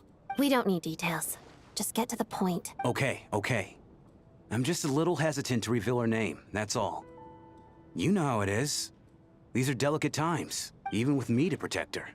If word gets out that she's dating a human, both the Fae and human factions will give her a hard time. Really? Wait, no. That can't What was that sound? Huh? Shram, what the devil are you talking about? Why is everyone looking at me like that? Surely you can understand where I'm coming from. Delicate times? Factions?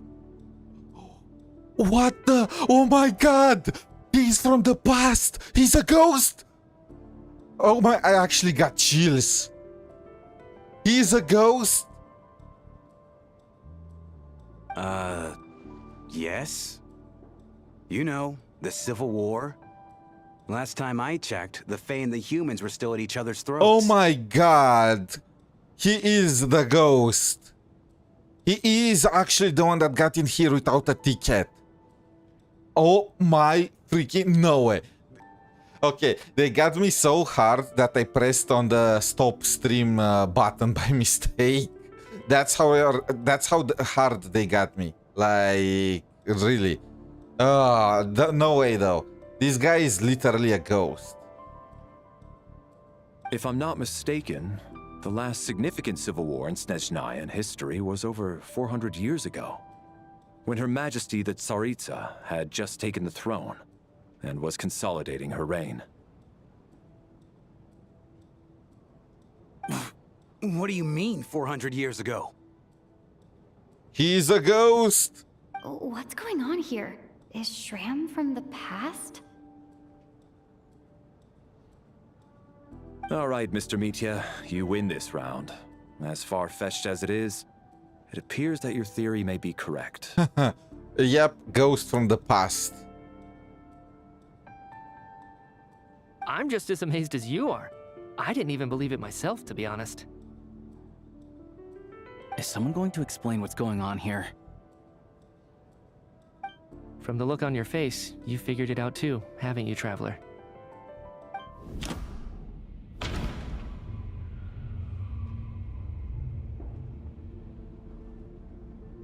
The theater's ley lines have been modified to block souls within its grounds from returning to them.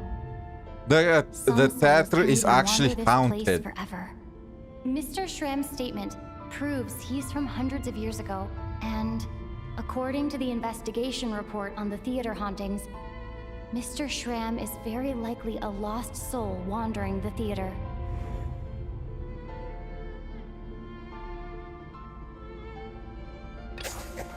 For some unknown reason, the soul that has been wandering the theater due to the leyline issues has joined our group and blended in. Yeah, that must be the immediate reason why the ticket count doesn't match the number of people present.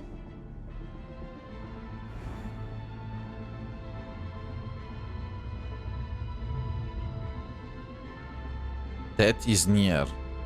Someone who died long ago. The contents of the investigation report have been verified. There are indeed leyline issues and wandering souls in the theater. Death likely symbolizes This place is haunted. Mr. Schramm, for instance. Death is near. Huh. That must mean that there's a dead person in our midst. That's the truth, isn't it? They blew my mind. I'm gonna I give it to Genshin. The investigation report said that there would be souls stuck wandering around the theater because the ley lines were cut off.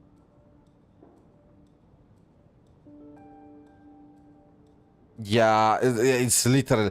I got the chills when it was actually. Did not expect this guy to actually be a ghost.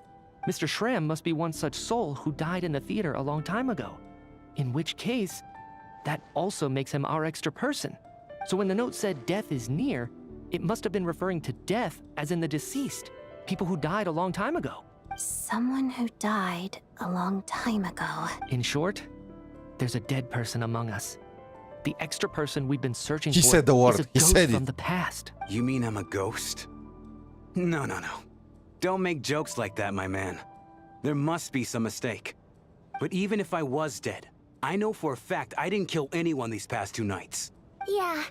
Even if all that's true, the report also said the souls inside the theater can't affect reality, right? They're harmless. Then what if the problem isn't the souls at all, but the ley lines themselves? The ley lines have a powerful ability to attract and devour souls. Let's say that the ley lines are like a black hole, constantly seeking to engulf souls. But the souls that don't want to return are trying to avoid being sucked in. Huh. Why does this analogy sound Yeah, so the familiar? black mist. Oh my god, the black mist is actually the ley lines. And people were saying, like, the cultists were saying that by returning to the ley lines, you're gonna find peace, while these souls are fighting to just, escape the pool. And maybe resurrect. What happens when the black hole can't achieve its goal? I'm only speculating here, but what if it ended up swallowing innocent souls by mistake, or intentionally taking other souls to compensate? That could explain why we weren't able to determine a cause of death. If you're right, and their souls were devoured by the ley lines, it does make some sense. It does seem to explain a lot of the things we couldn't make sense of. Does that mean it's true? Except there's no concrete evidence. Mitya is relying on a lot of logical leaps. Oh. Now you mentioned this. Miss Lelek, Odette is Lelek, huh? Still, it seems like the best explanation we have under the circumstances. All right, so how could Schramm not know that he's dead? Seems a little unlikely that he hasn't noticed anything unusual even after several days interacting with us. On the contrary, it's perfectly normal for a soul to wander the theater for centuries without questioning their existence or reason for being there. It's simply what's natural for them. Wait, so if this guy had a girlfriend that was a water imp in nobility, this guy is Vonianitsa's ancestor, isn't he? He is like her great-great-great-grandfather, grand-grand-grandfather, something like that. You know what, Mr. Brainiac? I think you might actually be right after all. I'm trying to remember and... even though my head feels like it's going to explode, I think... it's all coming back to me.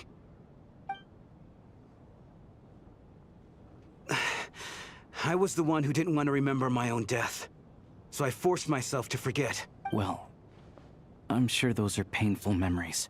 My lady and I snuck out to go on a date one day. We bought tickets for the theater. It wasn't really my thing, but I was just happy to be together.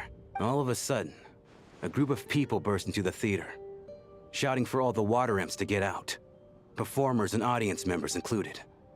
It was clear the conflict between humans and Fae had reached a boiling point. This time, the extremists were even coming after the water imps who had nothing to do with the war. I thought I could pull one over on them. So I took off my jacket, draped it over my lady, and tried to sneak out amid the chaos. But I got caught. They started shouting, calling me a traitor to humanity. But I was going to do whatever it took to buy our chance to escape, no matter how many people stood in my way. I had to, both as their bodyguard and out of love. For love. It's all right, friend. You can stop there if you want. You don't need to dig all that up again. Bro, he touched the ghost. Even now, I'm still struggling to accept the truth. Also, that Chugunov guy might not be that bad. Like, I mean, he's a piece of trash, but not unredeemable piece of trash. If I'd known I was a dead man walking, I wouldn't have dragged you down with me. If I'm the cause of all this death, then punish me however you see fit. But, Mr. Shroom... No. I still don't trust Tonya. I refuse to be a burden. I know what I have to do. You said I've been wandering the theater for centuries, right? I guess it's high time I got a breath of fresh air. Out there, I mean. I'll leave this place and take all this death with me. Go out on my own terms. Mr. Shram, I'm sure we can figure out a different course of action. My good sir, we both know I'm not supposed to be here. I should have accepted my death long ago. One way or another, this has to end. Unless you're saying this goes against another one of your military principles somehow. No, I'm speaking on a personal level this time. Let it go, man. Oh, wait. One last thing. Miss Waterimp. My lover. Her name was Letia. Letia Ozarova. Do you know what happened to her? Ozarova. Oh, Auntie Ozarova. That's what we all called her. I remember her as a very kind elder. Oh, she had a bunch of kids, too. Oh my god. Bro, I'm so glad she survived. And she had lots of kids? Good. That's... good. I could hardly expect her to stay single just because of what happened to me, right? Oh, this guy is destroyed on the inside. Like, everything he did, you know, he sacrificed himself for her. And, I mean, I can understand her too. Like, water imps probably live a very long time, you know, so it's normal to just find another. But still, it's kind of messed up for him. He gave everything, and she ended up with another guy, and she had many children with him. Sucks to be you, bro. Sucks to be you. These water imps are for the streets. As long as she went on to be happy, that's all that matters. Besides, I'm dead. My soul's been wandering around here for so long because I was worried about Don't worry. her. I'm gonna go further with your wish. I'm gonna succeed with Vodyanica. I'm gonna create a new line of water imps and humans. Are we a human? Like, is the descender considered human as a species? My friends. I've enjoyed our time together over these past few days. Perhaps we'll meet again in the next life.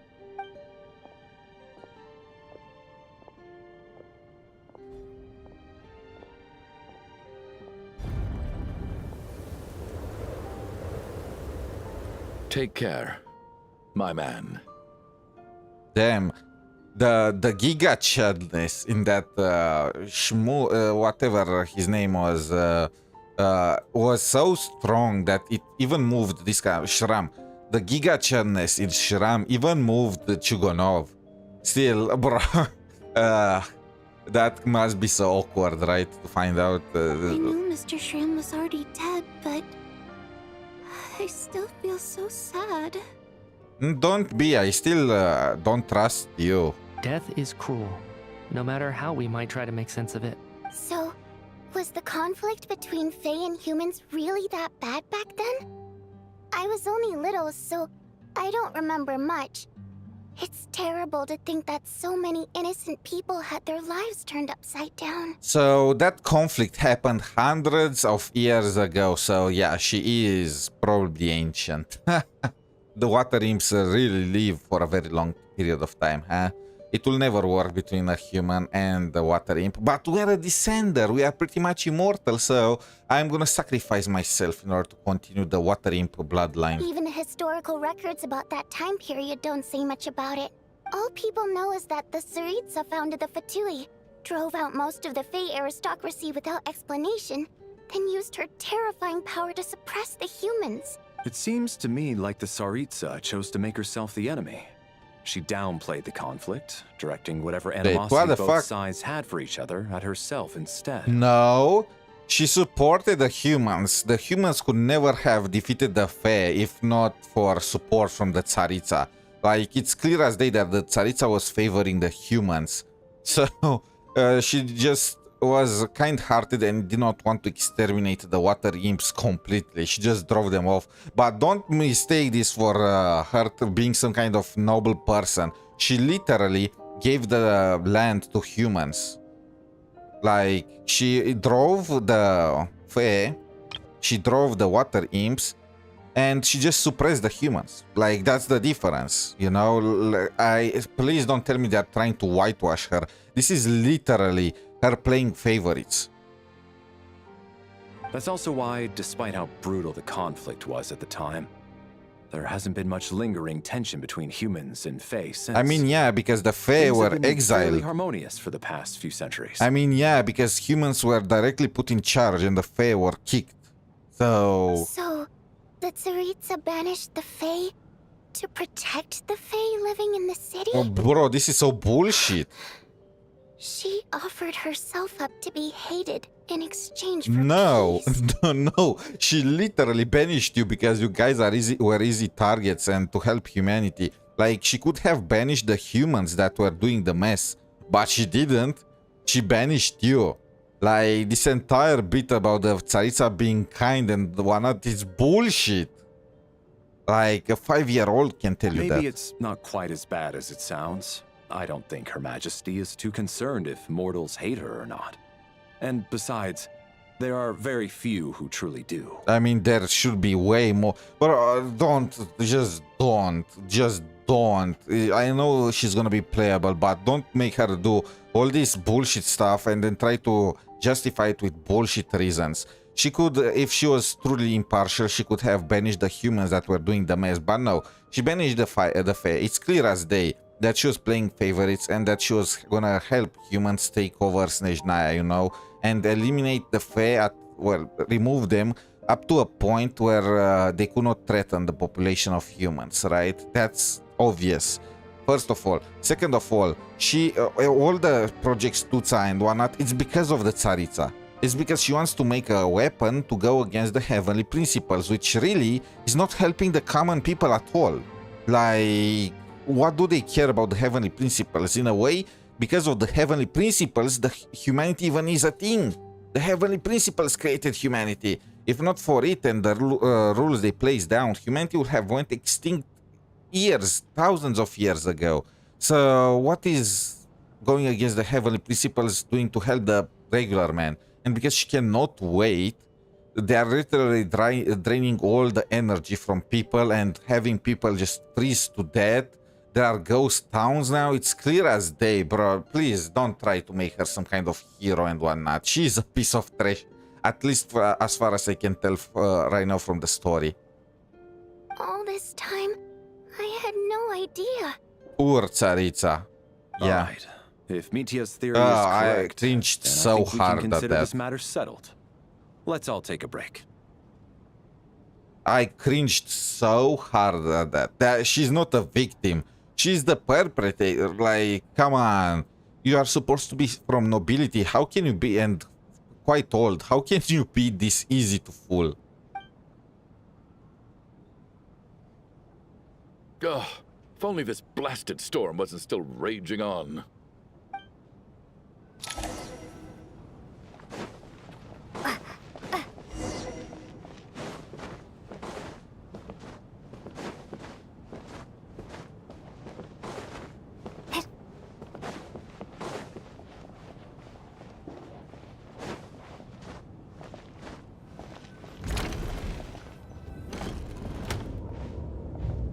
Well, it's time to once again fight for our lives. Looks like now we can just rest until the snowstorm stops. I still can't believe Shram turned out to be a ghost who'd been in the theater for hundreds of years. To think he was dead this whole time. What a strange turn of events. Knock knock. Odette? Hmm? Knock knock. Who is there? Okay, I'm only playing along for Odette. Right? You don't have to knock. Think of it as a signal then. When I'm entering someone else's room and I knock, I'm here as Odette. If I don't knock, it's Lelek. Thanks. So, why did you come to find me? Is there something I can help with? Vodyanitsa said you knew about my secret identity from the start, but when everyone was discussing who Lelek could be, you were worried that revealing what you knew would be unfair to me, so you kept it to yourself, right? Yes. I'm extremely grateful for that. It's Oh, nothing. damn. Oh, no! I mean, you didn't hold what happened with Senora against me, so I should thank you for that as well. Actually, there's something else as well.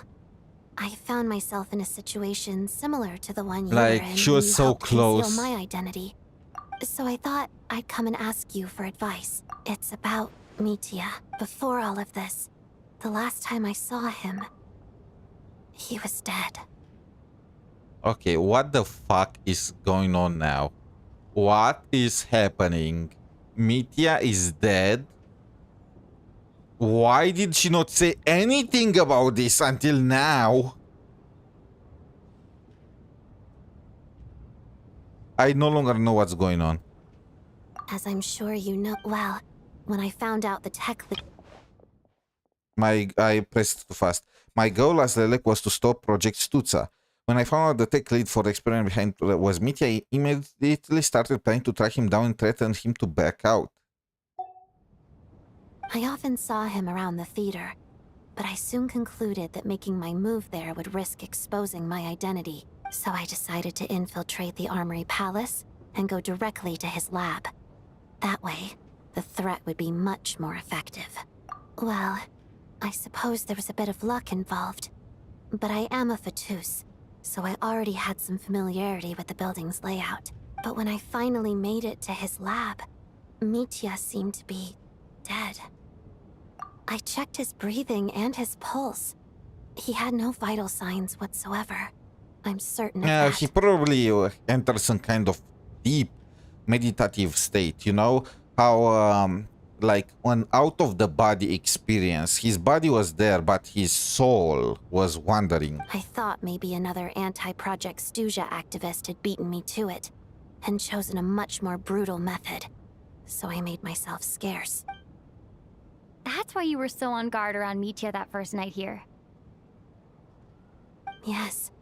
When I saw him sitting in the audience during the performance, I could barely contain the shock. To me, it was a miracle. Somehow, he'd come back from the dead.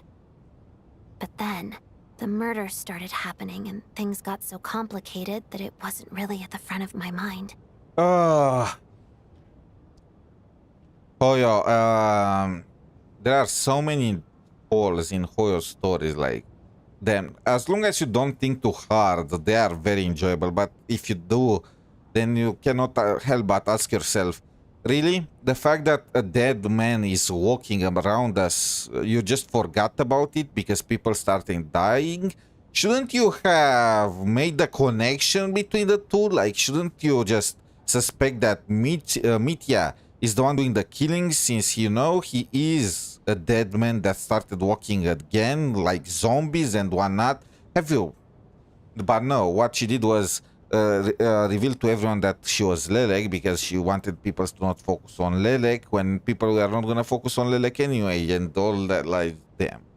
That is, until Mitya himself said there must be a dead person among us. Then I couldn't ignore it any longer. But you still said nothing. And yet, you thought that bringing it up right away would single Mitya out. Just like when everyone was suspecting Lelek. He is dead. There is a very big difference there. Like maybe Mitya did not do it, but he is dead. That's kind of a big thing. Exactly. I thought there could be something I was missing. Besides, we soon figured out that Mr. Schramm was a ghost. And we knew there was only one extra person. So we thought he had to be the one. But now it seems like there's another candidate. I understand why you kept it to yourself. There was so much information being thrown around during that discussion. Bringing up Mitya would have just introduced more No, this is just a confusion. plot point, so they can create even more mystery. A weak plot point. So, what do you think we should do? Let me confirm one thing first. When was it that you found Mitya dead? Around a week ago. Sometime in the afternoon. For 1 week she said nothing. For 1 week she said nothing about the dead person coming back to life. A week ago? That's earlier than I thought. I saw him just a few days ago at a restaurant. That definitely would have been after you found him dead. He seemed completely normal to me. Chatting with Vodyanitsa, trying to avoid Valeri. So he was definitely alive on that day. Huh. Well, all I can say is I know what I saw. Here's a thought. The reason we even suspected a dead person could be among us was because of the problem with the theater's ley lines. But Mitya's death happened inside the Armory Palace. The ley line issue affecting the theater shouldn't reach that far. I mean, yeah, again, he probably has some kind of out-of-body experience, but the fact that she did not tell anyone about this, it's crazy. You're right. I guess he doesn't fit the profile of the person we were searching for. I think the chances of it being him are very low.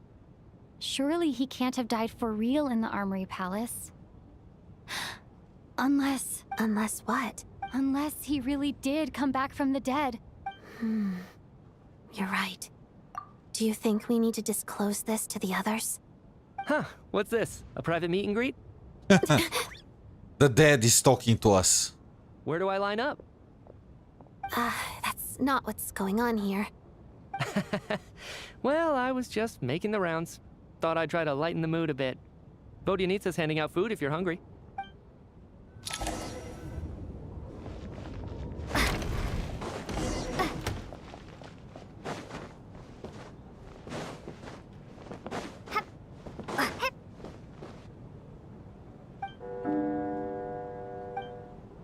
What is going on with this storm?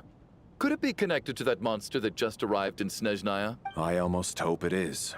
Her Majesty the Tsaritsa left to vanquish that beast herself. We just need to wait for her triumphant return. Do you think people still feel the cold after they die? I'm wondering about Schramm. Oh, maybe we should have given him a coat before he went out there. Oh, this guy Death is... itself is cold, isn't it? I'm sure This the guy is storm will not that embrace it. bad. Well, I hope he has a safe journey. I'm going to miss him, I think. It's not like we can blame him for Rampana and Kulish's deaths. Thinking back on it, we barely made it out alive ourselves. Once we get out of here, how are we going to explain what happened to their families? Are you okay? Here, take this. I've never used it. This guy had a change of heart or what happened? Also, I'm pretty sure Tonya is still a suspect. Thanks. I still think Tonya is the biggest Mr. suspect here. Nice Guy all of a sudden. Is it because Tonya stood up for you this morning? At least you know how to return a favor. Yeah, without Tonya, who knows how badly he would have been hurt. I told you already, I never intended to resort to violence. Duh, bunch of rascals. Little girl? I was rather surprised when you spoke up for me this morning. I didn't think I had many admirers here, so,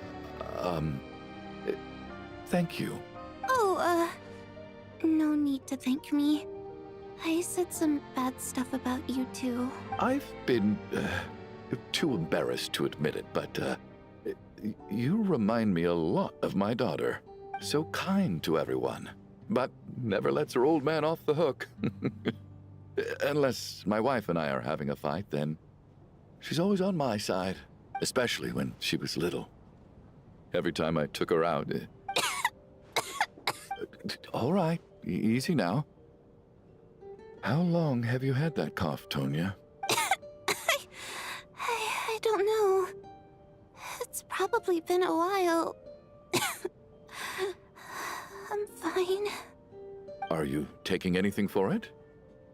Yeah, she is definitely sus. I'll be fine once I see my brother. He's gonna pick some frost fairy flower leaves and brew a tonic for me. I'll feel much better once I drink that. I see. That's good to hear then. Wait, why did he react like that? Arrangements for tonight. Now that the deceased has left our midst, there shouldn't be any more incidents. Meanwhile, the deceased is looking at him. However, are you racist racist against the deceased? Huh? Shouldn't we take shifts? I can take one if needed. No need. I managed to get a nap in earlier, so I have plenty of energy right now.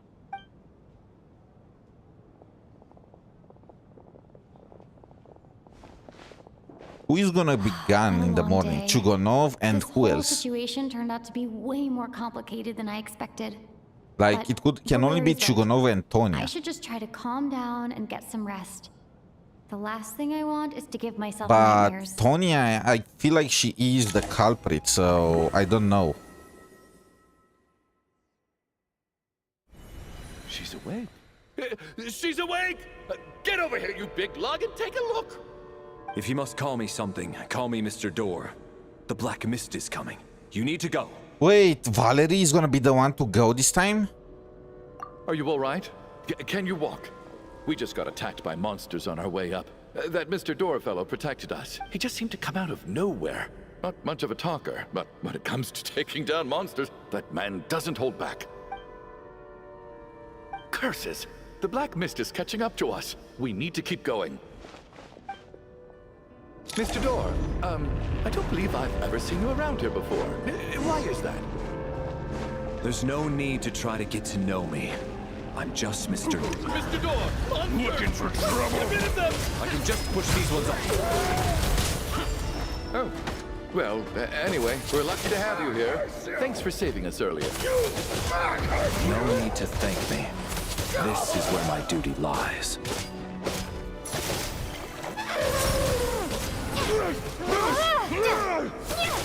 Oh wait, I get to use Valerie? Wait, no, it's just an ability.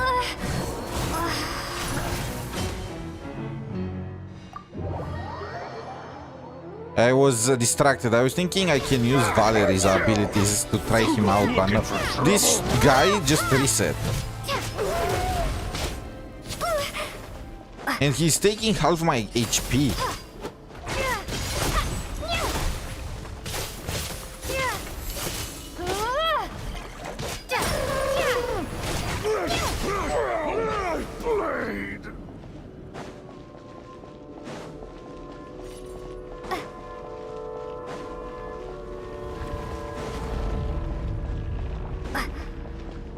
I need to find my own dot. So Valerie and Chugonov managed to get to the start too. They also started their own ascension.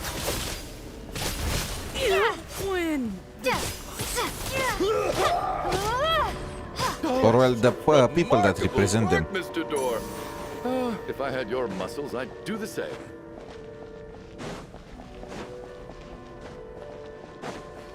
Are none of these doors the one you're looking for? No.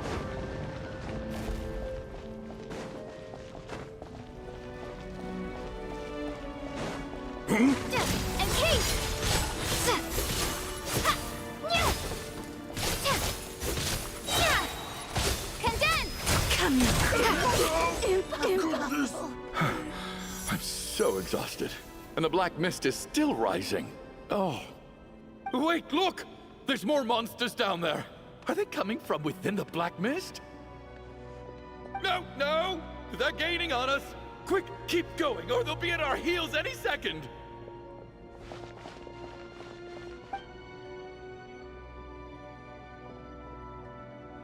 Mr. Door, what are you doing? We need to get out of here. They're coming! Found it. This is What? You mean you're going to stay here? I am a door. This is where my duty lies. So he meant a door for closing, not for open. Okay, so he's gonna close the door, hold the door, close the door behind us. No! You saved us. We can't leave you behind. You must keep going. A door can only keep things out for so long. You must make haste. But... Oh, you're right. Let's go. We can't let Mr. Door's sacrifice be in Okay, vain. so now I know one thing. All the people that got quote-unquote killed that are dead are gonna be brought back to life. Looks like both the monsters and Mr. Door are gone. I didn't just imagine all that, did I? Surely I wasn't so scared out of my mind that I hallucinated a door as a human being. Yeah, no, it's clear now. Since Valerie died too and he's gonna be playable, it's clear as day that the people that quote-unquote died are gonna be resurrected at some point. I don't know exactly how, but they are gonna be resurrected, so there is that. Yeah. Oh, okay, good. There's no way we both hallucinated the same thing. Hmm? Getting sleepy?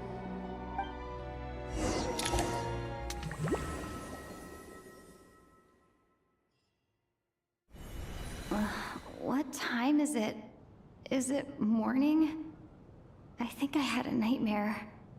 Oh, I guess everyone's still asleep. These past 2 days have been exhausting. Valeri's keeping watch though, so he's probably the only one awake. Valeri? Yeah, no, he isn't. Oh, he is not awake.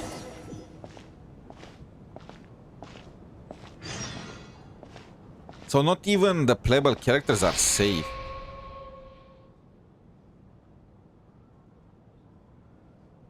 Wake up! Everyone needs to wake up!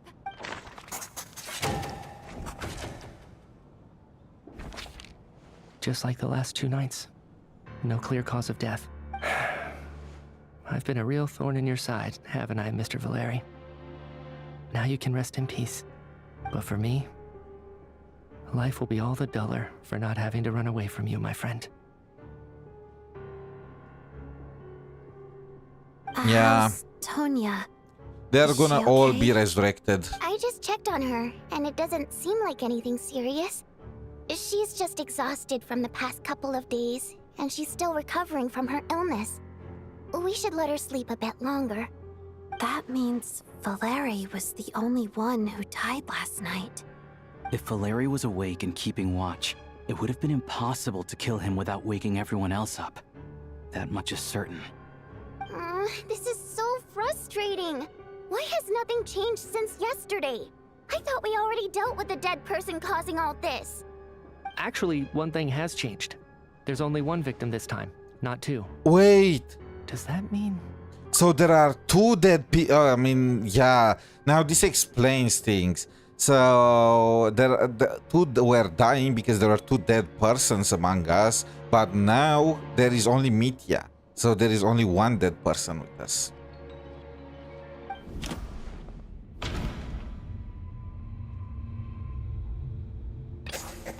After the deceased Shram left, there was 1 less victim last night. That more or less tracks. It's a reasonable conclusion, considering the only variable that changed. Oh, the number of people who die each night is equivalent to the number of dead among us. That's your theory, right? Well, I do not want to say anything, but you are next on the chopping block, Mitya. Get out. Get outside. Exactly. We identified Mr. Shram, and the night after he left, the death toll dropped from 2 to 1.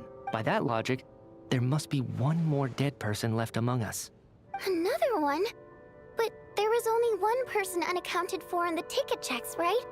The head count should match up now. Having an extra person was definitely a cause for alarm, but being one person short isn't nearly as unusual. Someone could have left in the middle of the show, or made it out before the storm hit. One more dead person among us. If Mitya's theory is right, then what Odette told me seems a lot more relevant. It's just, at the time, we had no reason to think there was more than one dead person. If only we'd taken it more seriously as a possibility, maybe this could have been avoided. I'm sorry. This is my fault. I had information that could have been helpful, but I held back. I should have brought it up right away. You did not. You held back because the story needed you to hold back, so don't I'm worry. partly to blame as well. I was too quick to dismiss Odette's concerns. What is this about? What have you two been getting up to behind my back? Oh, don't you worry, Vodyanica. You have a spot. There is an extra spot, you know. Sounds like there's some big news you've been keeping from the rest of us. Well, we're all ears. I'm taking over the theater. I'm dating both the prima donna and the prima ballerina. I'm the dead person? Look at that thing, just pointing to him. Wow. That's certainly news to me. Odette and I talked about it yesterday, but we thought it just wasn't possible, so we left it at that. Okay, so literally, we are eliminating everyone that's not from the troop. We are only left with Alyosha, Vodyanica, and Odette by the end of it. I still think Tonya is sus. Yeah, I don't blame you. If I'd been there, I probably would have reached the same conclusion. It just sounds too unbelievable. Let me just try and verify this. I just scoured my memories trying to think back to the afternoon Miss Odette mentioned. But I honestly have no recollection of dying. That's where I'm different than Mr. Shram. Having seen Mr. Mitya a few days ago myself, I also find it hard to believe he could be the other dead person among us. Well, if it isn't Mitya, then who? Do we vote on it? If you don't mind me asking, Traveler, I believe you mentioned that you know Tonya's brother. Had you ever met her before all this? No, never. Wait, are you saying... Okay, he's smart. He reached the same conclusion as I did. Geniuses, you know, think the same. Now just 1 minute. I know where this is going. You can't just randomly point a finger at anyone you want. I mean, you are the expert on You're that. in the hot seat, and all of a sudden you want to divert our suspicions onto somebody else? Trying to pick a fight, Mr. Chuganov? Whenever you open your mouth, all you do is attack people, and I've had enough of it. If you don't want to engage in a civil discussion, you can shut up. This guy is so done with... Little brat! Did Mitya ask about Tonya because he suspects her? I suppose I only identified her by age and nothing else. Could that mean... I'm just saying, you're going around casting suspicion on people for no reason. How could Tonya be dead? I don't think she is dead, but I don't think she is Tonya I can either. vouch for her, if nothing else. I've seen her before. She's the sister of that Harbinger, isn't she? The one called Child. Oh, really? You're telling the truth? Since being here, I don't think I ever mentioned she was Child's sister specifically. Does Chuganov actually know her? Wait, is this a plot by Chuganov? Okay, I might overcook here, but imagine if Chuganov is trying to find some way to resurrect his daughter. Maybe his daughter died, and he's trying to find some way to resurrect her. And Tonya is actually his daughter, and it's actually her ghost. And he's just pretending like she is Child's sister when actually it is his daughter. He mentioned about how she looks like his daughter, you know? If Chuganov can vouch for her, then it can't be Tonya either. In which case, it seems unlikely that there's another dead person among us at all. You forgot about the bit where Odette accused you just that fast? Miss Odette, could you go over that afternoon with me one more time, when you found me dead? No problem.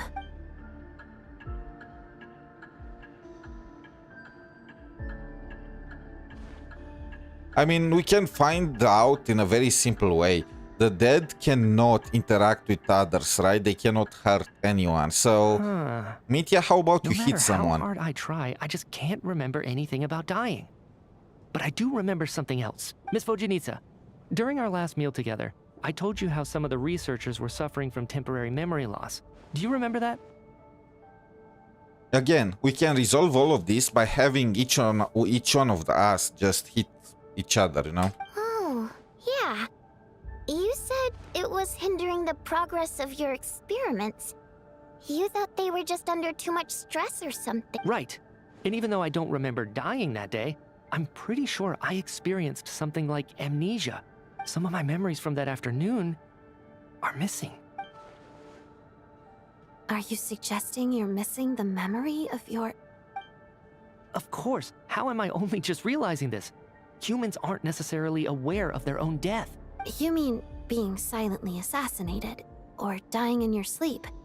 Situations like that? The researcher's amnesia. Suddenly it all makes sense. I must thank you, Odette. I think your perspective just helped me reach a breakthrough on a series of issues that have been troubling me for quite some time. All right. It's decided then. I'll be the one to leave today. Oh, leave? Hey, wait a minute. Aren't you rushing into this? What if you're wrong? You'll pay with your life. Come on, kid. Aren't you gonna fight for your life? This seems like a rash decision. When did he found his consciousness? In fact, thinking back, I remember during Miss Odette's performance, while I was sitting in the audience stalls, a brilliant new idea for my research popped into my mind. But then, my train of thought suddenly cut off. I can't remember it now at all, and I didn't take any notes. I guess that must be another instance of temporary amnesia. No. Hold on. I see where you're going with this. You're suggesting that each instance of temporary amnesia is a death, right? I mean, he cannot die 10 times, can he? There's a glaringly obvious flaw in that idea, no? How can one person die so many times? I believe Miss Odette's account. During the period where my memory is blank, I must have been either dead or in a similar state. All it would take is for the same thing to happen in the theater, and I would come under the effect of the ley lines in this vicinity. This increases the likelihood of me being the deceased, does it not? But... There's no evidence to suggest that anyone other than me is a candidate for the deceased. So allow me, as a scientist, to treat this as an experiment. Please relax, everyone. I don't think things are as bad as they may seem. If I really am the deceased, then to leave the theater will be a relief for me. If, on the other hand, I'm still alive right now, well, apparently you've all witnessed my resurrection recently anyway. Who's to say I won't return from the dead again this time? Mitya's right. This is the only thing we can try right now. I think he's deliberately downplaying the gravity of the situation, though.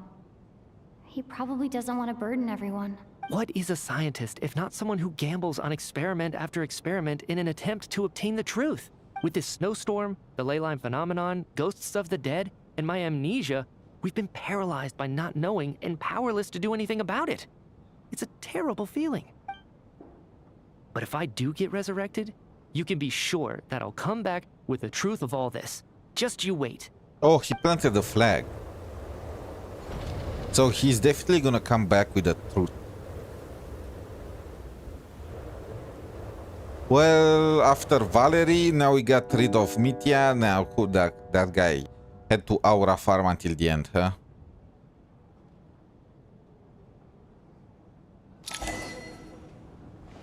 Beyond the Loop. Poor Mr. Mitya. I didn't even get to see him one last time. Maybe it's a good thing that you weren't there to see it. It was a hard thing to watch. I hate goodbyes. Why does it feel like everyone around me is slowly disappearing? Not just in here, I mean. In the outside world, too. Maybe it's the realization that, at the end of life, everyone has to face it alone. Come to think of it, the main reason we're still alive right now is pure luck. Each morning here, for every one of us, there's the chance that oh, we come might on, not don't wake give me up. depression. You could take it a step further and say that the same is true outside, too. Who can never be 100% sure when they drift off to sleep that they'll open their eyes again in the morning? If I make it out of here, I'm going to cherish every moment that I'm awake and live without any regrets. Okay, Vodyanica is planting flags. Is she gonna be the next one to go? Now we know that NPCs, that playable characters are gonna be killed off too. 2 days.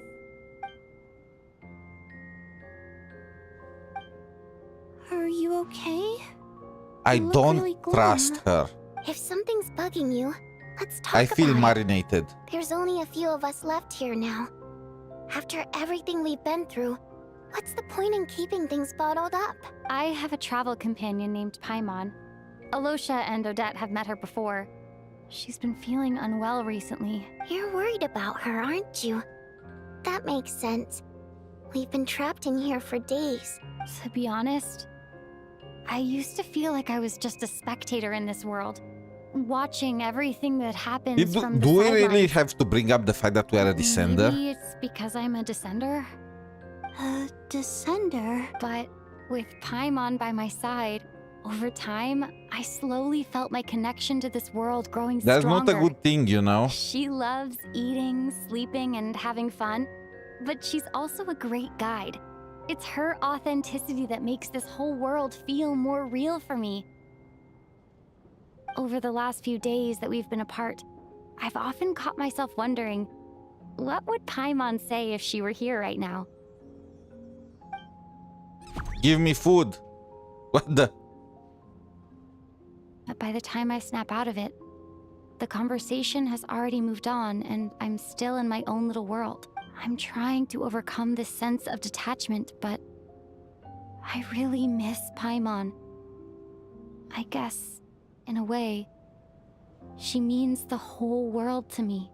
I bet she misses you when you're not there as well. I don't know if this will make you feel any better, but back when the water imps left Snezhnagrad in droves, I also felt like the whole world was suddenly empty. I could be surrounded by people all smiling and having fun, and still feel completely separate from it. So, I totally understand how you feel.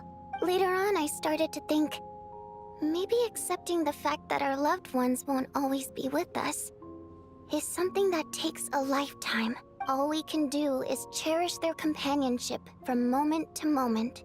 So, once we get out of here, you better hurry back to our side as fast as you can. You can't let your story end in regret. That's the trope I hate the most. Me too. Thank you. That's exactly what I needed to hear. But Vodyanica, if you hate goodbyes too, why didn't you leave with your people? That's just the choice I made. I used to regret it, but I don't anymore. But why? Like I What said was your before, reason? Singing is a water imp's primary mode of expression. It's how we convey our emotions. Our songs have echoed through this theater for hundreds of years. Each one a story pieced together through moments of joy and sorrow. But does a story exist without someone to read it? To me, the answer is no. So I made the choice to stay. That way, there would still be someone left to sing these songs and listen to their stories. Otherwise, But these people were prepared to kill you, you know, and your family. teach me how to understand your people's songs sometime? I want to be able to truly hear them, like Mr. Shram. A fan after my own heart. Thank you, Tonya. How about I sing something for you, and you tell me what you hear? Okay, I'll do my best.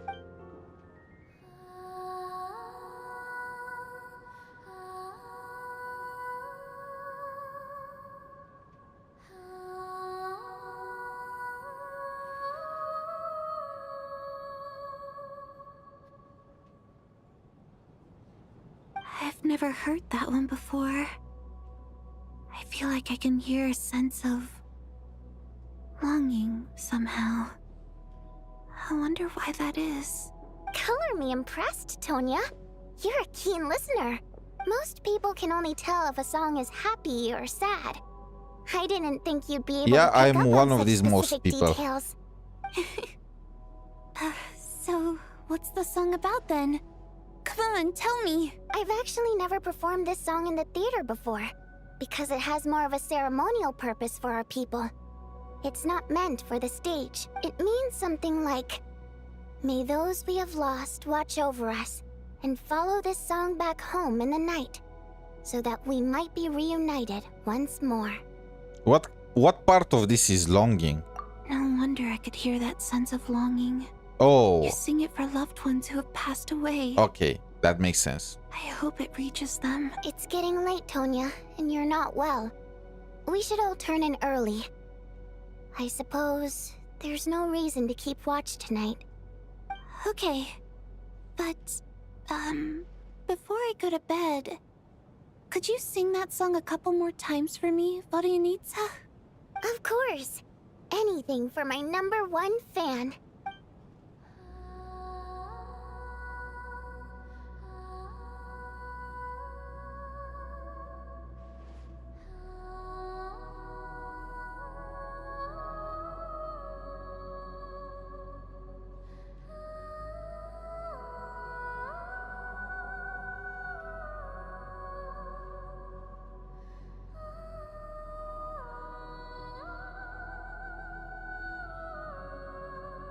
Once I get out of here, I definitely don't plan on ever coming back. But I guess that means I'll never get to hear Vodyanitsa sing again.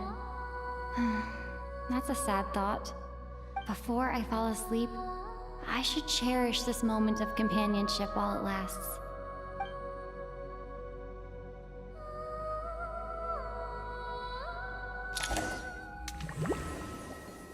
The NPC, the fact that Chokonov or whatever and Tonya managed to remain alive while Valerie, that was a playable character, died, means that these NPCs have something special about them. In here, and I feel kind of dizzy. Am I alone? Oh my god, that was Tonya! What the fuck? Oh! What? What was that noise? Is this horror?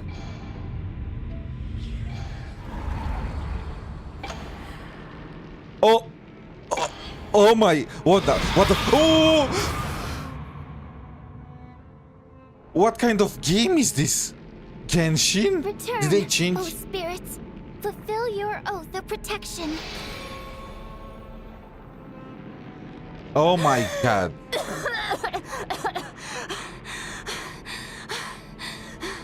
I knew it. I knew it. I knew it. I knew. What just happened? I knew that Tonya had issues from the well, not from the very beginning, but from the time where from the second casualties, right? From the second day, I knew Tonya had issues. I knew it. I predicted it. No time for questions. Quick, over here. Turn on the switch. We need to bring back the light.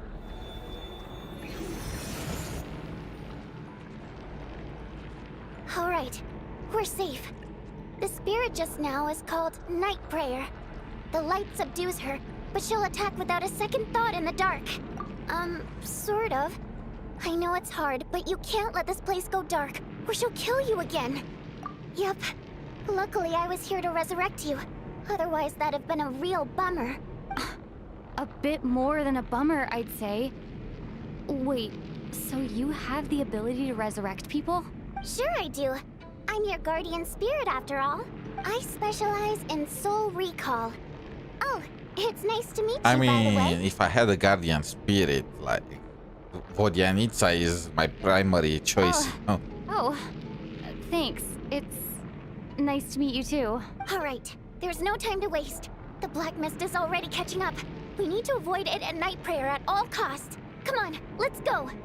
Oh, so we need to stay in the light. Switch before the place gets too dark. If we bring the light back, night prayer won't be able to get to us. Sweet, sweet light! It's back! Now that's a sight for sore eyes.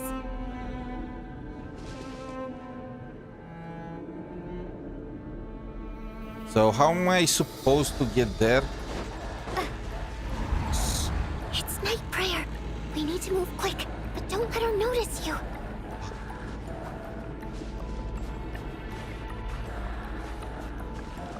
Look out!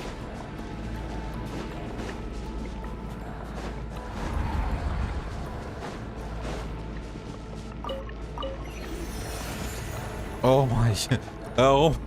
This is not Genshin. This is not the Genshin I know. This is freaking... What the fuck? Wait. Uttering Waves and now Genshin. Both of them are playing with ghosts and Strigoys and whatnot.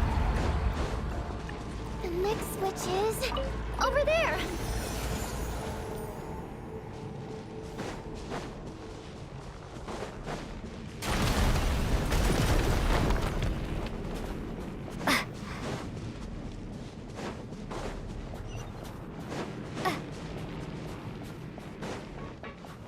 What is wrong with these games?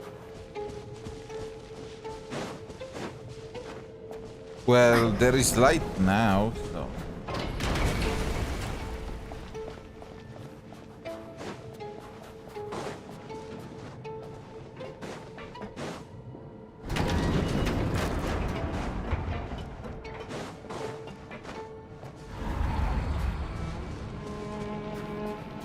No, Night Prayer is here too.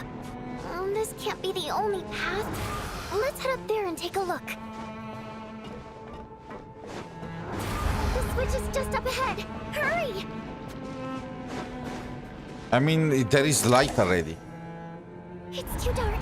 We're not gonna make it. Come on, faster!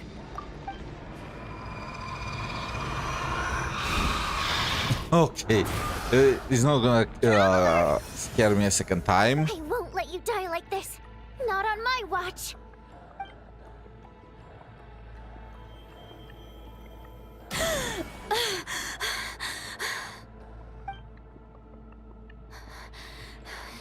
Even though it's not permanent, dying is definitely not a pleasant experience. Great. You're back. Yeah, thanks to you. Time for you to get out of here. Quick, before the light runs out. What about you? You're not coming with me? I can't. I've already been used up. A guardian spirit's skills are finite. Oh, come I on. can only resurrect someone Lame so game. many times. I might not look any different, but my essence has been exhausted. Okay, so Vodyanica is the next on the chopping block. Start to fade away. I can go no further. The black mist is where I belong. It's okay. Why didn't you tell me sooner? Because it wouldn't have changed anything. That knowledge would have just burdened you. And a guardian spirit's role is to protect. But... Go. Now, before it's too late. I already hear Night Prayer approaching.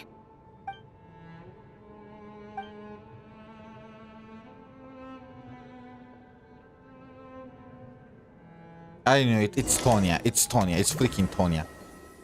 I already called it. Vodyanica! How could this happen? Vodyanica!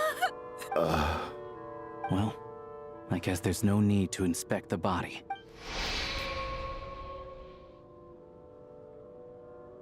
The lament of countless water imps seems to resound around the theater.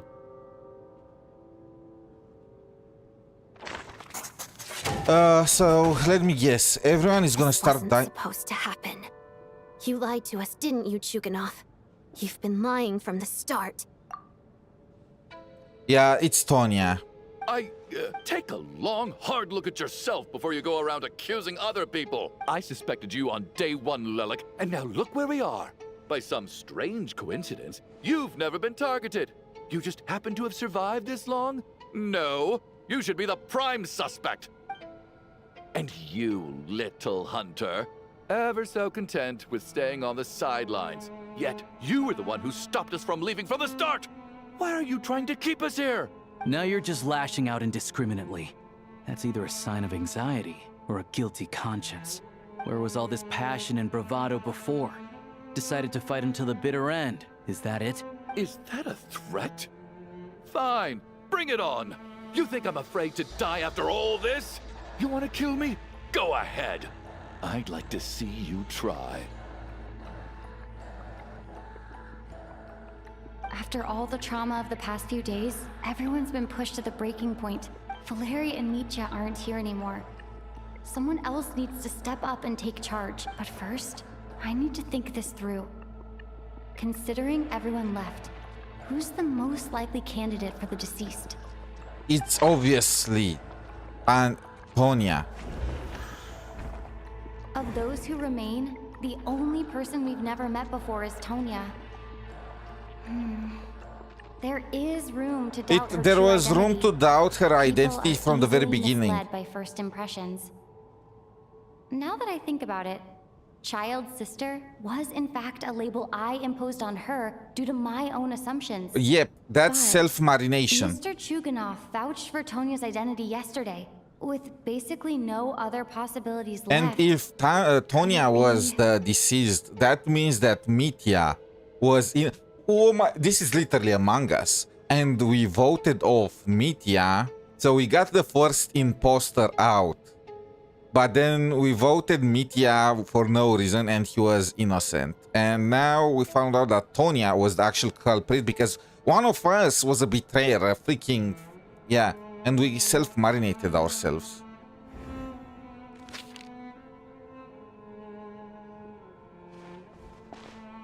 Tonya, how's Tusser been lately? Tusser? Oh my god, it's her. Your brother Ajax must have mentioned me in his letters home, right? Did he say anything about a blonde traveler? No. And my brother's name is Razik, not Ajax. Okay, okay, it's clear. It's clear as day. Chuganov, looks like it's your turn to do some explaining. Yesterday you said you could vouch for Tonya. Why did you give us a false testimony? Oh my god, and I was actually kind of praising this guy for a bit. I was thinking he finally found his heart. No, this guy is a piece of trash. The biggest human scam. He was using us to resurrect his daughter. Like, that's his daughter right there. I knew you were behind this, Chuganov. You've been lying through your teeth from the start. Everything about you is fake. Down to the wife and daughter you're always talking about. Your entire family man persona is a charade, isn't it? That night, when I infiltrated your place as Lelek, I noticed you were home alone. Didn't think much of it at the time. Just thought everyone else was out. But thinking back on it now, that doesn't seem very likely. My guess is, you live alone, don't you? Yeah, so it's clear as day that he probably had a wife and daughter, but they died. Probably a son too, if she mentions about having a brother. And he found out while going to the theater that his daughter was, you know, haunting the corridors and stuff like that. And he just then started to cover for her from the very beginning, so we don't just send her off. But because of him, Vodyanica died, and he knew that every single day somebody else will die because of his daughter, so... Even that was a lie? But why would he lie about having a family? Curses! Oh, why is there no end to this blasted snowstorm? If it would just stop! If it would just stop. I think I remember now. I know how I ended up But she also here. looks exactly like Child. It feels like a distant memory. Like the same hair But at color, the same time, eyes. Just like it was yesterday. The reason I'm always coughing is because I got sick with frostbite. The locals usually call it the snow cough. It's not a very common illness. It's partly genetic and partly caused by the cold climate, but it can be fatal. They sent me to the hospital as soon as they found out I had it. And I spent so long lying there in that hospital bed. After a while, I felt myself growing weaker and weaker. Nothing seemed to be working anymore. Neither the treatment that the doctors were giving me, nor the medicine my brother was brewing from frost fairy flower leaves. So one day, I told my brother that I wanted him to take me outside for once, so things could be like they used to, just for one day. I wanted to meet loads of friends, experience new things. He agreed. He snuck me out of the hospital, and we escaped. We got to the theater, bought tickets, and went inside. Oh, it was all so exciting. I remember the show very clearly. It was amazing. But I found myself getting sleepy. Okay, now I know. It's not that Tonya is his daughter. It's that Tonya is his sister. His name is Zanik Chugonov. Rajik Chugonov.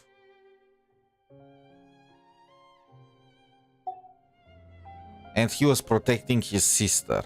Oh, Tonya. When I woke up, I couldn't find my brother anywhere.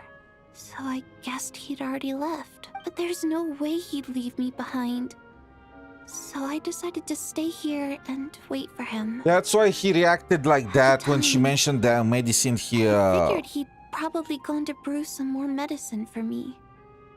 I was planning to chew him out for abandoning me when he got back. So that explains why he reacted so strong when she mentioned the flower that he was bringing. It's because he realized, he probably was not 100% sure until that moment, but then he realized it's his sister. Tonya, it sounds like by then you'd already... That does not excuse him whatsoever though. Because of him, he was aware that she was the dead one. Because of him, Valerie and Mitya was literally sent us an... That's why he was trying to...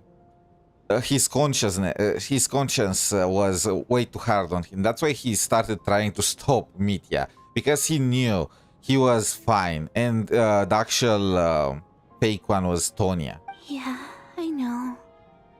I understand now. Dead, aren't I? This cough and the feeling weak. It's probably just my body's memory. After all of that, it turns out I can't blame my brother after all. I was the one who abandoned him. I'm sorry, everyone. I realized this much too late. It seems like death skewed my perception. And now I've dragged you all into this mess. Your name probably isn't even Tonya, is it? Didn't that ever strike you as odd over the last few days? Well, when I was little, my brother and I read a storybook, and Tonya is the name of one of the characters. When we escaped from the hospital, our family and the hospital security were looking everywhere for us. So when you first approached me and said my brother had sent you, and called me Tonya... Okay, convenient. What a coincidence. This is literally for the sake of the plot. Otherwise it will make no sense. I thought he must have chosen a fake name that only the two of us would know. Because he was afraid of getting caught. No. It seems like that was just wishful thinking. At least your memory of death isn't painful. That is a small comfort. Now it's your turn, Chuganov. Talk to us.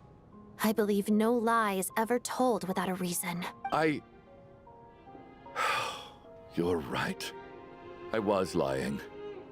I happen to know that the Harbinger child and his sister Tonya managed to get tickets, so I lied to you and pretended I knew them. And yes, I was lying about my family too.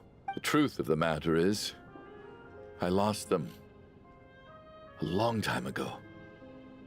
I just refused to accept reality. And now I've spent the second half of my life living a lie. I'm a joke. My daughter's name was Iskra. And before you ask, yes, Iskra, as in Iskra Manufacturing Plant. She also died from the snow cough. Wait, so he actually was telling that... Oh, never mind. If she was still alive today, she'd be around the same age as... Never mind. I created a better plot. After Iskra passed, my wife couldn't bear to face those memories either. So she chose to start a new life without me. One day when I came home from work and saw the empty room, I felt like I couldn't breathe. Subconsciously, I started to imagine that they were still there. I soon discovered that this was the only thing that made me feel any better, so... I just embraced the delusion. Nothing more than a pathetic means of escapism, I know. But at least it's not a crime. I mean, he kind of caused the death Explain of your false Mistilteinn. testimony, then. The night before last, when I was chatting with Tonya, she mentioned that her brother would brew medicine for her from frost fairy flower leaves.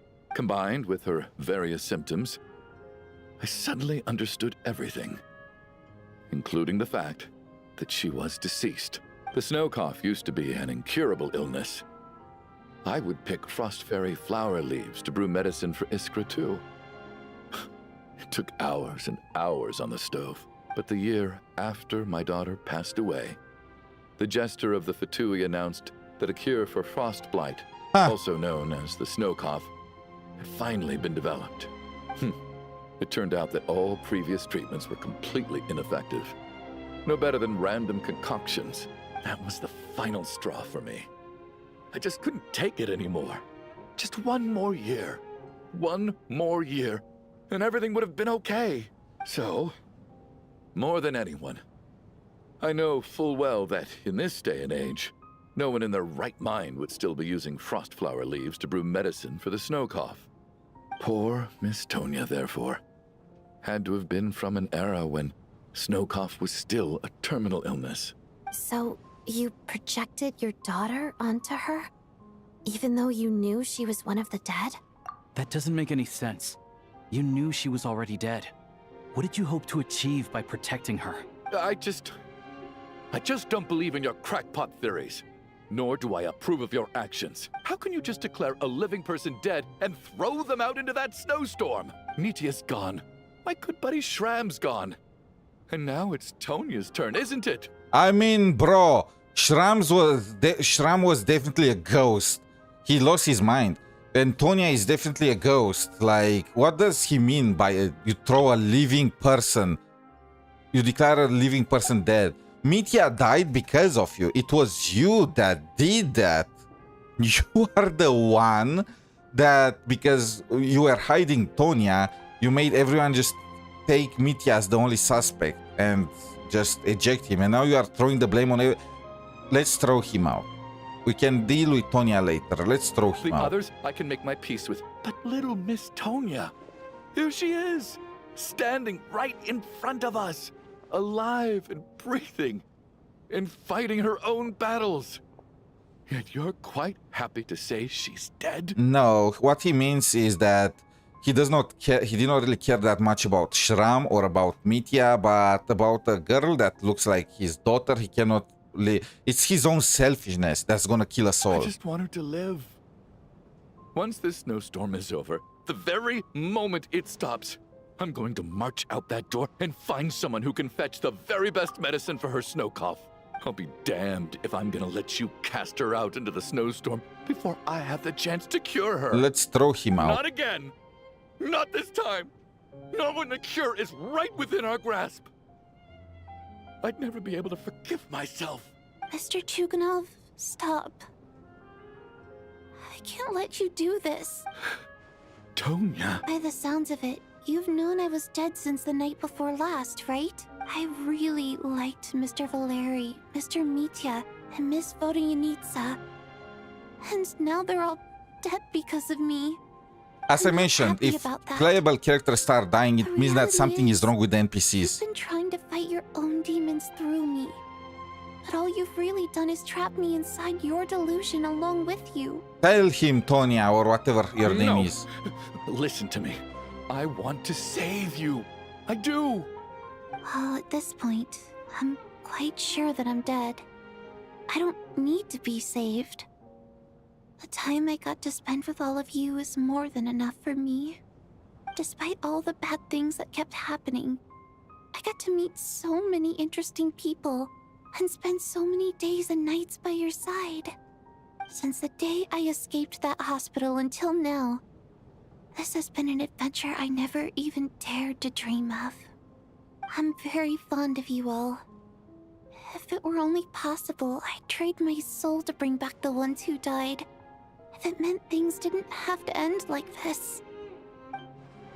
And that's why I'm not fond of you at all, Mr. Chuganov. Like, damn. And at the same time, you know, again, they should hire me for the story. Like, that plot about Miss Chuganov being her brother, like, missed opportunity, Hoyo. I'm sorry. It's them that you owe an apology to, sir. Not I me. mean, to the dead. Well then, I suppose this is it. It's time for my adventure to end. I've caused enough trouble. You're leaving already? It's still early. Don't you want to stay a little longer? No thank you. Oh, and by the way, my name is Patashka.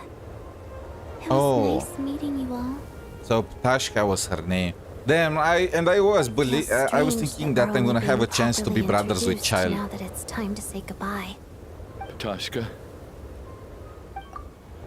So how does Tonya... Wait, he's also going in the snow. What are you doing, Chuganov? Are you crazy? I mean, at least that much after he killed 3 people. Still, I wonder how Tonya looks. So this was not Tonya. Let me leave. I can't keep lying to myself anymore. In your dreams. Don't think you're getting off that easy when you had a hand in the deaths of so many people. The Fatui have honed quite an array of enhanced interrogation techniques since they were founded. Once we're out of here, Lelek will personally give you a taste of every last one.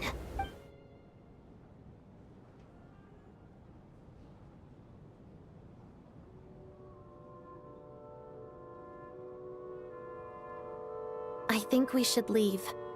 I doubt this snowstorm is ever going to stop. For all we know, this storm might have destroyed all of Snezhnaya by now. Maybe even the whole world. Wait, we finally solved the mystery of the haunted theater today. Maybe let's at least try to enjoy tonight? Fair enough. I don't particularly feel like dying in Chuganov's company anyway.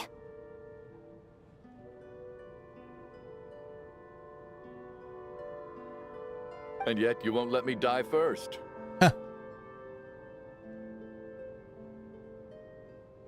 Hey, Chuganov, on a serious note, if we do make it out of here, you should close down that factory of yours. A lot of people are freezing thanks to you. Is this really the time to be discussing my factory? All right, fine. I'll shut it down. Doesn't matter to me anymore. Am I hearing things? Or was that a knock at the door? What the dead are coming back? There it is again. But I don't understand. The snowstorm hasn't stopped, has it? Wait, it's Mitya. It's Mitya. So now we know that out of the 3 people that we voted off, Shmar or whatever the name and the fake Tonya Pratashka were the imposters. And Mitya was the only innocent that we sent off, so he probably just returned because he was not dead. Should we open the door? Is this it? Is this nightmare finally over? If the last few days are anything to go by, I probably shouldn't be getting my hopes up. Whatever lies beyond that door at this moment, it could be something even more terrifying than everything we've been through so far. I mean, it's Mitya. He's probably he's scaring me more than any ghost.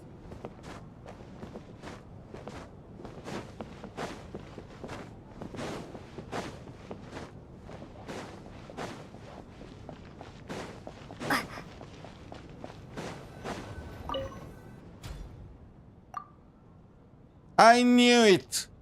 I knew it. I called it.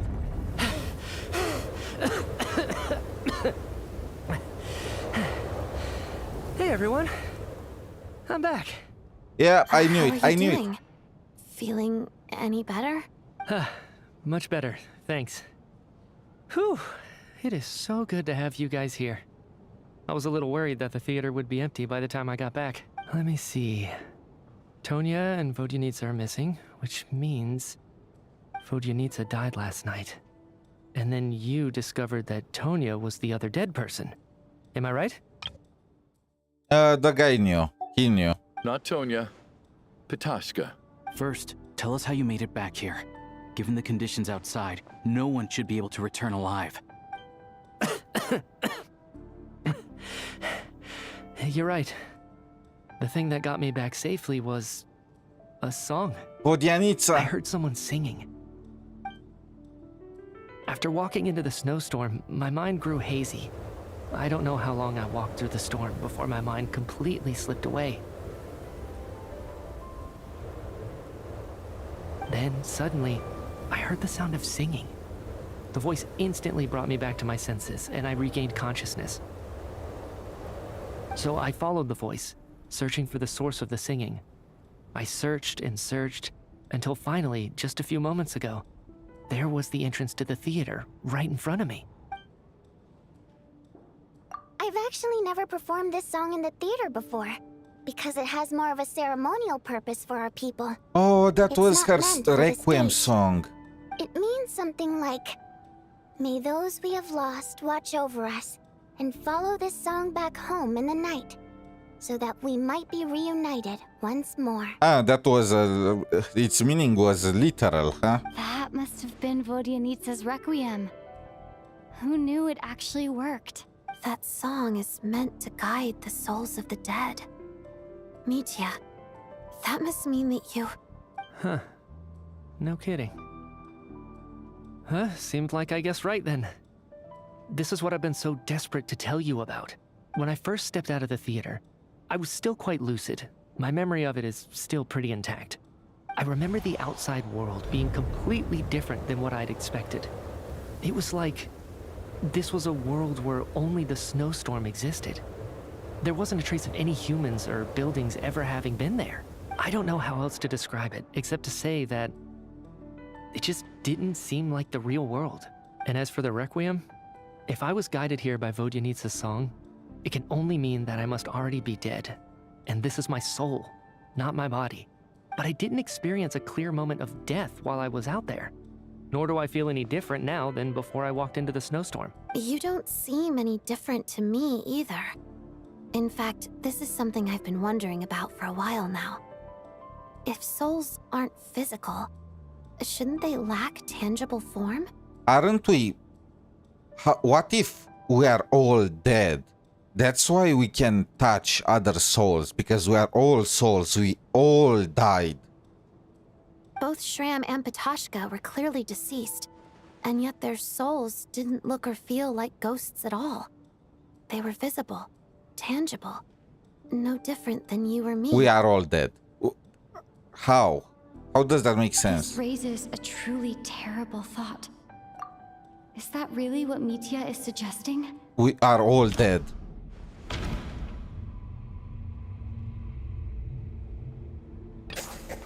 Mitya's soul was summoned back by the Requiem, confirming that he is indeed already dead. And yet, he looks no different from us. I'm getting the chills. Of course, if even the long deceased like Mr. Shram can blend in with us undetected, then maybe we've all been dead from the very start. And all of us are now souls wandering the theater. Oh, wait, that's Renova. Yes. I think that this is probably the afterlife. What did you say?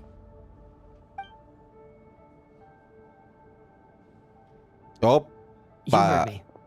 We died in the theater. All of us did. But due to an obstruction in the theater's ley lines, our souls are trapped here, while an endless, infinite snowstorm rages outside. You know that exact moment when the light went off during Odette's performance. We all died. Did it explode? Was there an explosion? We all died. It's ironic, really. All that time, we were working so hard to figure out who the deceased among us were, when the truth was, we were all deceased. The only difference being some of us died more recently than others. Do you remember that note, "Death is near"? Seems like we misunderstood what it meant after all. Death was nearer than we wanted to think all along. The note simply meant that all of us were already dead. So all our attempts to survive, our search for the deceased, it was all for nothing? Hard to say. At the very least, we hope 2 lost souls find clarity and go to where they belong. The presence of those 2 is probably what caused our souls to be drawn in by the ley lines. In which case, the deaths we've awoken to over the past few days were just souls returning to the ley lines for good. If what you're saying is true, doesn't that make us the lost souls now? Huh, no wonder. This afternoon, when I was moving Vodyanitsa's body, I noticed that the other bodies in the room hadn't decayed one bit after all these days. That's further proof that those aren't physical bodies at all, but merely our shells here in the afterlife. Am I really dead? This doesn't feel real to me at all. This is so No, cool. That's impossible. This cannot be how it all This ends. is so freaking cool. I still find it hard to believe that all of us are dead. How exactly did we die in the real world? None of us have any memories of dying, right? Not even knowing how we died is preposterous. Good grief. Surely there has to be some reason. What is with the... Exactly. It's hard to rest in peace when you don't even know how you died. It gave me lots to think about as I strode out into the snowstorm. I racked my brains trying to remember the cause of my death, the exact moment I died, the root of all of this, right up until my consciousness faded. Wait. Hold on. Right before I lost consciousness, I think I saw something. I can't remember. And I think I lost my notebook and pen. Mitya, your hand. Is that blood on your fingers? Huh? You're right. There's blood on the fingertips of my right hand. Looks like it's already dried. When did that happen? What the? Ronova! I guess this was what I saw. I must have desperately drawn it in my own blood right before losing consciousness. What's wrong? Do you recognize the symbol? It's Renova, the ruler of death. Alosha, do you still remember that SNEZHNAYAN folktale you told me about? It was about the Grim Reaper. When someone's about to die, he appears as an incarnation of someone familiar to guide their soul into the afterlife. And as soon as you recognize his face, your life is over. I heard a similar tale when I was little. You think the Grim Reaper in this story refers to the ruler of death you mentioned? That's right. In which case, death is near could also mean that the Grim Reaper is here, disguised in a familiar form. Ronova is among us. Death, the deceased, and the Grim Reaper? So it's a triple entendre. When I first saw this note, I thought it contradicted the investigation report. But now it seems like that was the whole intention. Okay, so out of everyone present, Mitya is the only one that's completely cleared. So it's Odette, it's that... No, that guy wanted to go in the snowstorm too. So it can't be him either. So it's Alyosha or Odette. So the Grim Reaper deliberately misled us. Then we started suspecting each other and searched for the deceased while they hid in plain sight. By that logic, the one person most likely to be the Grim Reaper incarnate is... Alyosha. Odette... No, wait. Odette pointed to Mitya.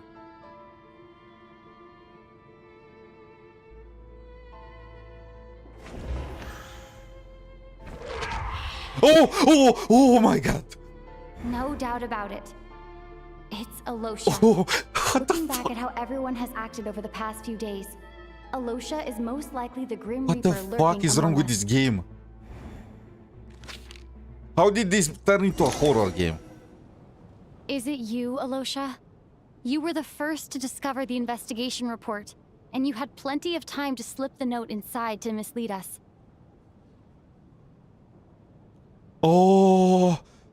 Oh my god, bro, this is too much. This story is big.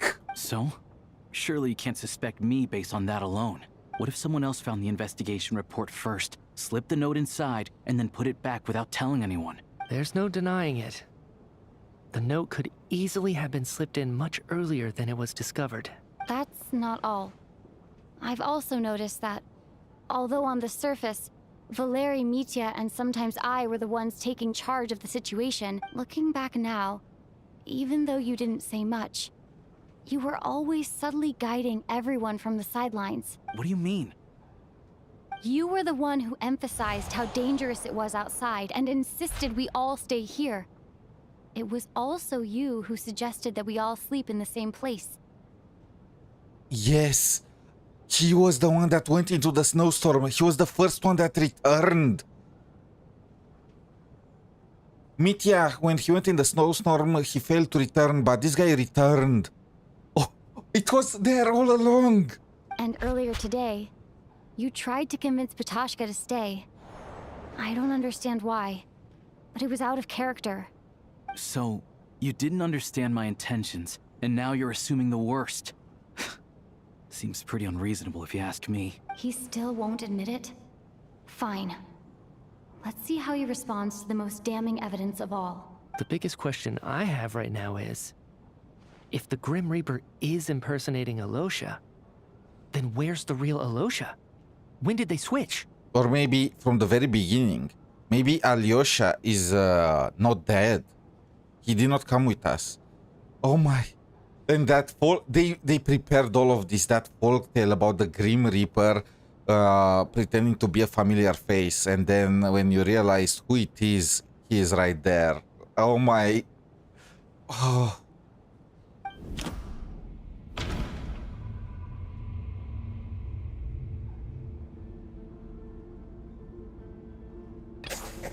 That's right. This was the moment, right at the start, before any victims had even emerged. Alosha was switched with the ruler of death while everyone's But guard really, was does still down. Ronova just go through all these loops to get the souls to the other side? I feel like, you know, it's a bit convoluted. That's my opinion about it. Okay, okay. When all this began, right after the performance ended and the snowstorm began to pick up, no one suspected anything unusual. We just assumed we were snowed in. It wasn't until we discovered the bodies the morning after that we realized something out of the ordinary was going on. But it's clear now that the oddities actually started earlier than that, when Dimov walked into the snowstorm and never came back. Right. So Mr. Dimov was the first victim. I forgot about that guy. Not Sobolova and Torgov. And if we pinpoint that moment as the beginning of this incident, then one thing becomes clear, Alosha. You are the only person who walked into the snowstorm and came back without the help of Vojanitsa's Requiem. More precisely, Alosha never came back at all. The one who came back was the Grim Reaper. Oh, so no, Alyosha died, but Alyosha went into the snowstorm, got taken by Ronova, and Ronova came back impersonating Alyosha. Not bad. Well, since you've backed me into a corner, I suppose there's no point in keeping up the act anymore. Alosha? You're the Grim Reaper? I am no such tired cliché. Mortals should address me as the ruler of death.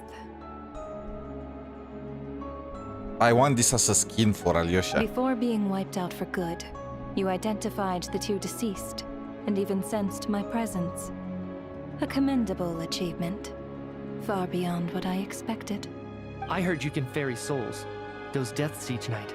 Were they your doing? Your initial conclusion was correct. Due to the existence of the two deceased, the ley lines yearns to reclaim those long-lost souls. Every night they devoured an equal number of souls to fill the void. This required no intervention from me. Though, of course, ferrying souls is indeed my authority. Here, take a look.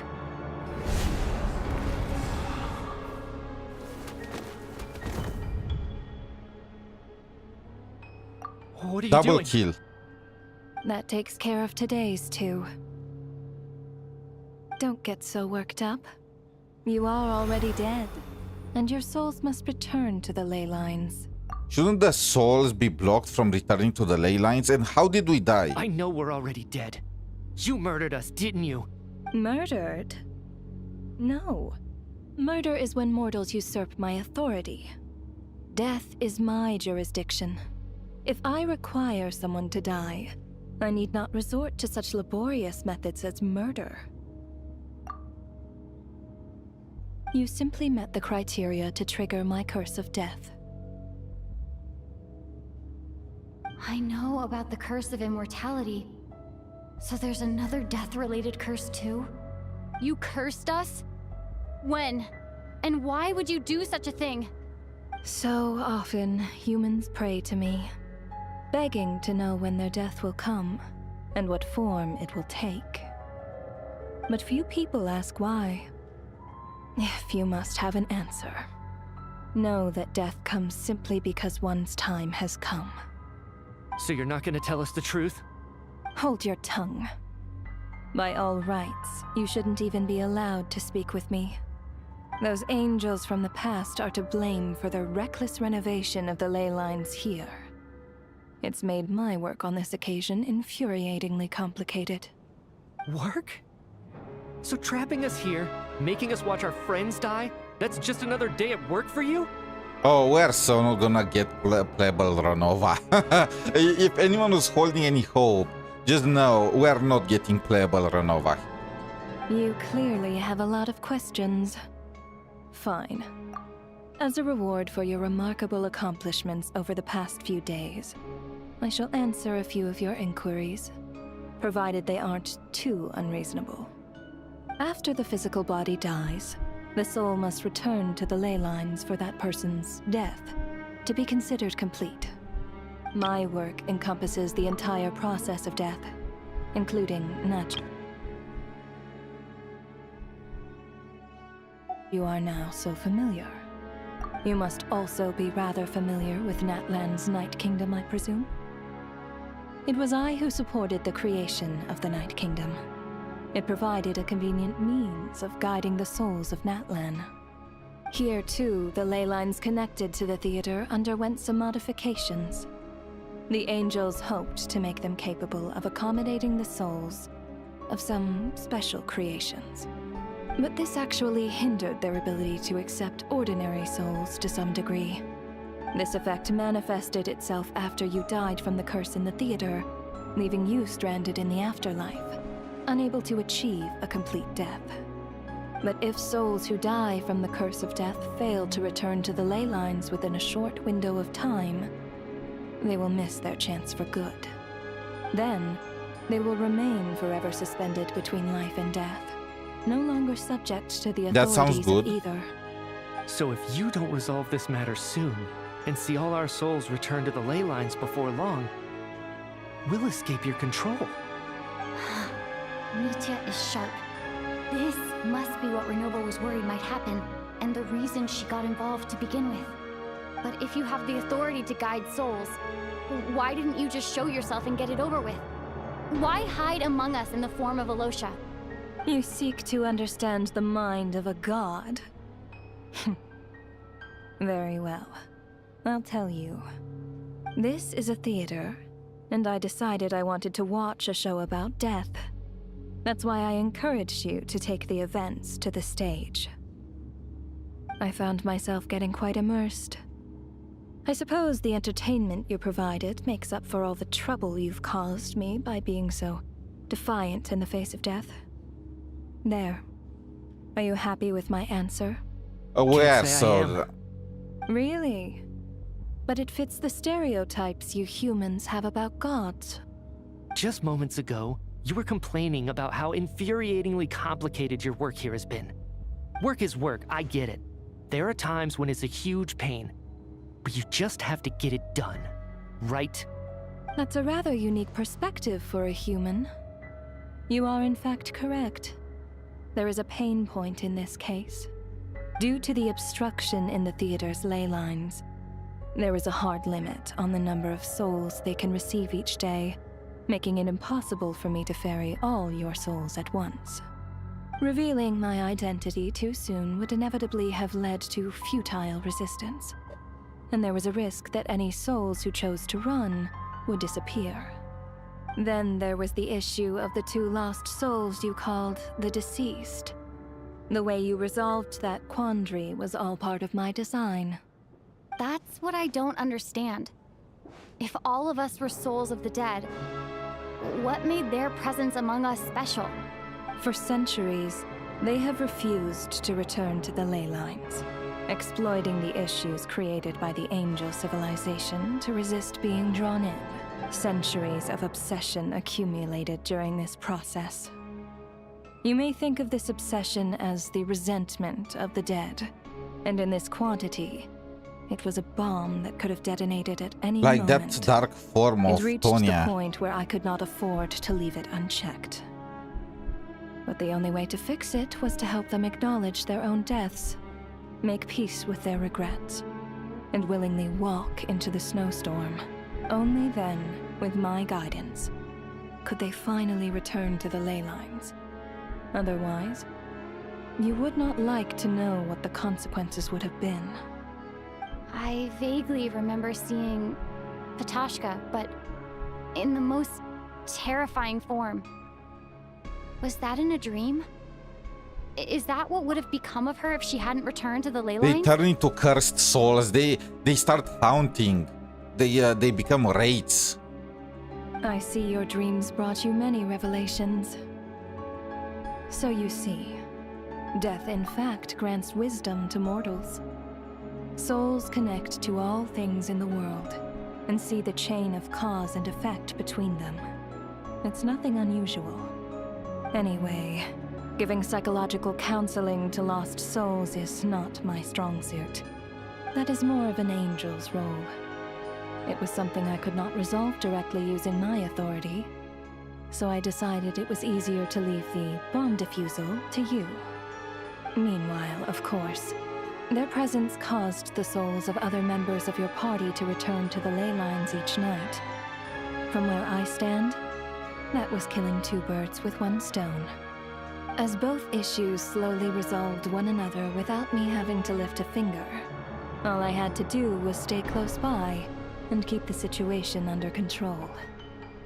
Then use my authority to wrap things up at the end.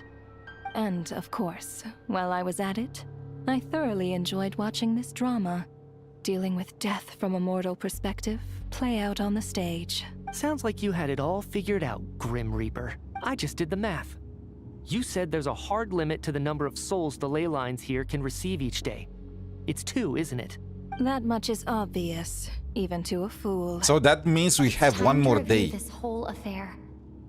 If the ley lines can only take in 2 people per Wait, day, Valerie I tanked need to it. go over the deaths from these past few days again. Okay.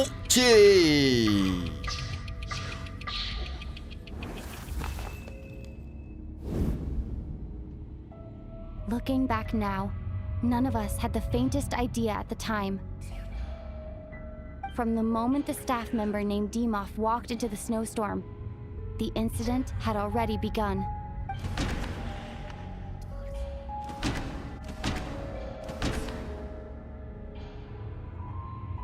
Dimov is not among these people, right? No.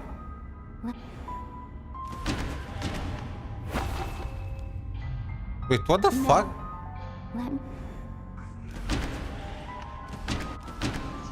Oh, Alyosha was first. Replaced by Alyosha Ronova. was the second to walk into the snowstorm after Dimov to investigate. During this process, the ruler of death assumed his identity, making him one of the victims. So Alyosha and Dimov died on the first day. On the this During is our first crazy. night in the theater, everyone was caught up in the novelty of it all. No one could have expected there would be victims the very next morning. Despite all the confusion, and with the help of hindsight, we finally began to realize that something was amiss with the snowstorm.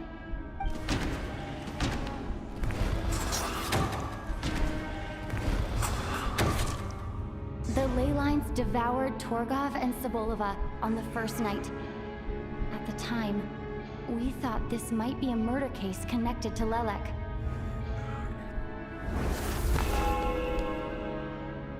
Odette and I spoke a lot that night. 3 people were on watch, but in the morning, we discovered that someone had fallen victim all the same.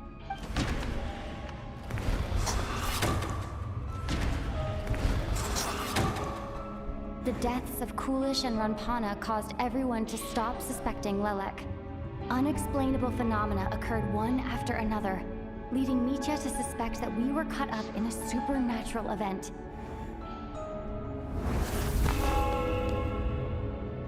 Later, we discovered that there seemed to be an extra person among us, and subsequently discovered the existence of the deceased.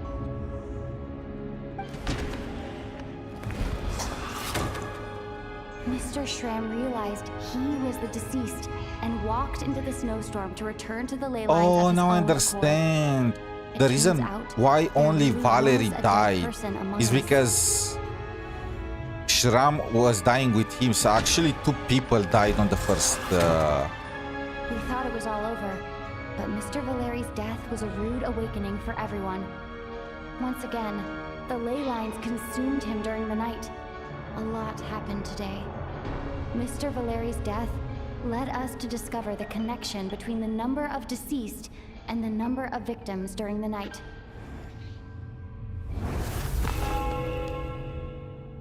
The fact that there was more than one deceased seemed to bring us back to square one. Odette revealed some information she had been keeping to herself.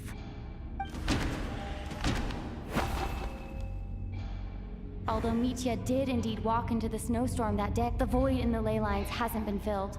So... Vodyanitsa was swallowed by the ley lines in her sleep. But the requiem she sang before falling asleep was quite a game changer.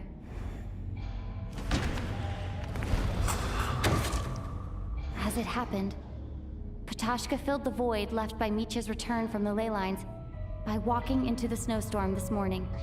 The girl I thought was Child's sister, Tonya, turned out to be another of the theater's deceased. Come to think of it, Patashka was about to walk into the snowstorm at that time, and Renova, unaware that Mitya would return, was concerned that her soul would overflow from the ley lines. That's why she used Alosha's voice to try and persuade that her to makes stay behind. sense. Looking back, I suppose that was an early slip-up on her part.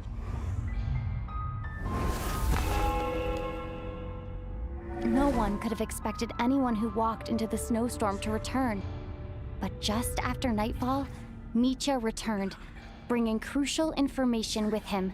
Various truths began to surface, including that all of us were already dead, and that the ruler of death was here among us. Then, after revealing her true form, Renova callously claimed 2 souls.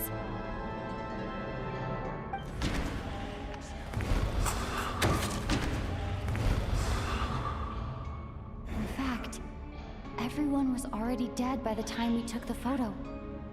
And in the days since, we've experienced many more partings in the afterlife. Now, only Mitya and I remain. And the true culprit behind everything still stands before us. In Mitya's eyes, I see the same anger and frustration that I feel. That covers everything. It's all clear now. Your work isn't finished here yet, is it? The Traveler and I are still standing here, safe and sound. The way we can one-up her is by leaving, right? The ley lines are gonna overflow. The Water Imp's song threw things off a little, but it is of no consequence. The ley lines have already anchored your soul, and the first ray of light tomorrow morning will take you back. I, meanwhile, need to review my attitude towards the Water Imp race. So the reunion in the night that Vodyanitsa mentioned, I suppose that was never meant to be a permanent reunion. That just leaves you, Traveler. My power only allows me to temporarily separate your soul from your body. The ley lines of Tevat would not accept you, And your soul is firmly anchored to your body by your will, for a descender like you, who is not bound by Tevat's rules. Your death can only be brought through the most violent of means, such as directly destroying either I mean, your yeah, so that body means or I am soul. out. Peace. Everyone died, but I survived. Peace, suckers. Why did they still? Was that curse of death triggered? I have no interest in involving myself with Descenders. For now. Although, this may change if Asmodee remains missing, or you insist on interfering with our affairs. Asmodee is right now working for my brother. You guys are done for. One last question then. All our struggles and sacrifices here, they were meaningless from the very beginning, weren't they? Death abides no reason. Besides, what you call sacrifice is merely a concept created by humanity. To me, it is nothing more than a self-indulgent charade in the face of death. Mere mortals fantasizing that their actions could reclaim something from my grasp. A truly laughable idea.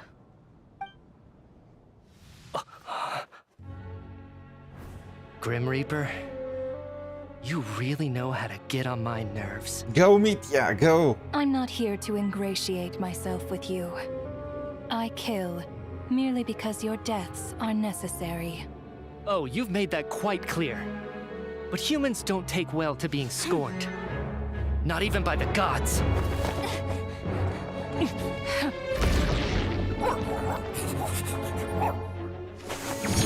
She's using Alyosha's own dogs. Now we know some details about his gameplay, so he uses lasers.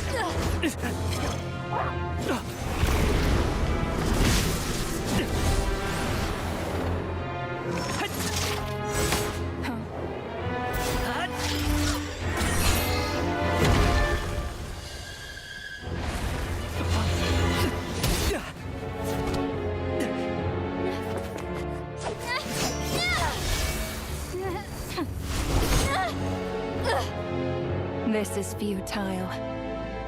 You must know that you are powerless against me in my own domain. I suggest that you save your strength. For what? Maybe we can't change anything. But if nothing else, we can at least teach you to have some respect for the dead. Oh, okay. Audacious.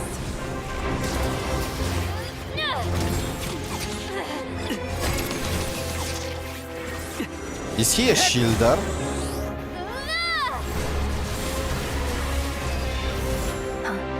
Why are we only... I mean, we are using some pyro too.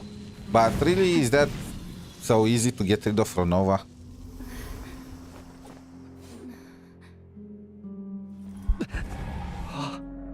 I guess the answer is no.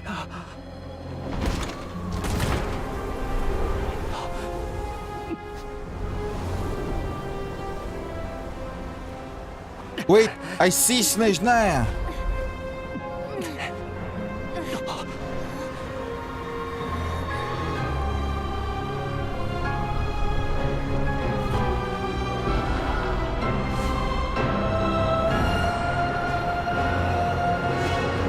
Well, now that's kind of creepy.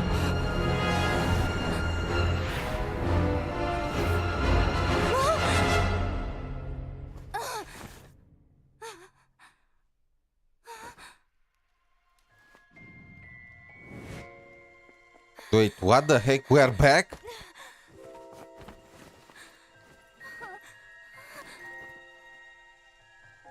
Wait, how is everyone still alive? Just because we beat Ronova cosplaying as Alyosha? Oh, I knew it! I knew it that nobody was gonna die. Like, it was obvious when they started killing off characters that are gonna be playable. But still, I don't understand. How did we return? Like, we just stabbed Ronova a bit. How are you holding up, Odette? Is it because of the sword? What happened to me? How much do you remember? What do you mean? Is the performance over? I can't seem to recall what happened. Has Odette already forgotten? Where is Mitya? He should know. Mitya? Hmm? Oh, I'm sorry. I guess I spaced out there for a second. Remind me who you are? Don't you remember anything?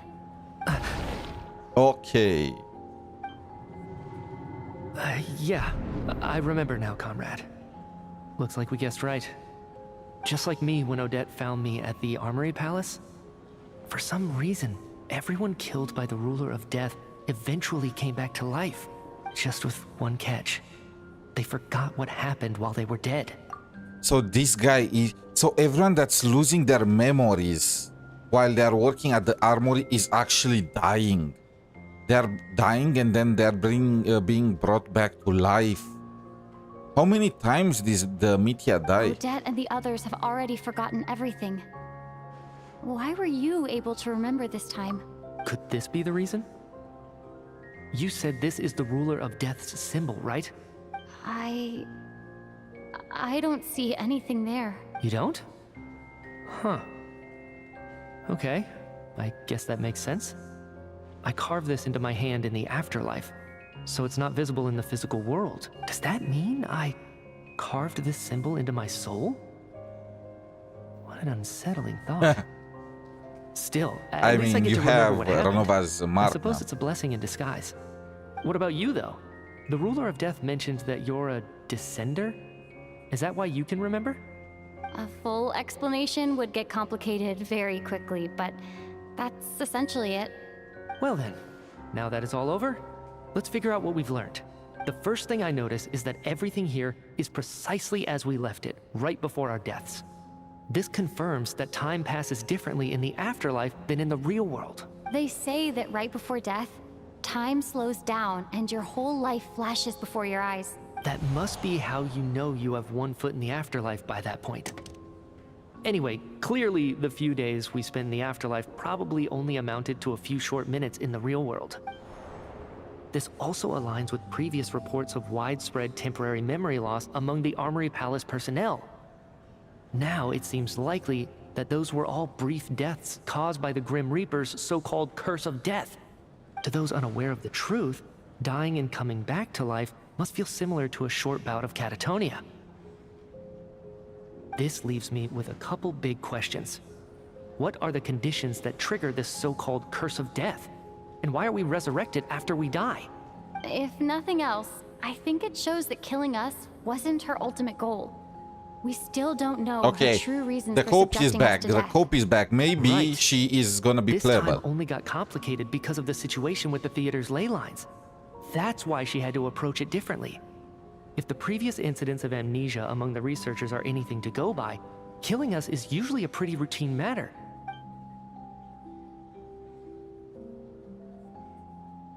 Come to think of it, wasn't I about to note something down before I died? Oh, knowledge. Maybe that's the trigger. Forbidden knowledge triggers the curse of I can't death. remember what it was, but I think it was something related to my research project. Sorry, Traveler. I'll catch up with you again later. Right now, I have to make a trip back to the Armory Palace.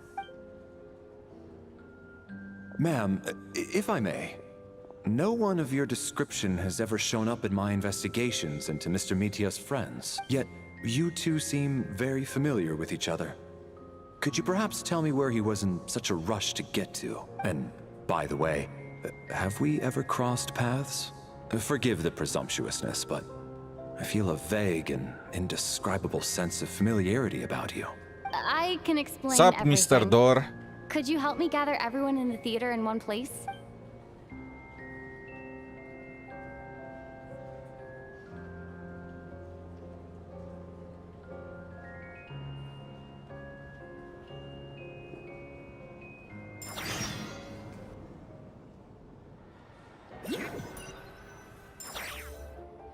So Chuganov really is going to shut down the factory.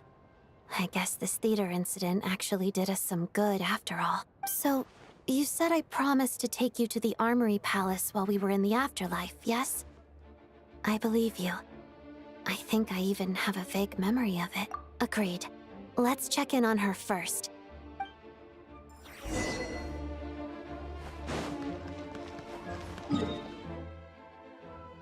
Damn. Bro, this was the best story quest that Genshin ever released. Bar none. Like, it was perfect. Mystery.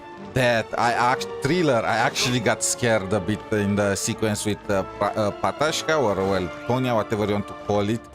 Damn, and then figuring everything out, the fact that Alyosha all this time actually was the gun in the snowstorm, and what returned was Ronova in his skin. The mystery with the death Grim Reaper from the very beginning. Just perfect. Just chef's kiss. Just absolutely perfection. Are they going to be able to top this? I don't know. Back. Even though a long time has passed from my perspective, as far as Paimon's concerned, I probably just went out to watch a very short show. I should keep my emotions in check when I see Paimon again, or it'll seem weird. Wait. The atmosphere here feels off. Shh. Stay quiet. Let's go inside and take a look. Have we still not been able to notify Child yet? We need new orders. What if that person comes back again? I'm so sorry. What the... Under the circumstances, there was really nothing we could do. What did you do? What happened to Paimon? What happened to Paimon? It was the Jester. He came here in person and escorted Miss Paimon Oh, away. then it's fine. He's the director of the Fatui. His authority supersedes all others and cannot be questioned. How long ago did he leave? And what was Paimon's status? It was about an hour ago. Miss Paimon was fast asleep at the time. The Jester simply walked off with her as if it was only natural. I assure you, he absolutely did not use... I mean, Paimon was asleep when that Do you know happened. where they went? The Armory Palace, most likely. Lord Piero, the Jester, has been overseeing the experiments there lately, keeping a close eye on their progress. Everyone in the Fatui has heard about it by now. I'm surprised he came in person. Whatever his reason for taking Paimon, he'll most likely return to the Armory Palace first, which is exactly where we were headed anyway. Then lead the way, Odette. Okay, let's go. Saving. Okay. Mistilteinn. This story quest is absolutely massive. But, bro, it was so worth it. No, I'll go alone. You know I'm planning to force my way in. You're with the Fatui, so you should stay outside. Yeah, speaking of, what is with the Lelek business? Do the people in the theater still remember she's Lelek? Did we leave that out? Maybe, you know? I was hardly planning on taking you through the official channels anyway. I'm here to force my way in, just like you. I may be a Fatus, but I'm also Lelek, enemy of Project SNEZHNAYA. Okay, so that stayed. Paimon's safety is paramount right now. With me around, you'll have an extra I pair mean, of she is a hands. temporary Fatus. Are they gonna really let her keep her position when they found out that she's Lelek? If you say so. Let's go. There's...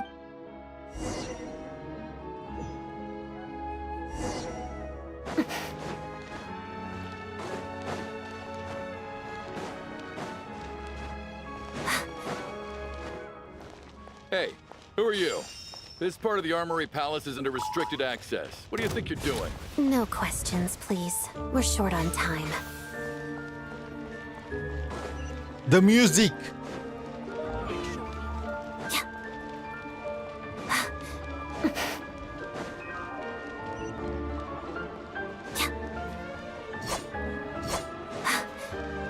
It's time to destroy all of you. Right now. Just for the fans, no.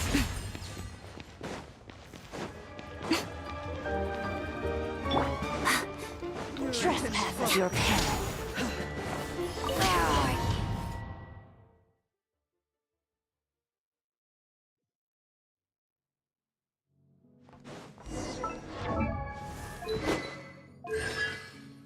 Constellation 3, come on.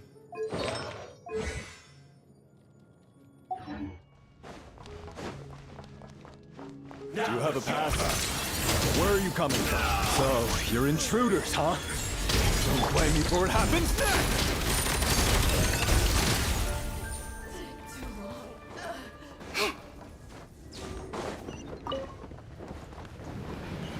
The Armory Palace is hidden this deep in? This place is much bigger than I imagined. They're conducting top-secret research, after all. The deeper it's hidden, the better, is standard Fatui logic.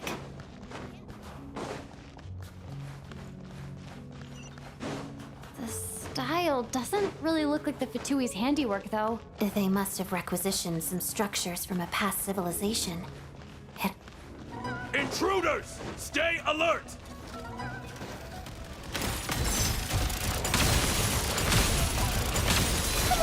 You guys are finished. Do you know who this is? This is Sandrone. How tiresome. A spot of tea-time entertainment. Sure.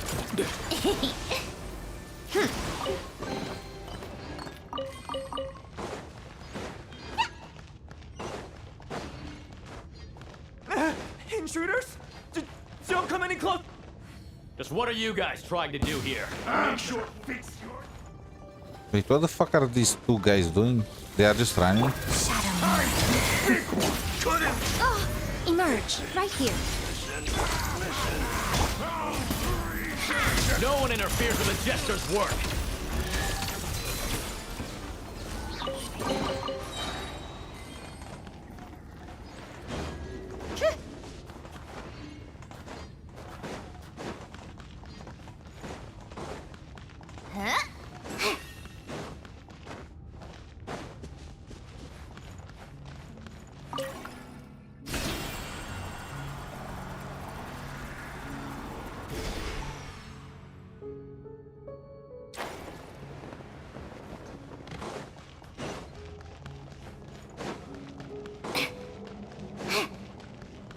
Looks like no one's guarding this place.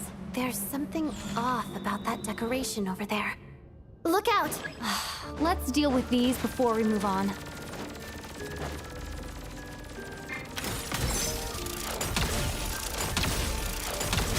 Take a break.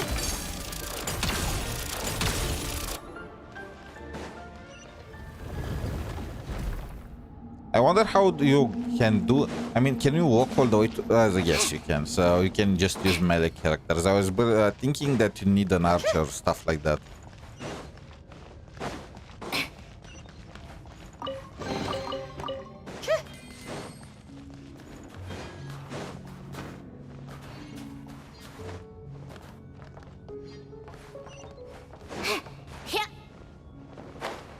The researchers here probably don't know that we're uninvited guests.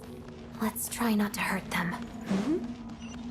What's the big star from the theater doing here? That's Miss Odette. She's a member of the Fatui. Don't tell me you didn't. Was the whole reason for Project SNEZHNAYA to support the research here at the Armory Palace? Just what are the Fatui and the Tsaritsa planning?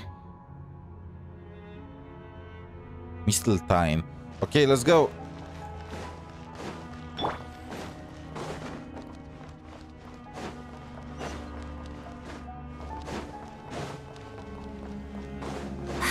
And why did he take Paimon?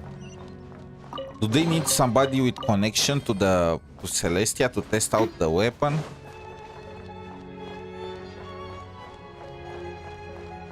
Whoa!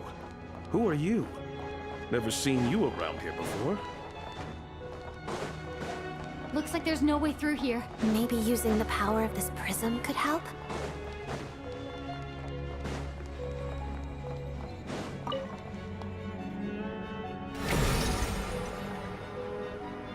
Wait, what the? I see some images. It's the prism's power at play, causing images of the past to reappear, albeit only as illusions.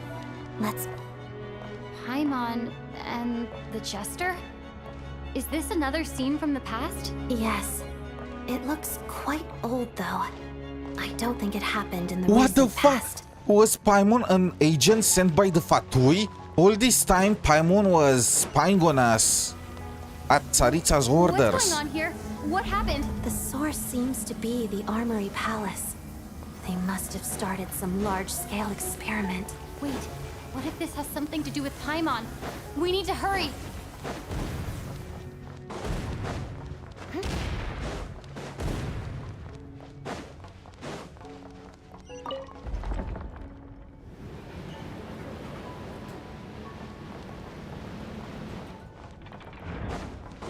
We're almost there.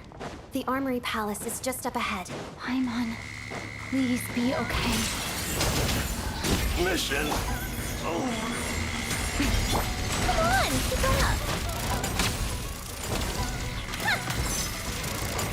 Take a break.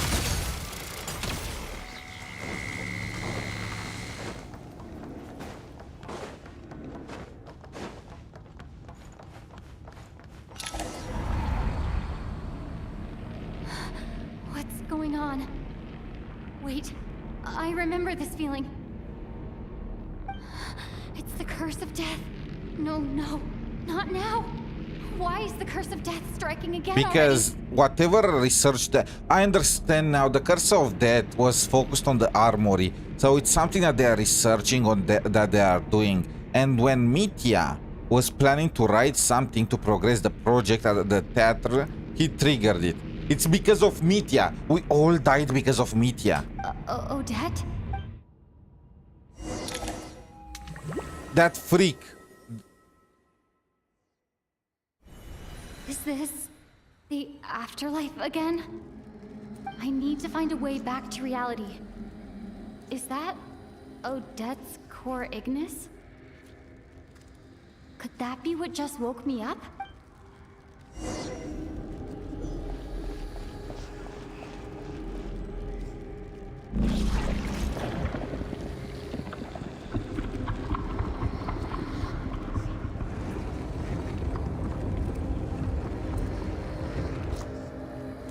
Ronova is trying to stop me.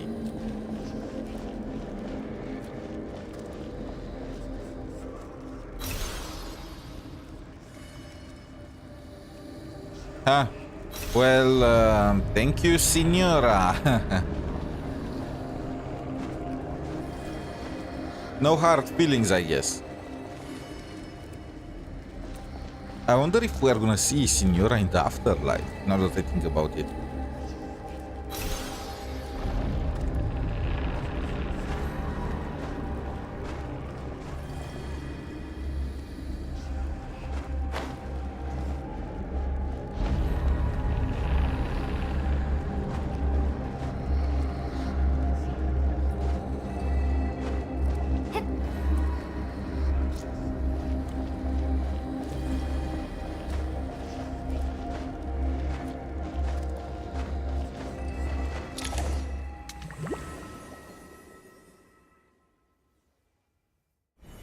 Odette! Odette! No signs of life, but past experience says that she should be resurrected before too long. Right? Did Odette intentionally use her core Ignis to guide my soul?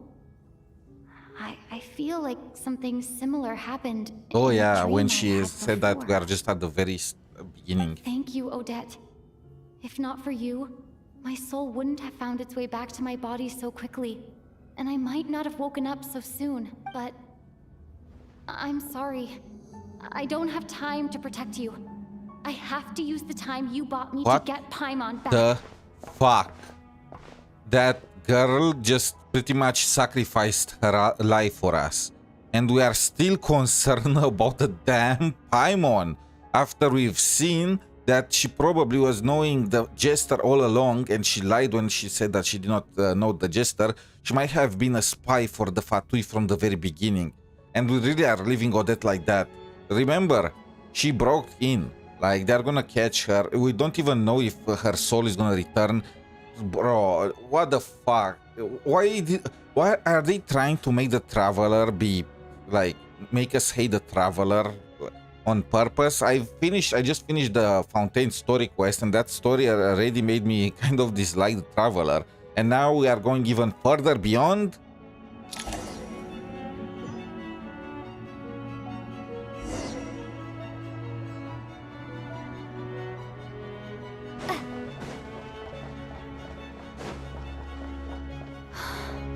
Sure enough, everyone here has been affected by the curse of Paimon! Paimon! Bro, believe Paimon that... Paimon probably didn't escape Renova's curse either. She won't be able to respond to me right now. I'll have to find her myself. Oh, I can jump. This is literally an arena.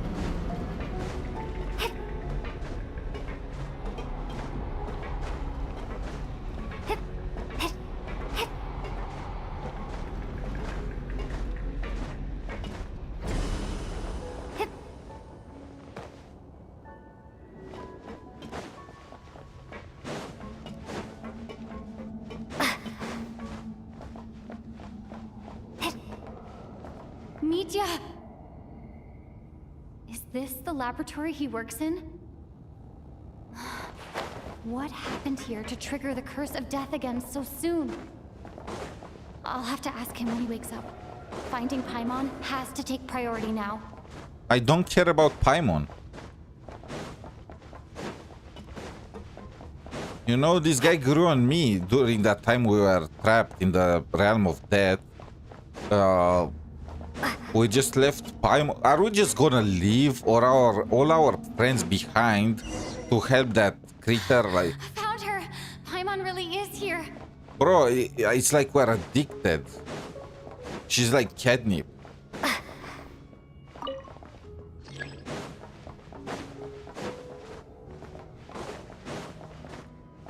Like, she's not even in any danger. We know this much because the Jester did not do anything to Paimon when we were not with her, so obviously something else is at play, but we are literally leaving our friends pretty much for dead. Just because we are the slight... Okay, that's Ronova.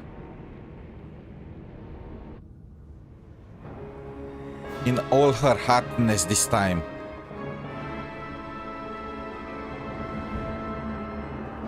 Oh my god, the legs. Oh, she's perfect. They better not kill her. Please, please make her playable. You Please. don't learn, do you? You've already been involved in one mass death, and now you show up at the scene of another. This might have passed for a coincidence the first time, but a second time? Am I to assume you are intentionally interfering in SNEZHNAYA's affairs? Judging by your expression, it seems that you understand little of what is going on here. In that case, a word to the wise. Do not interfere in SNEZHNAYA's affairs. A civilization that fails to learn its lesson constantly depletes its own worth. It will one day lose any reason for its existence, and as a descender, you are perfectly suited to be the lifeline to which a dying civilization might desperately cling. Consider your position carefully. No advice needed. I'll make my own judgments. The clown traveler is gonna jump and help the Fatui now. So right now I understand everything that's going on. So the Fatui are researching something that's banned by Celestia, which keeps triggering the curse of death. And they have some kind of system in place for their souls to return, probably from the previous angel civilization. Let's remember that Tsaritsa is most likely Koitar. And they are literally researching something to attack the Heavenly Principles with. And because we were in the same area as Mitya when he started researching and noting down the information, because he got inspiration, that clown, all of us ended up dying.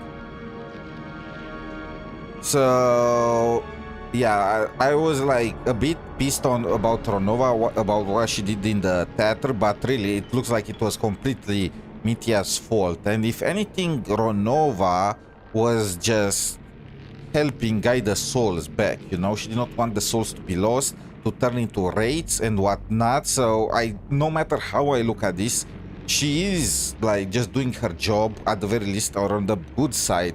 And it does seem like the Fatui, the Harbingers, especially the Jester, is using Paimon to make us involved in this mess. Like, just like Ronova said, it looks like SNEZHNAYA is losing and they want to use me to turn the tides. Suit yourself. When the day of reckoning arrives, not even a descender can hope to escape unscathed. The time for resurrection fast approaches. The mortals here are not yet worthy to behold my form. So that will be all for today.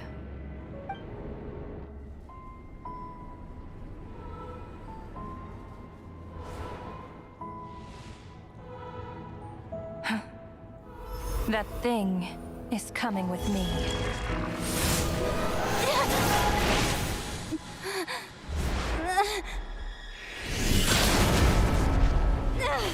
The Jester.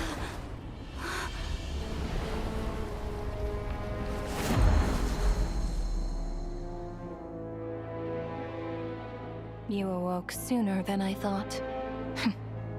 The curse of immortality is stubborn, unable to enter the ley lines, yet not content to remain a spirit. Ruler of death, what do you want? You perplex me. Both you and you. That thing may be a creation of Celestia, but it possesses none of Celestia's power, let alone authority. I knew it. Your It was obsession obvious. with it baffles me. No matter. The resurrection will soon begin. It's worthless anyway. I'll reclaim it next time.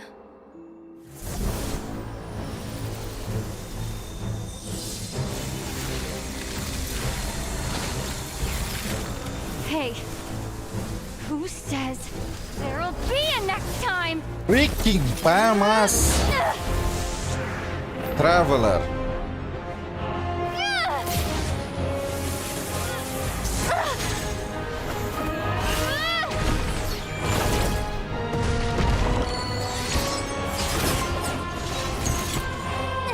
Like them, we are using all the elements though.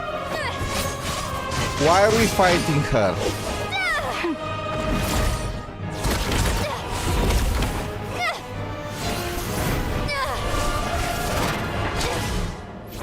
Why are we fighting her?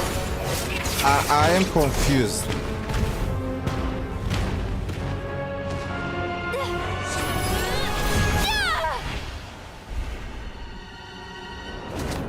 Oh, we nicked her when she did not pay attention.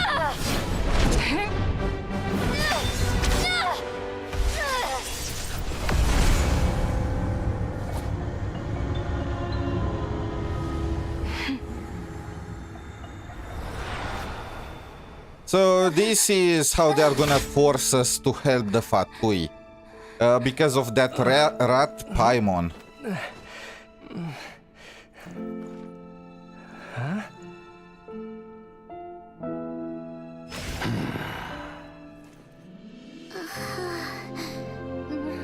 Bro, I'm so pissed on so many...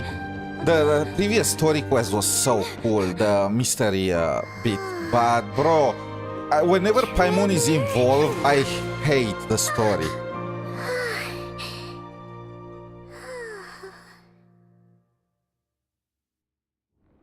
I just start hating the story when Paimon is involved.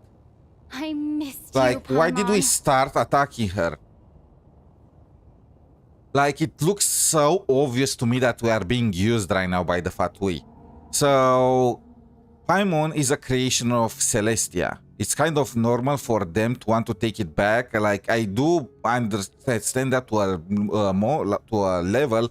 Couldn't we just have made some kind of bargain with her, just talk about what's going on? But no, we just started frothing at the mouth and starting attacking like some kind of dog out of our leash.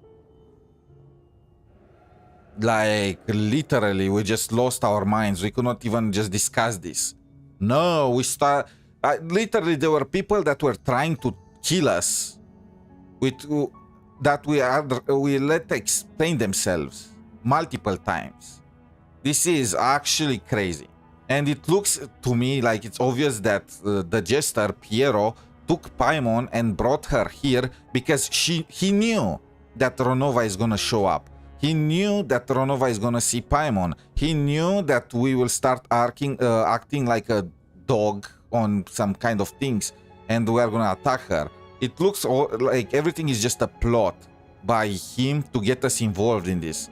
Like, Ronova already talked about this, about how a dying nation is gonna use a descender as a lifeline. So it looks like they are failing and they are planning to use us in order to just save themselves. This entire... We already got involved with them. We died because of Mitya. We died a second time because of these freaking weirdos that are researching whatever they are researching to go against Fanes. I really don't understand why are we fighting for them. What are you talking about? We haven't even been apart for that long, have we? It was... different this time. Bro, Paimon is probably the biggest mistake Genshin ever did. Literally. No other You seem to be in pretty good shape. Yeah, Paimon's back in tip-top condition. It's the weirdest thing. Paimon fell asleep earlier, and when she woke up, she found herself here. The Jester and that guy talking to him used some kind of energy on Paimon. And she could kind of feel it canceling out that other thing that was making her feel unwell. So, Mitya helped too? Apologies for leaving in such a hurry at the theater earlier. I was in a rush to verify some theories. So they kidnapped her just to cure her? Rest assured that your companion is perfectly safe. We reversed the effects that the experimental energy had on her. The Jester specifically instructed me to do so. Okay, so literally that energy that they were using was affecting Paimon. So should we feel grateful that they cured Paimon after they made her sick? I suppose this is our first official meeting, Traveler. I could not let Paimon suffer in her condition for a moment longer, and so I simply took her without explanation. But why would a big shot like you care about what happens to Paimon? As I said when you first arrived in SNEZHNAYA, we once spent some time together in the distant past. Oh yeah, you did mention that. And Paimon did think you seemed strangely familiar the first time we met. I'm afraid the reminiscing will have to wait. Mitya, let us continue with the report. What conclusions, if any, did you reach from conducting the final experiment of our energy research ahead of schedule? The good news is, my hypothesis regarding the Ruler of Death has been verified. As for the bad news, I recommend we suspend the experiments and Project Mistilteinn until further notice. Currently, we have no means with which to make a breakthrough.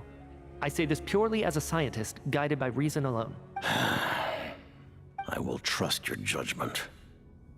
We shall put the project on hold until the Ruler of Death has been eliminated. Oh, bum-ass Genshin, bro. They're making the greatest stories, and then they need to do bullshit like this. Really, I don't want to fight Ronova, but we are gonna be forced to. I do not want to be on the side of the Fatui, but we are gonna be forced to. We have no agency about our choices and our sides that we pick in the battle. Ronova is gonna be killed and she's not gonna be playable. Or at the very least, she's gonna be given the rear treatment. And for no reason, literally. We did not even give her a chance to explain. We started just barking like an animal. Bro, we let Piero explain. We let the Jester explain why he took Paimon. But we did not even give her a chance. Like, talking about double standards. Wait, what are you guys talking about? You want to get rid of Renova? Like, how? By killing her? Can I remember all of you bum asses that she saved Natlan by creating the Night Kingdom at her own expense? By whatever means necessary, so long as it removes the threat she poses to us. Until then, everything we do will be in vain. After what just happened, I've ascertained Renova's goal. Or rather, the trigger condition for the Curse of Death. Okay, let's hear it. What she's doing is blocking SNEZHNAYA's technological progress, preventing us from possessing any means with which to threaten the heavenly principles. Bro, so you trigger the Curse of Death every single time. You are the ones that are constantly bringing Renova. You should be glad that she's not killing you permanently. Just like the little lapdog she is. So, any ideas, research, or experiments that lead to technological progress can trigger the curse. Just now, for instance, I was set to launch a final phase energy experiment ahead of schedule. If the experiment was successful, we could have achieved a crucial breakthrough. As expected, though, the moment the experiment began, all the researchers, technicians, and witnesses died from the curse. All that effort, not to mention the energy and materials we relied on Project SNEZHNAYA to gather for us, went to waste. In the end, nothing was gained. Does that mean something similar happened when we were at the theater? That's right. During the performance, I thought of an important breakthrough regarding the experiment. I knew it. And wound up dragging everyone into this. So the nature of the curse seems to be something like... when moments of technological progress occur, all life in the vicinity is taken away. What a violent method. Of course, that meant the curse was normally limited to the Armory Palace. Since outsiders are forbidden from entering, this mass death phenomenon went unnoticed until Odette came along. I believe she was the first witness. The curse of death was triggered just before she infiltrated the Armory Palace that day. But you mentioned something about a final stage experiment. Doesn't that mean you've actually made some progress? That's right. Even with the gods locking certain key components out of reach, humanity can still advance technology in incremental steps accumulated over time. Unless she actually kills you off. It's only because you get resurrected again and again. But, as I'm sure Renova anticipated, even incremental progress has its limits. A point where the truth you're seeking must be put to the test in an experiment. You mean the experiment you were just about to do?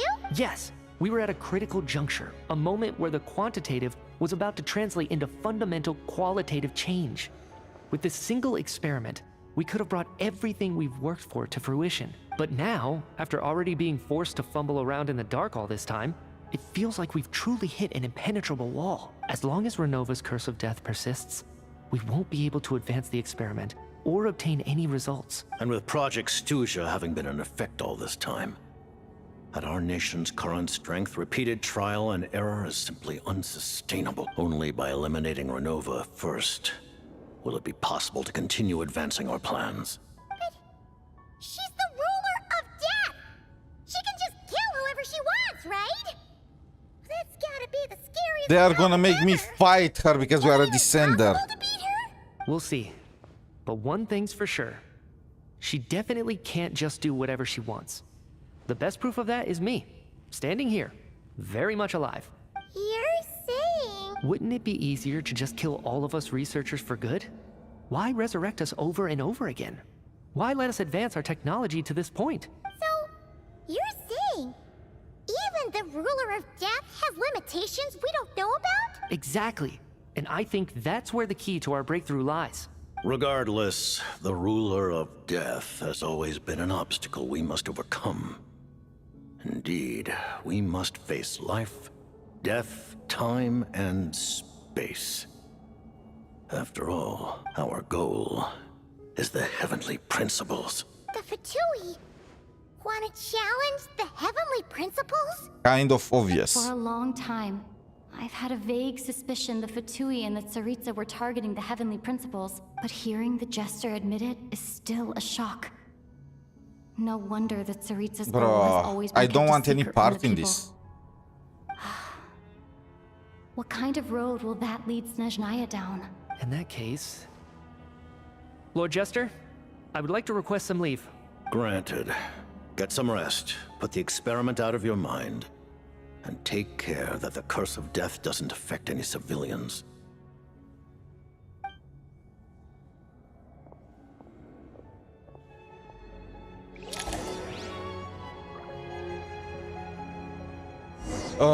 Must talk to the Jester and get... Look, we need to talk about this because, yeah, I am kind of...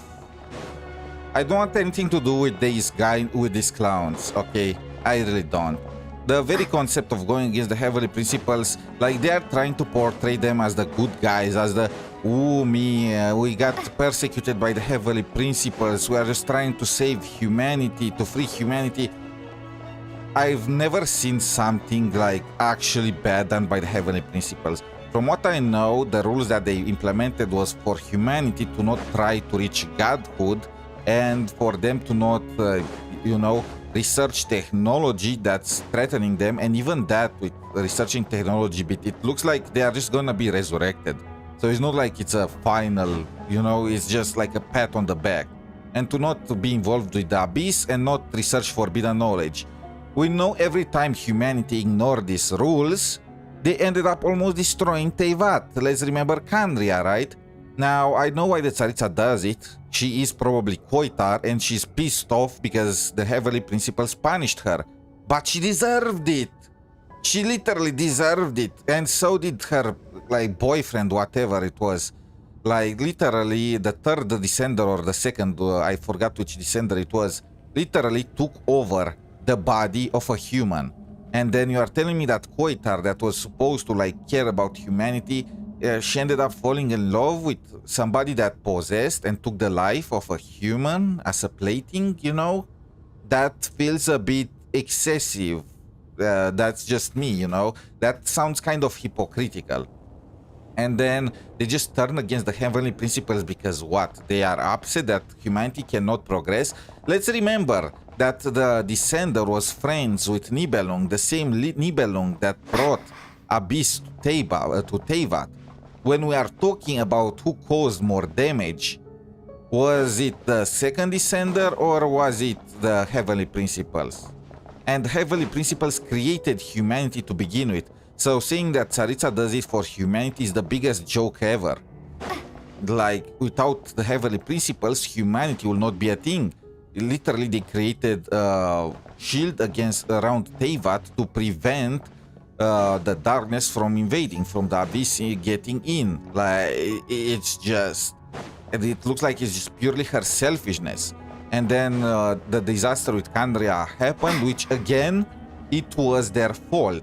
They researched the abyss. They brought the cataclysm. Gods died. If they didn't, humanity would have been over. Even the heavenly principles fell asleep then. Like, is this supposed to be a joke? Is she pissed because they got punished? Like, you see all these Kandrias, me, we got the curse of immortality. Of course you got the curse of immortality. You clowns got involved with the abyss. For all we know, you guys are corrupted right now and you cannot return to the ley lines. It's only because of you and your leadership. Let's be real now, okay?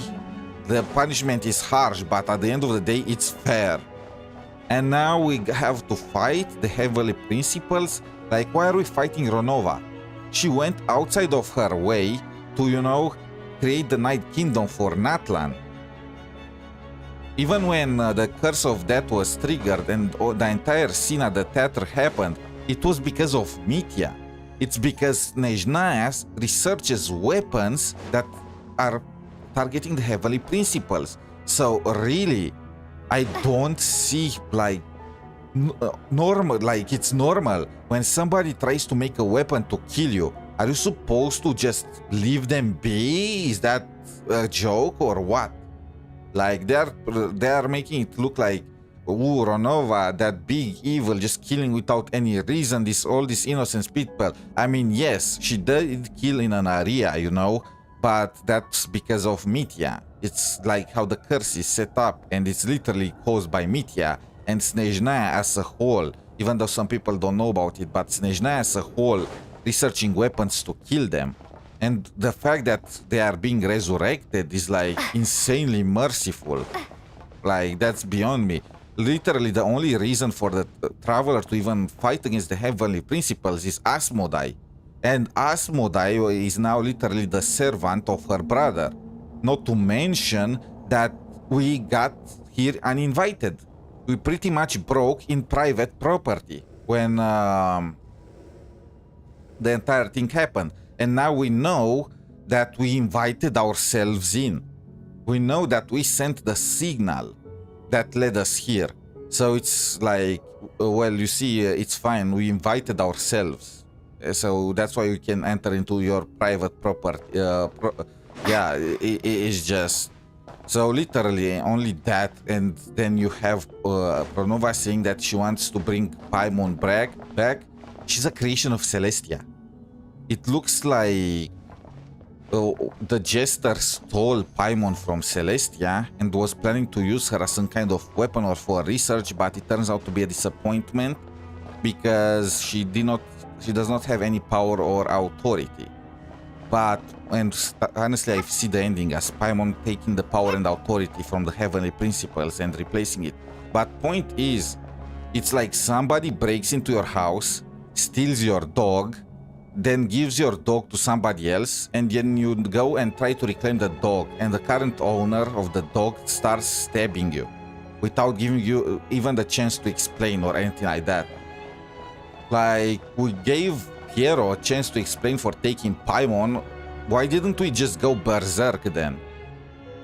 Huh? What's with that? While there is yet time, allow me to offer you my hospitality. honored guest of SNEZHNAYA. Is there anything you wish to know? I just hate the fact that we're gonna fight against Ronova. I just hate it. I remember hearing the term Mistilteinn from Columbina. Yeah! Paimon wanted to ask about that when the name came up just now. As you know, Project SNEZHNAYA is a series of measures enacted to consolidate our nation's resources, the greater purpose of which is to serve Project Mistilteinn. Many of the things you have encountered thus far are essentially for the advancement of that project. This includes the Kuvaki Experimental Design Bureau in Nocturne.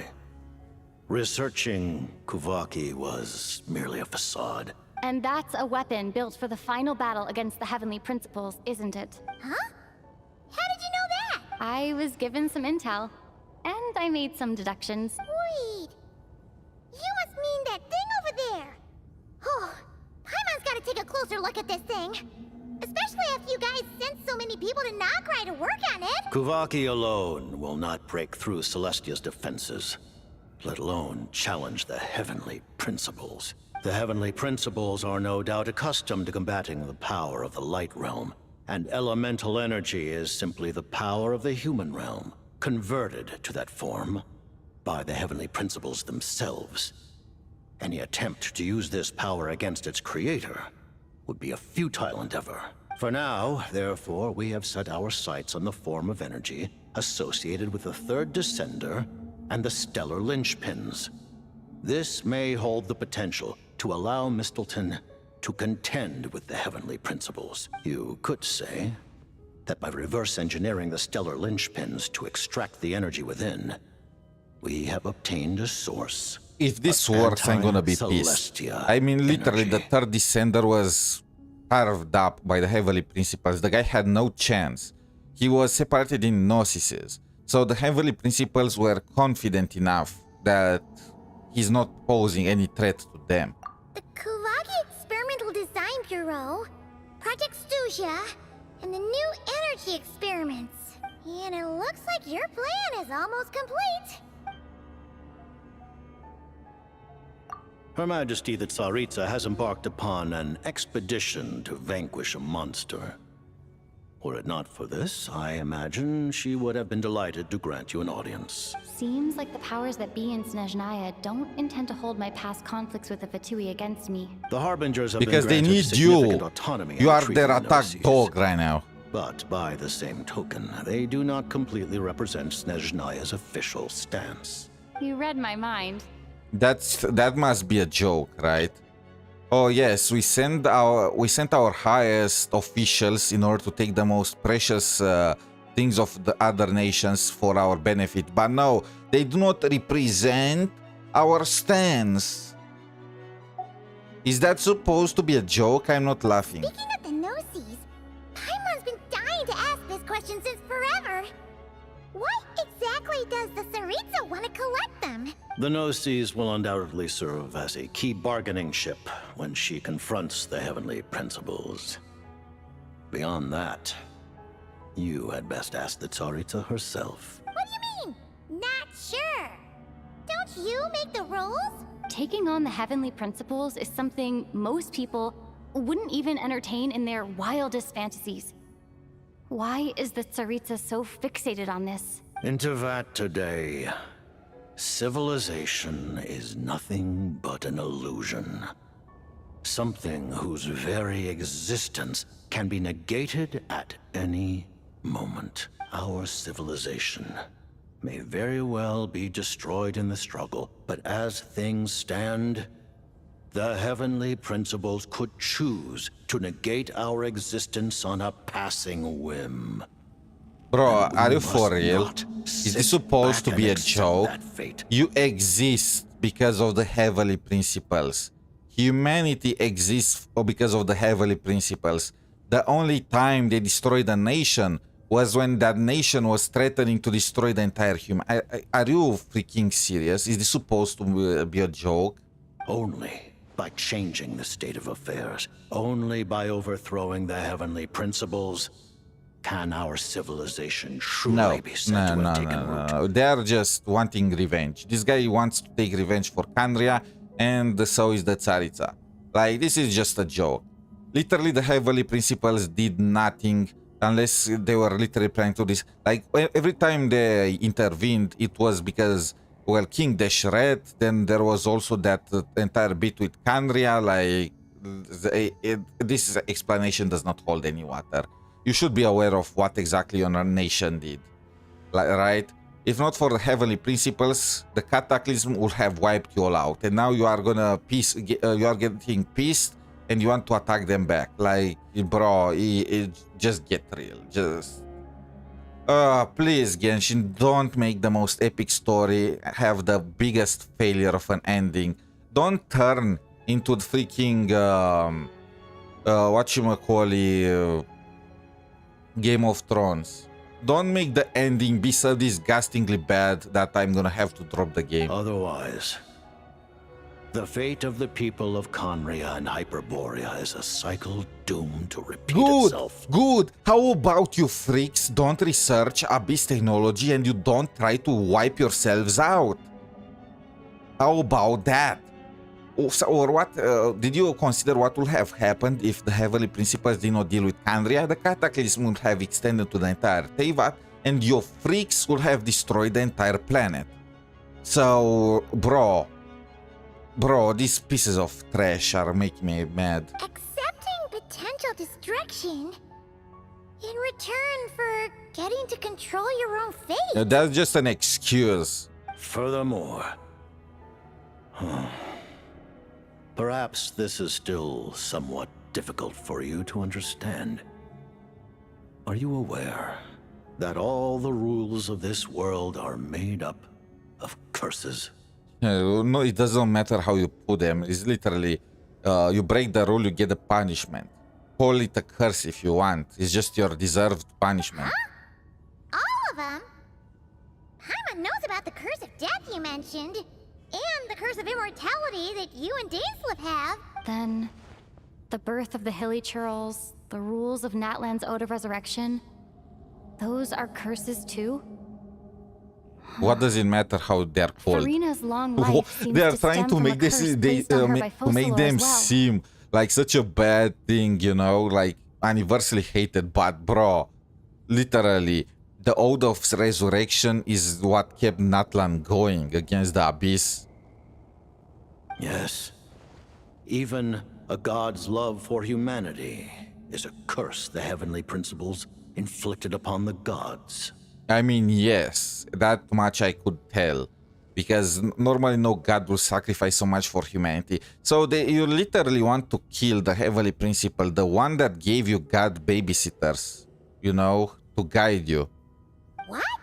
The Tsaritsa has always had ample reason to hate the Heavenly Principles. If she can seize their authority, she will reconstruct the entire world. And when that time comes, humanity will be completely liberated from curses and lies.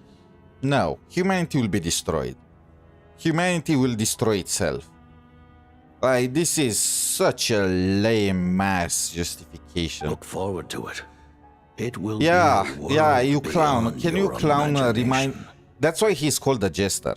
Can you clown remind me what happened when your nation had no god and the Heavenly Principles did not get involved? Alright, you researched the Abyss like all the clowns do sooner or later, trying to get more power, playing with powers that they are unaware of, and without a mother or father to cry to, they almost destroyed the world.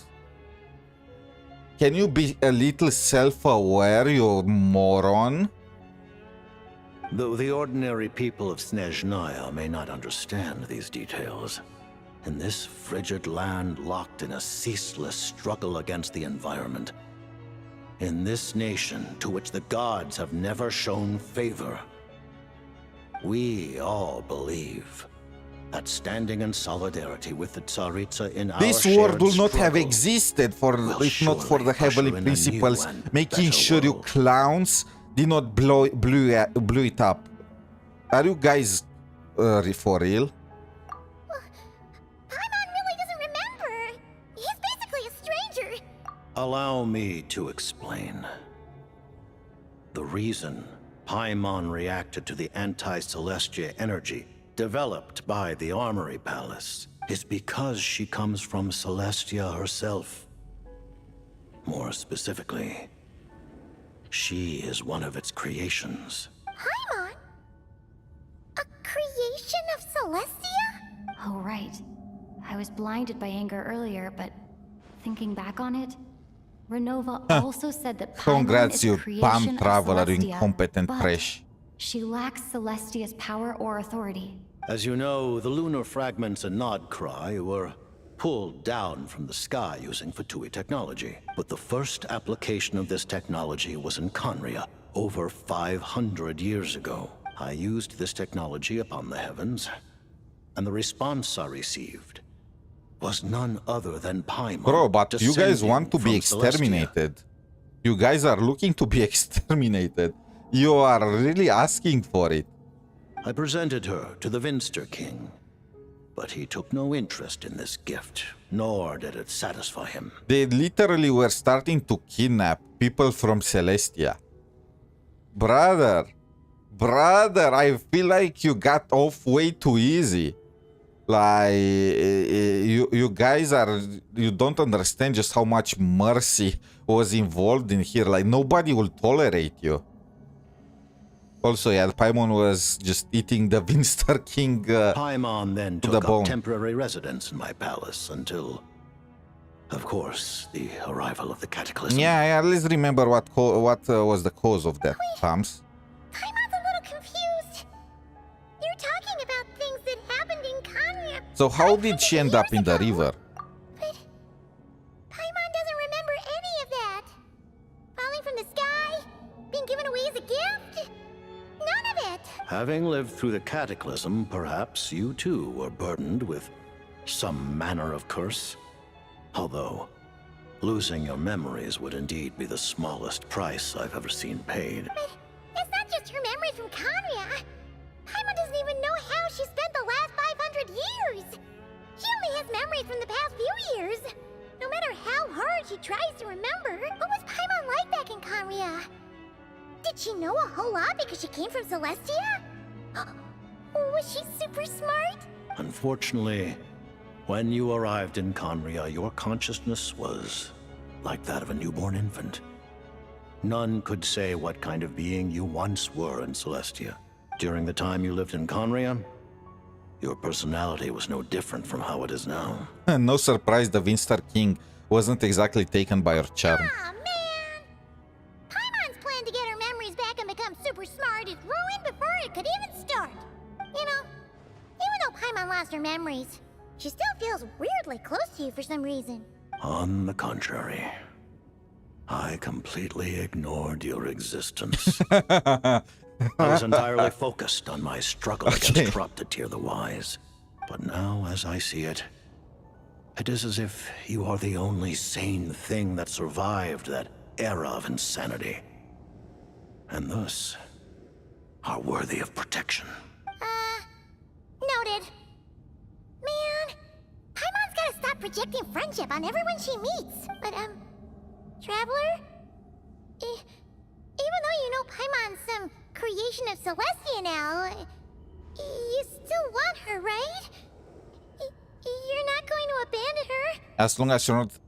No way. There is no way. Renova would have reacted if that was the case. Phew! That's a relief. Thank you for telling me so much. Given the circumstances, the Fatui need We are not not hide allies. We are not anything from allies. our I don't want to ally with you. To advance Project Mistilteinn, we must first resolve our issue with the ruler of death. And if I presume correctly, you have no intention of letting her actions go She unpunished did either. not do anything wrong. She only tried to kill the people that were making weapons to kill her and the Heavenly Principles. She only tried to bring back property that was stolen from them. She literally did nothing wrong. That's right. Ever since she said she intends to reclaim Paimon when we next meet, I figured reconciliation was out of the question. I can't. I can't.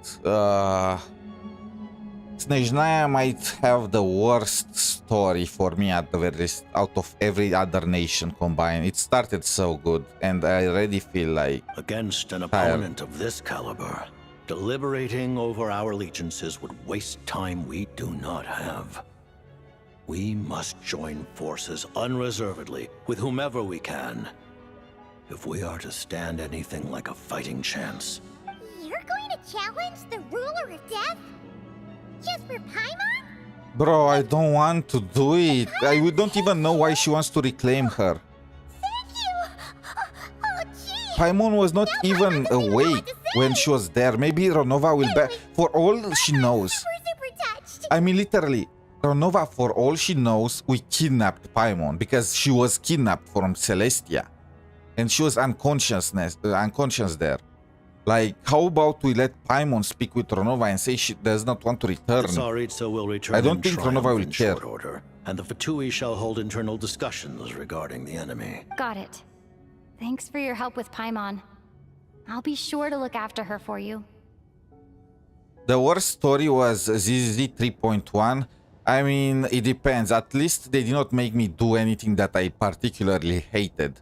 In this case, it looks like we're gonna fight the person that saved our asses in Natlan because she was killing the people that were making weapons trying to kill her. We are also against her because she tried to take Paimon. Paimon, who in her perception was kidnapped from Celestia, because that's exactly what happened. Paimon was kidnapped from Celestia. And instead of trying to get to talk with her and clear this out, maybe Paimon can even talk with her and tell her that she doesn't want to return. Since she does not have the power or authority of Celestia, I don't think Ronova will care that much about that. It's more of a matter of, you know, they took something from Celestia. But instead of doing all that, why not just collaborate with the Fatui that tried to kill us in many instances in order to kill the ruler of death, you know, the one that saved Natlan. You know, and the reason is because they want to give free will to humanity. You know, Kandria had free will. They did not have a god to guide them. They did not have any of that. And what did they do? They triggered the cataclysm, almost wiping Teyvat. And who wiped their asses? Oh, right, the Shades and the Heavenly Principles. Are we forgetting everything about that? Are we pretending like we are the good guys in this? And Piero's explanation, the actions of the Harbingers do not reflect Snezhnaya's position. Are you freaking kidding me? They've been sent by the Tsaritsa to bring the Gnosises through any means necessary. She did not care what they used as long as they brought the Gnosises. And now you are telling me this is not Snezhnaya's position. Yeah. There was just one other thing. Well, it's just a request, really. Paimon really wants to see what this Mistilteinn thingy you're gonna use against the Heavenly Principles looks like. Of course, Paimon knows it's top secret and stuff. Certainly you may. Oh, for real? Actually, maybe it's best not to. What if Renova suddenly pops up again? While the technology is not yet fully developed, it has nevertheless reached the stage where Celestia's creations are unable to damage it. In that regard, you may rest assured. Oh. Wow. No wonder Paimon felt so out of sorts recently, even though I was super far away. So yeah, there were some very bad stories out there. Like the Huanlong story in Genshin was really bad. Well, in Wuthering Waves was really bad. And is that our sword? That's the sword we got from the Statue of the Seven. But none of these quests made me do something that I absolutely hate doing, you know? Like, I am siding right now with the biggest hypocrites in the entire world. Oh, hey there, Odette! Paimon? You're okay. Thank goodness. You look well. Have you recovered? Long story short, yep, better. What are you doing here? That's right. When I woke up, I wanted to go in after you, but the guards had woken up as well. It would have been tough to take them on alone, and there was no easy way to sneak past them. So I returned the way I came and waited for you here. It was thanks to you that my soul found its way back to my body so quickly. Huh. That actually worked? Nice. I just figured I'd try my luck when that ominous feeling struck me. I just realized if she did not do that, nothing would have happened. Piero will, the Jester will have blocked the Ronova, we would have gotten Paimon regardless. Like, that entire bit was pointless. Really, you should be thanking this thing instead. Anyway, and now that things here are all taken Signora care of, doing something I worth. have other things I should get back to.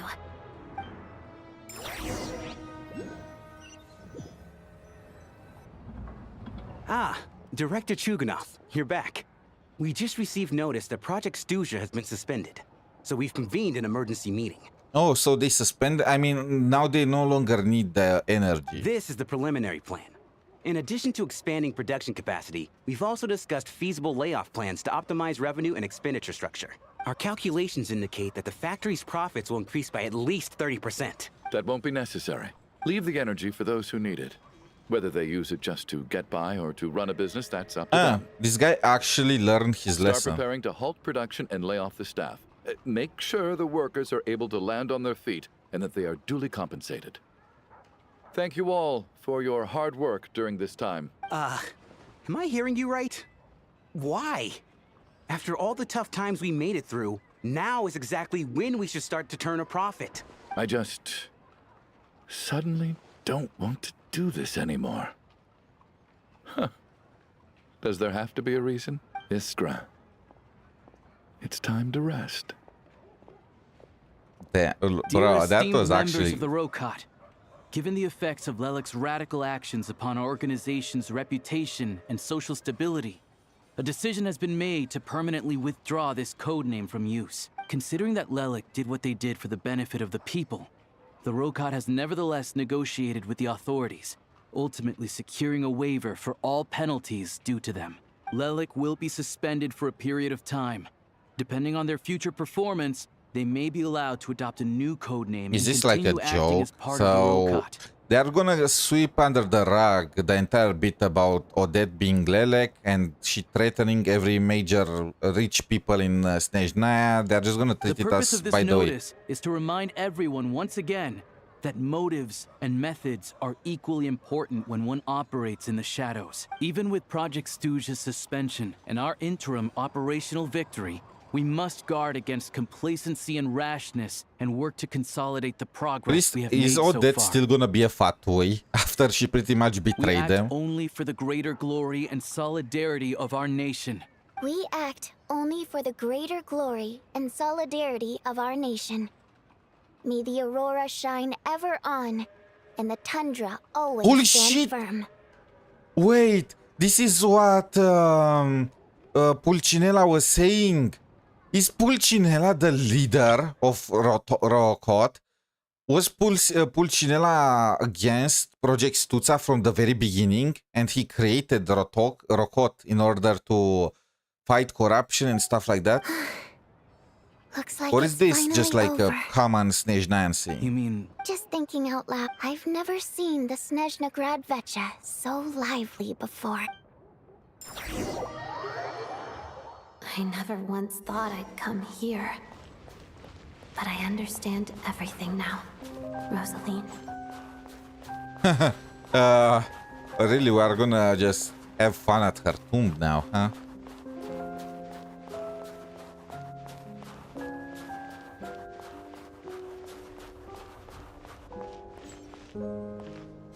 I've seen Spirit Seeker performed many times, including by your mother. Why do you bring that up all of a sudden? Even though the choreography is always identical, every dancer finds a way to make it her own.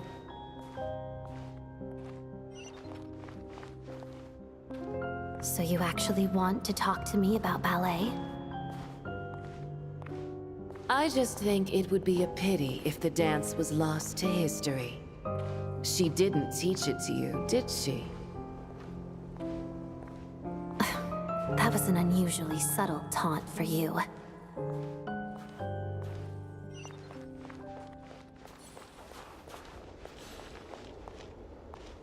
We embraced one another on the snow-swept plains, melting the ruthlessness of time.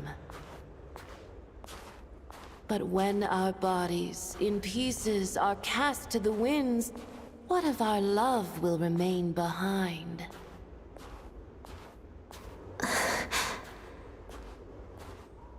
Don't tell me you can't sing. Shush.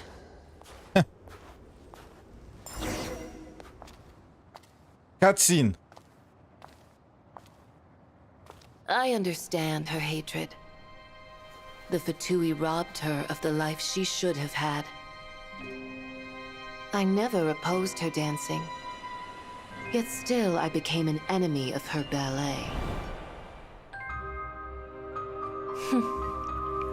I'll just keep my distance. Many despise me. I'm used to it. You're certainly not one to shy away from confrontation. But children, they need a different approach. I'm hardly the most maternal figure. Yet, she is a child. In my experience, while a father commands authority, he must still yield to love. You should tell her what you think about her dancing.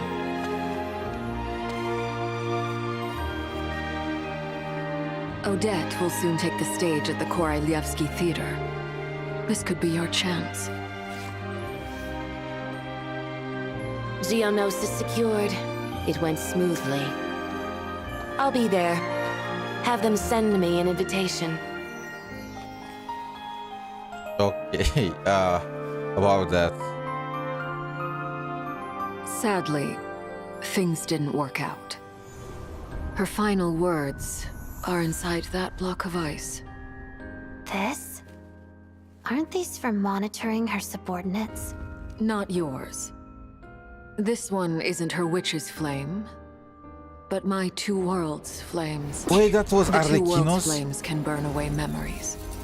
It was my parting gift to Rosaline.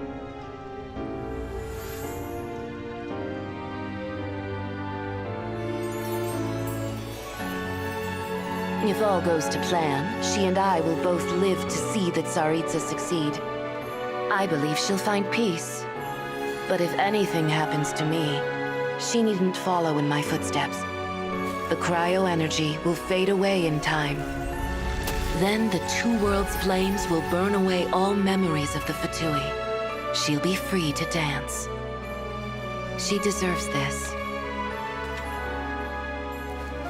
I will handle the aftermath. So by not The breaking choice is yours, child. So by not breaking the ice, she kept her memories of the Fatui and kept being a Fatui. But the plan was for the two worlds. Okay.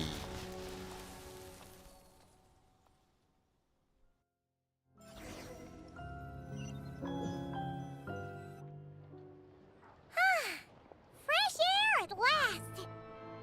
So that's how. I was wondering about how they kind of went schizo with Signora.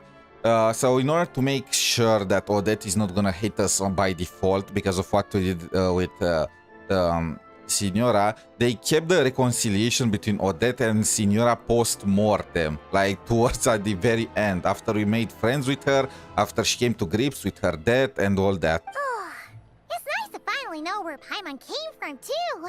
Everyone knew, everyone freaking was guessing already from the beginning. She's probably not anyone that important.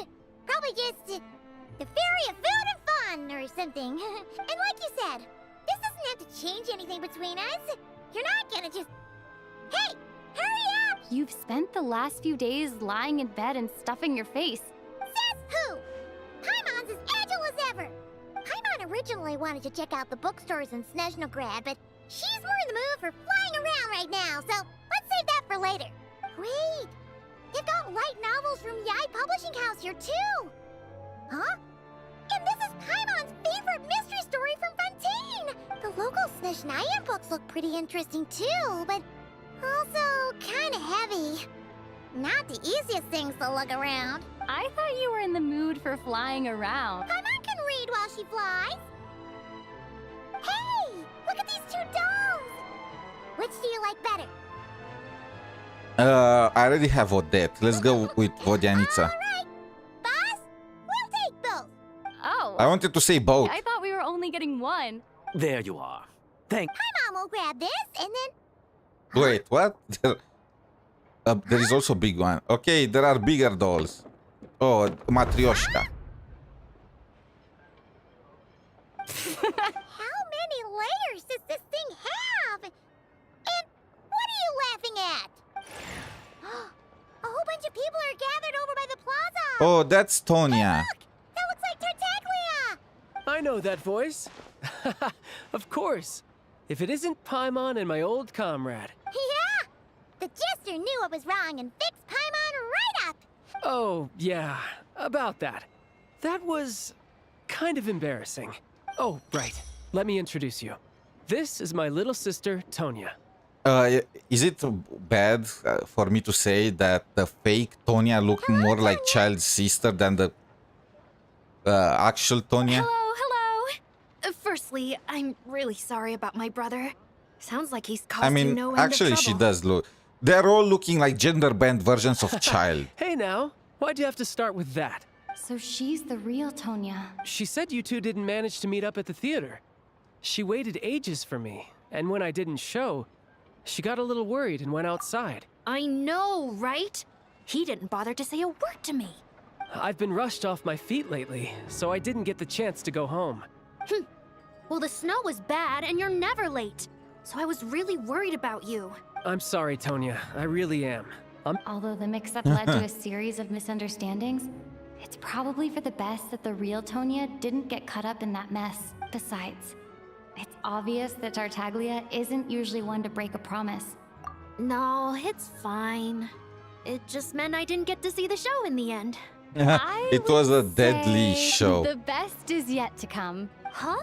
What kind of review is that? Hey, look! Oh, another cutscene.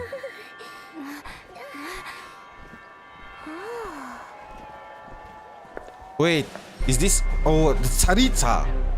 Oh my. Okay. And the Druzhna.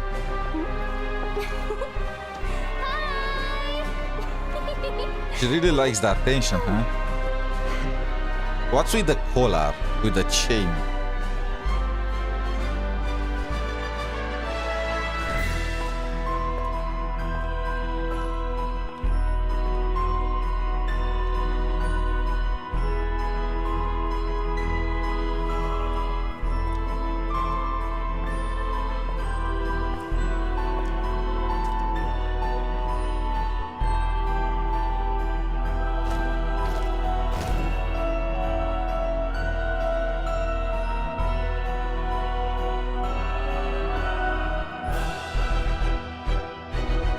Glory to the Tsaritsa.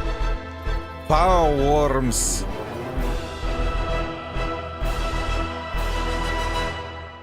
Okay. Very strong beginning, very strong middle of the story. The ending kind of... I mean... Is there more? No. That's just word quest and stuff. The ending, though, I am not a fan of. The fact that it looks like we're gonna fight Tronova, the Heavenly Principles, and for bogus reasons at that, and for a stupid reason that makes no sense whatsoever when scrutinized, it's kind of disappointing. But what can I say? Anyway, I need to go now. Tomorrow, we are gonna continue, and we are gonna do some world quests, some exploration, and all that. I'm also continue to build Odette. And we are also going to play some other gachas. I'm going to have to check what else is there right now that's going some expansion, or if there is anything, you know, that's being released in other gachas like ZZZ, Wuwa, Honkai Star Rail, all that good stuff. Anyway, Thank you all for watching. Until next time, have a wonderful day. Good luck with your pulls if you are still pulling for Odette, and or good luck saving if you plan to save for Tsaritsa. And bye for now. Damn, that was some scary story.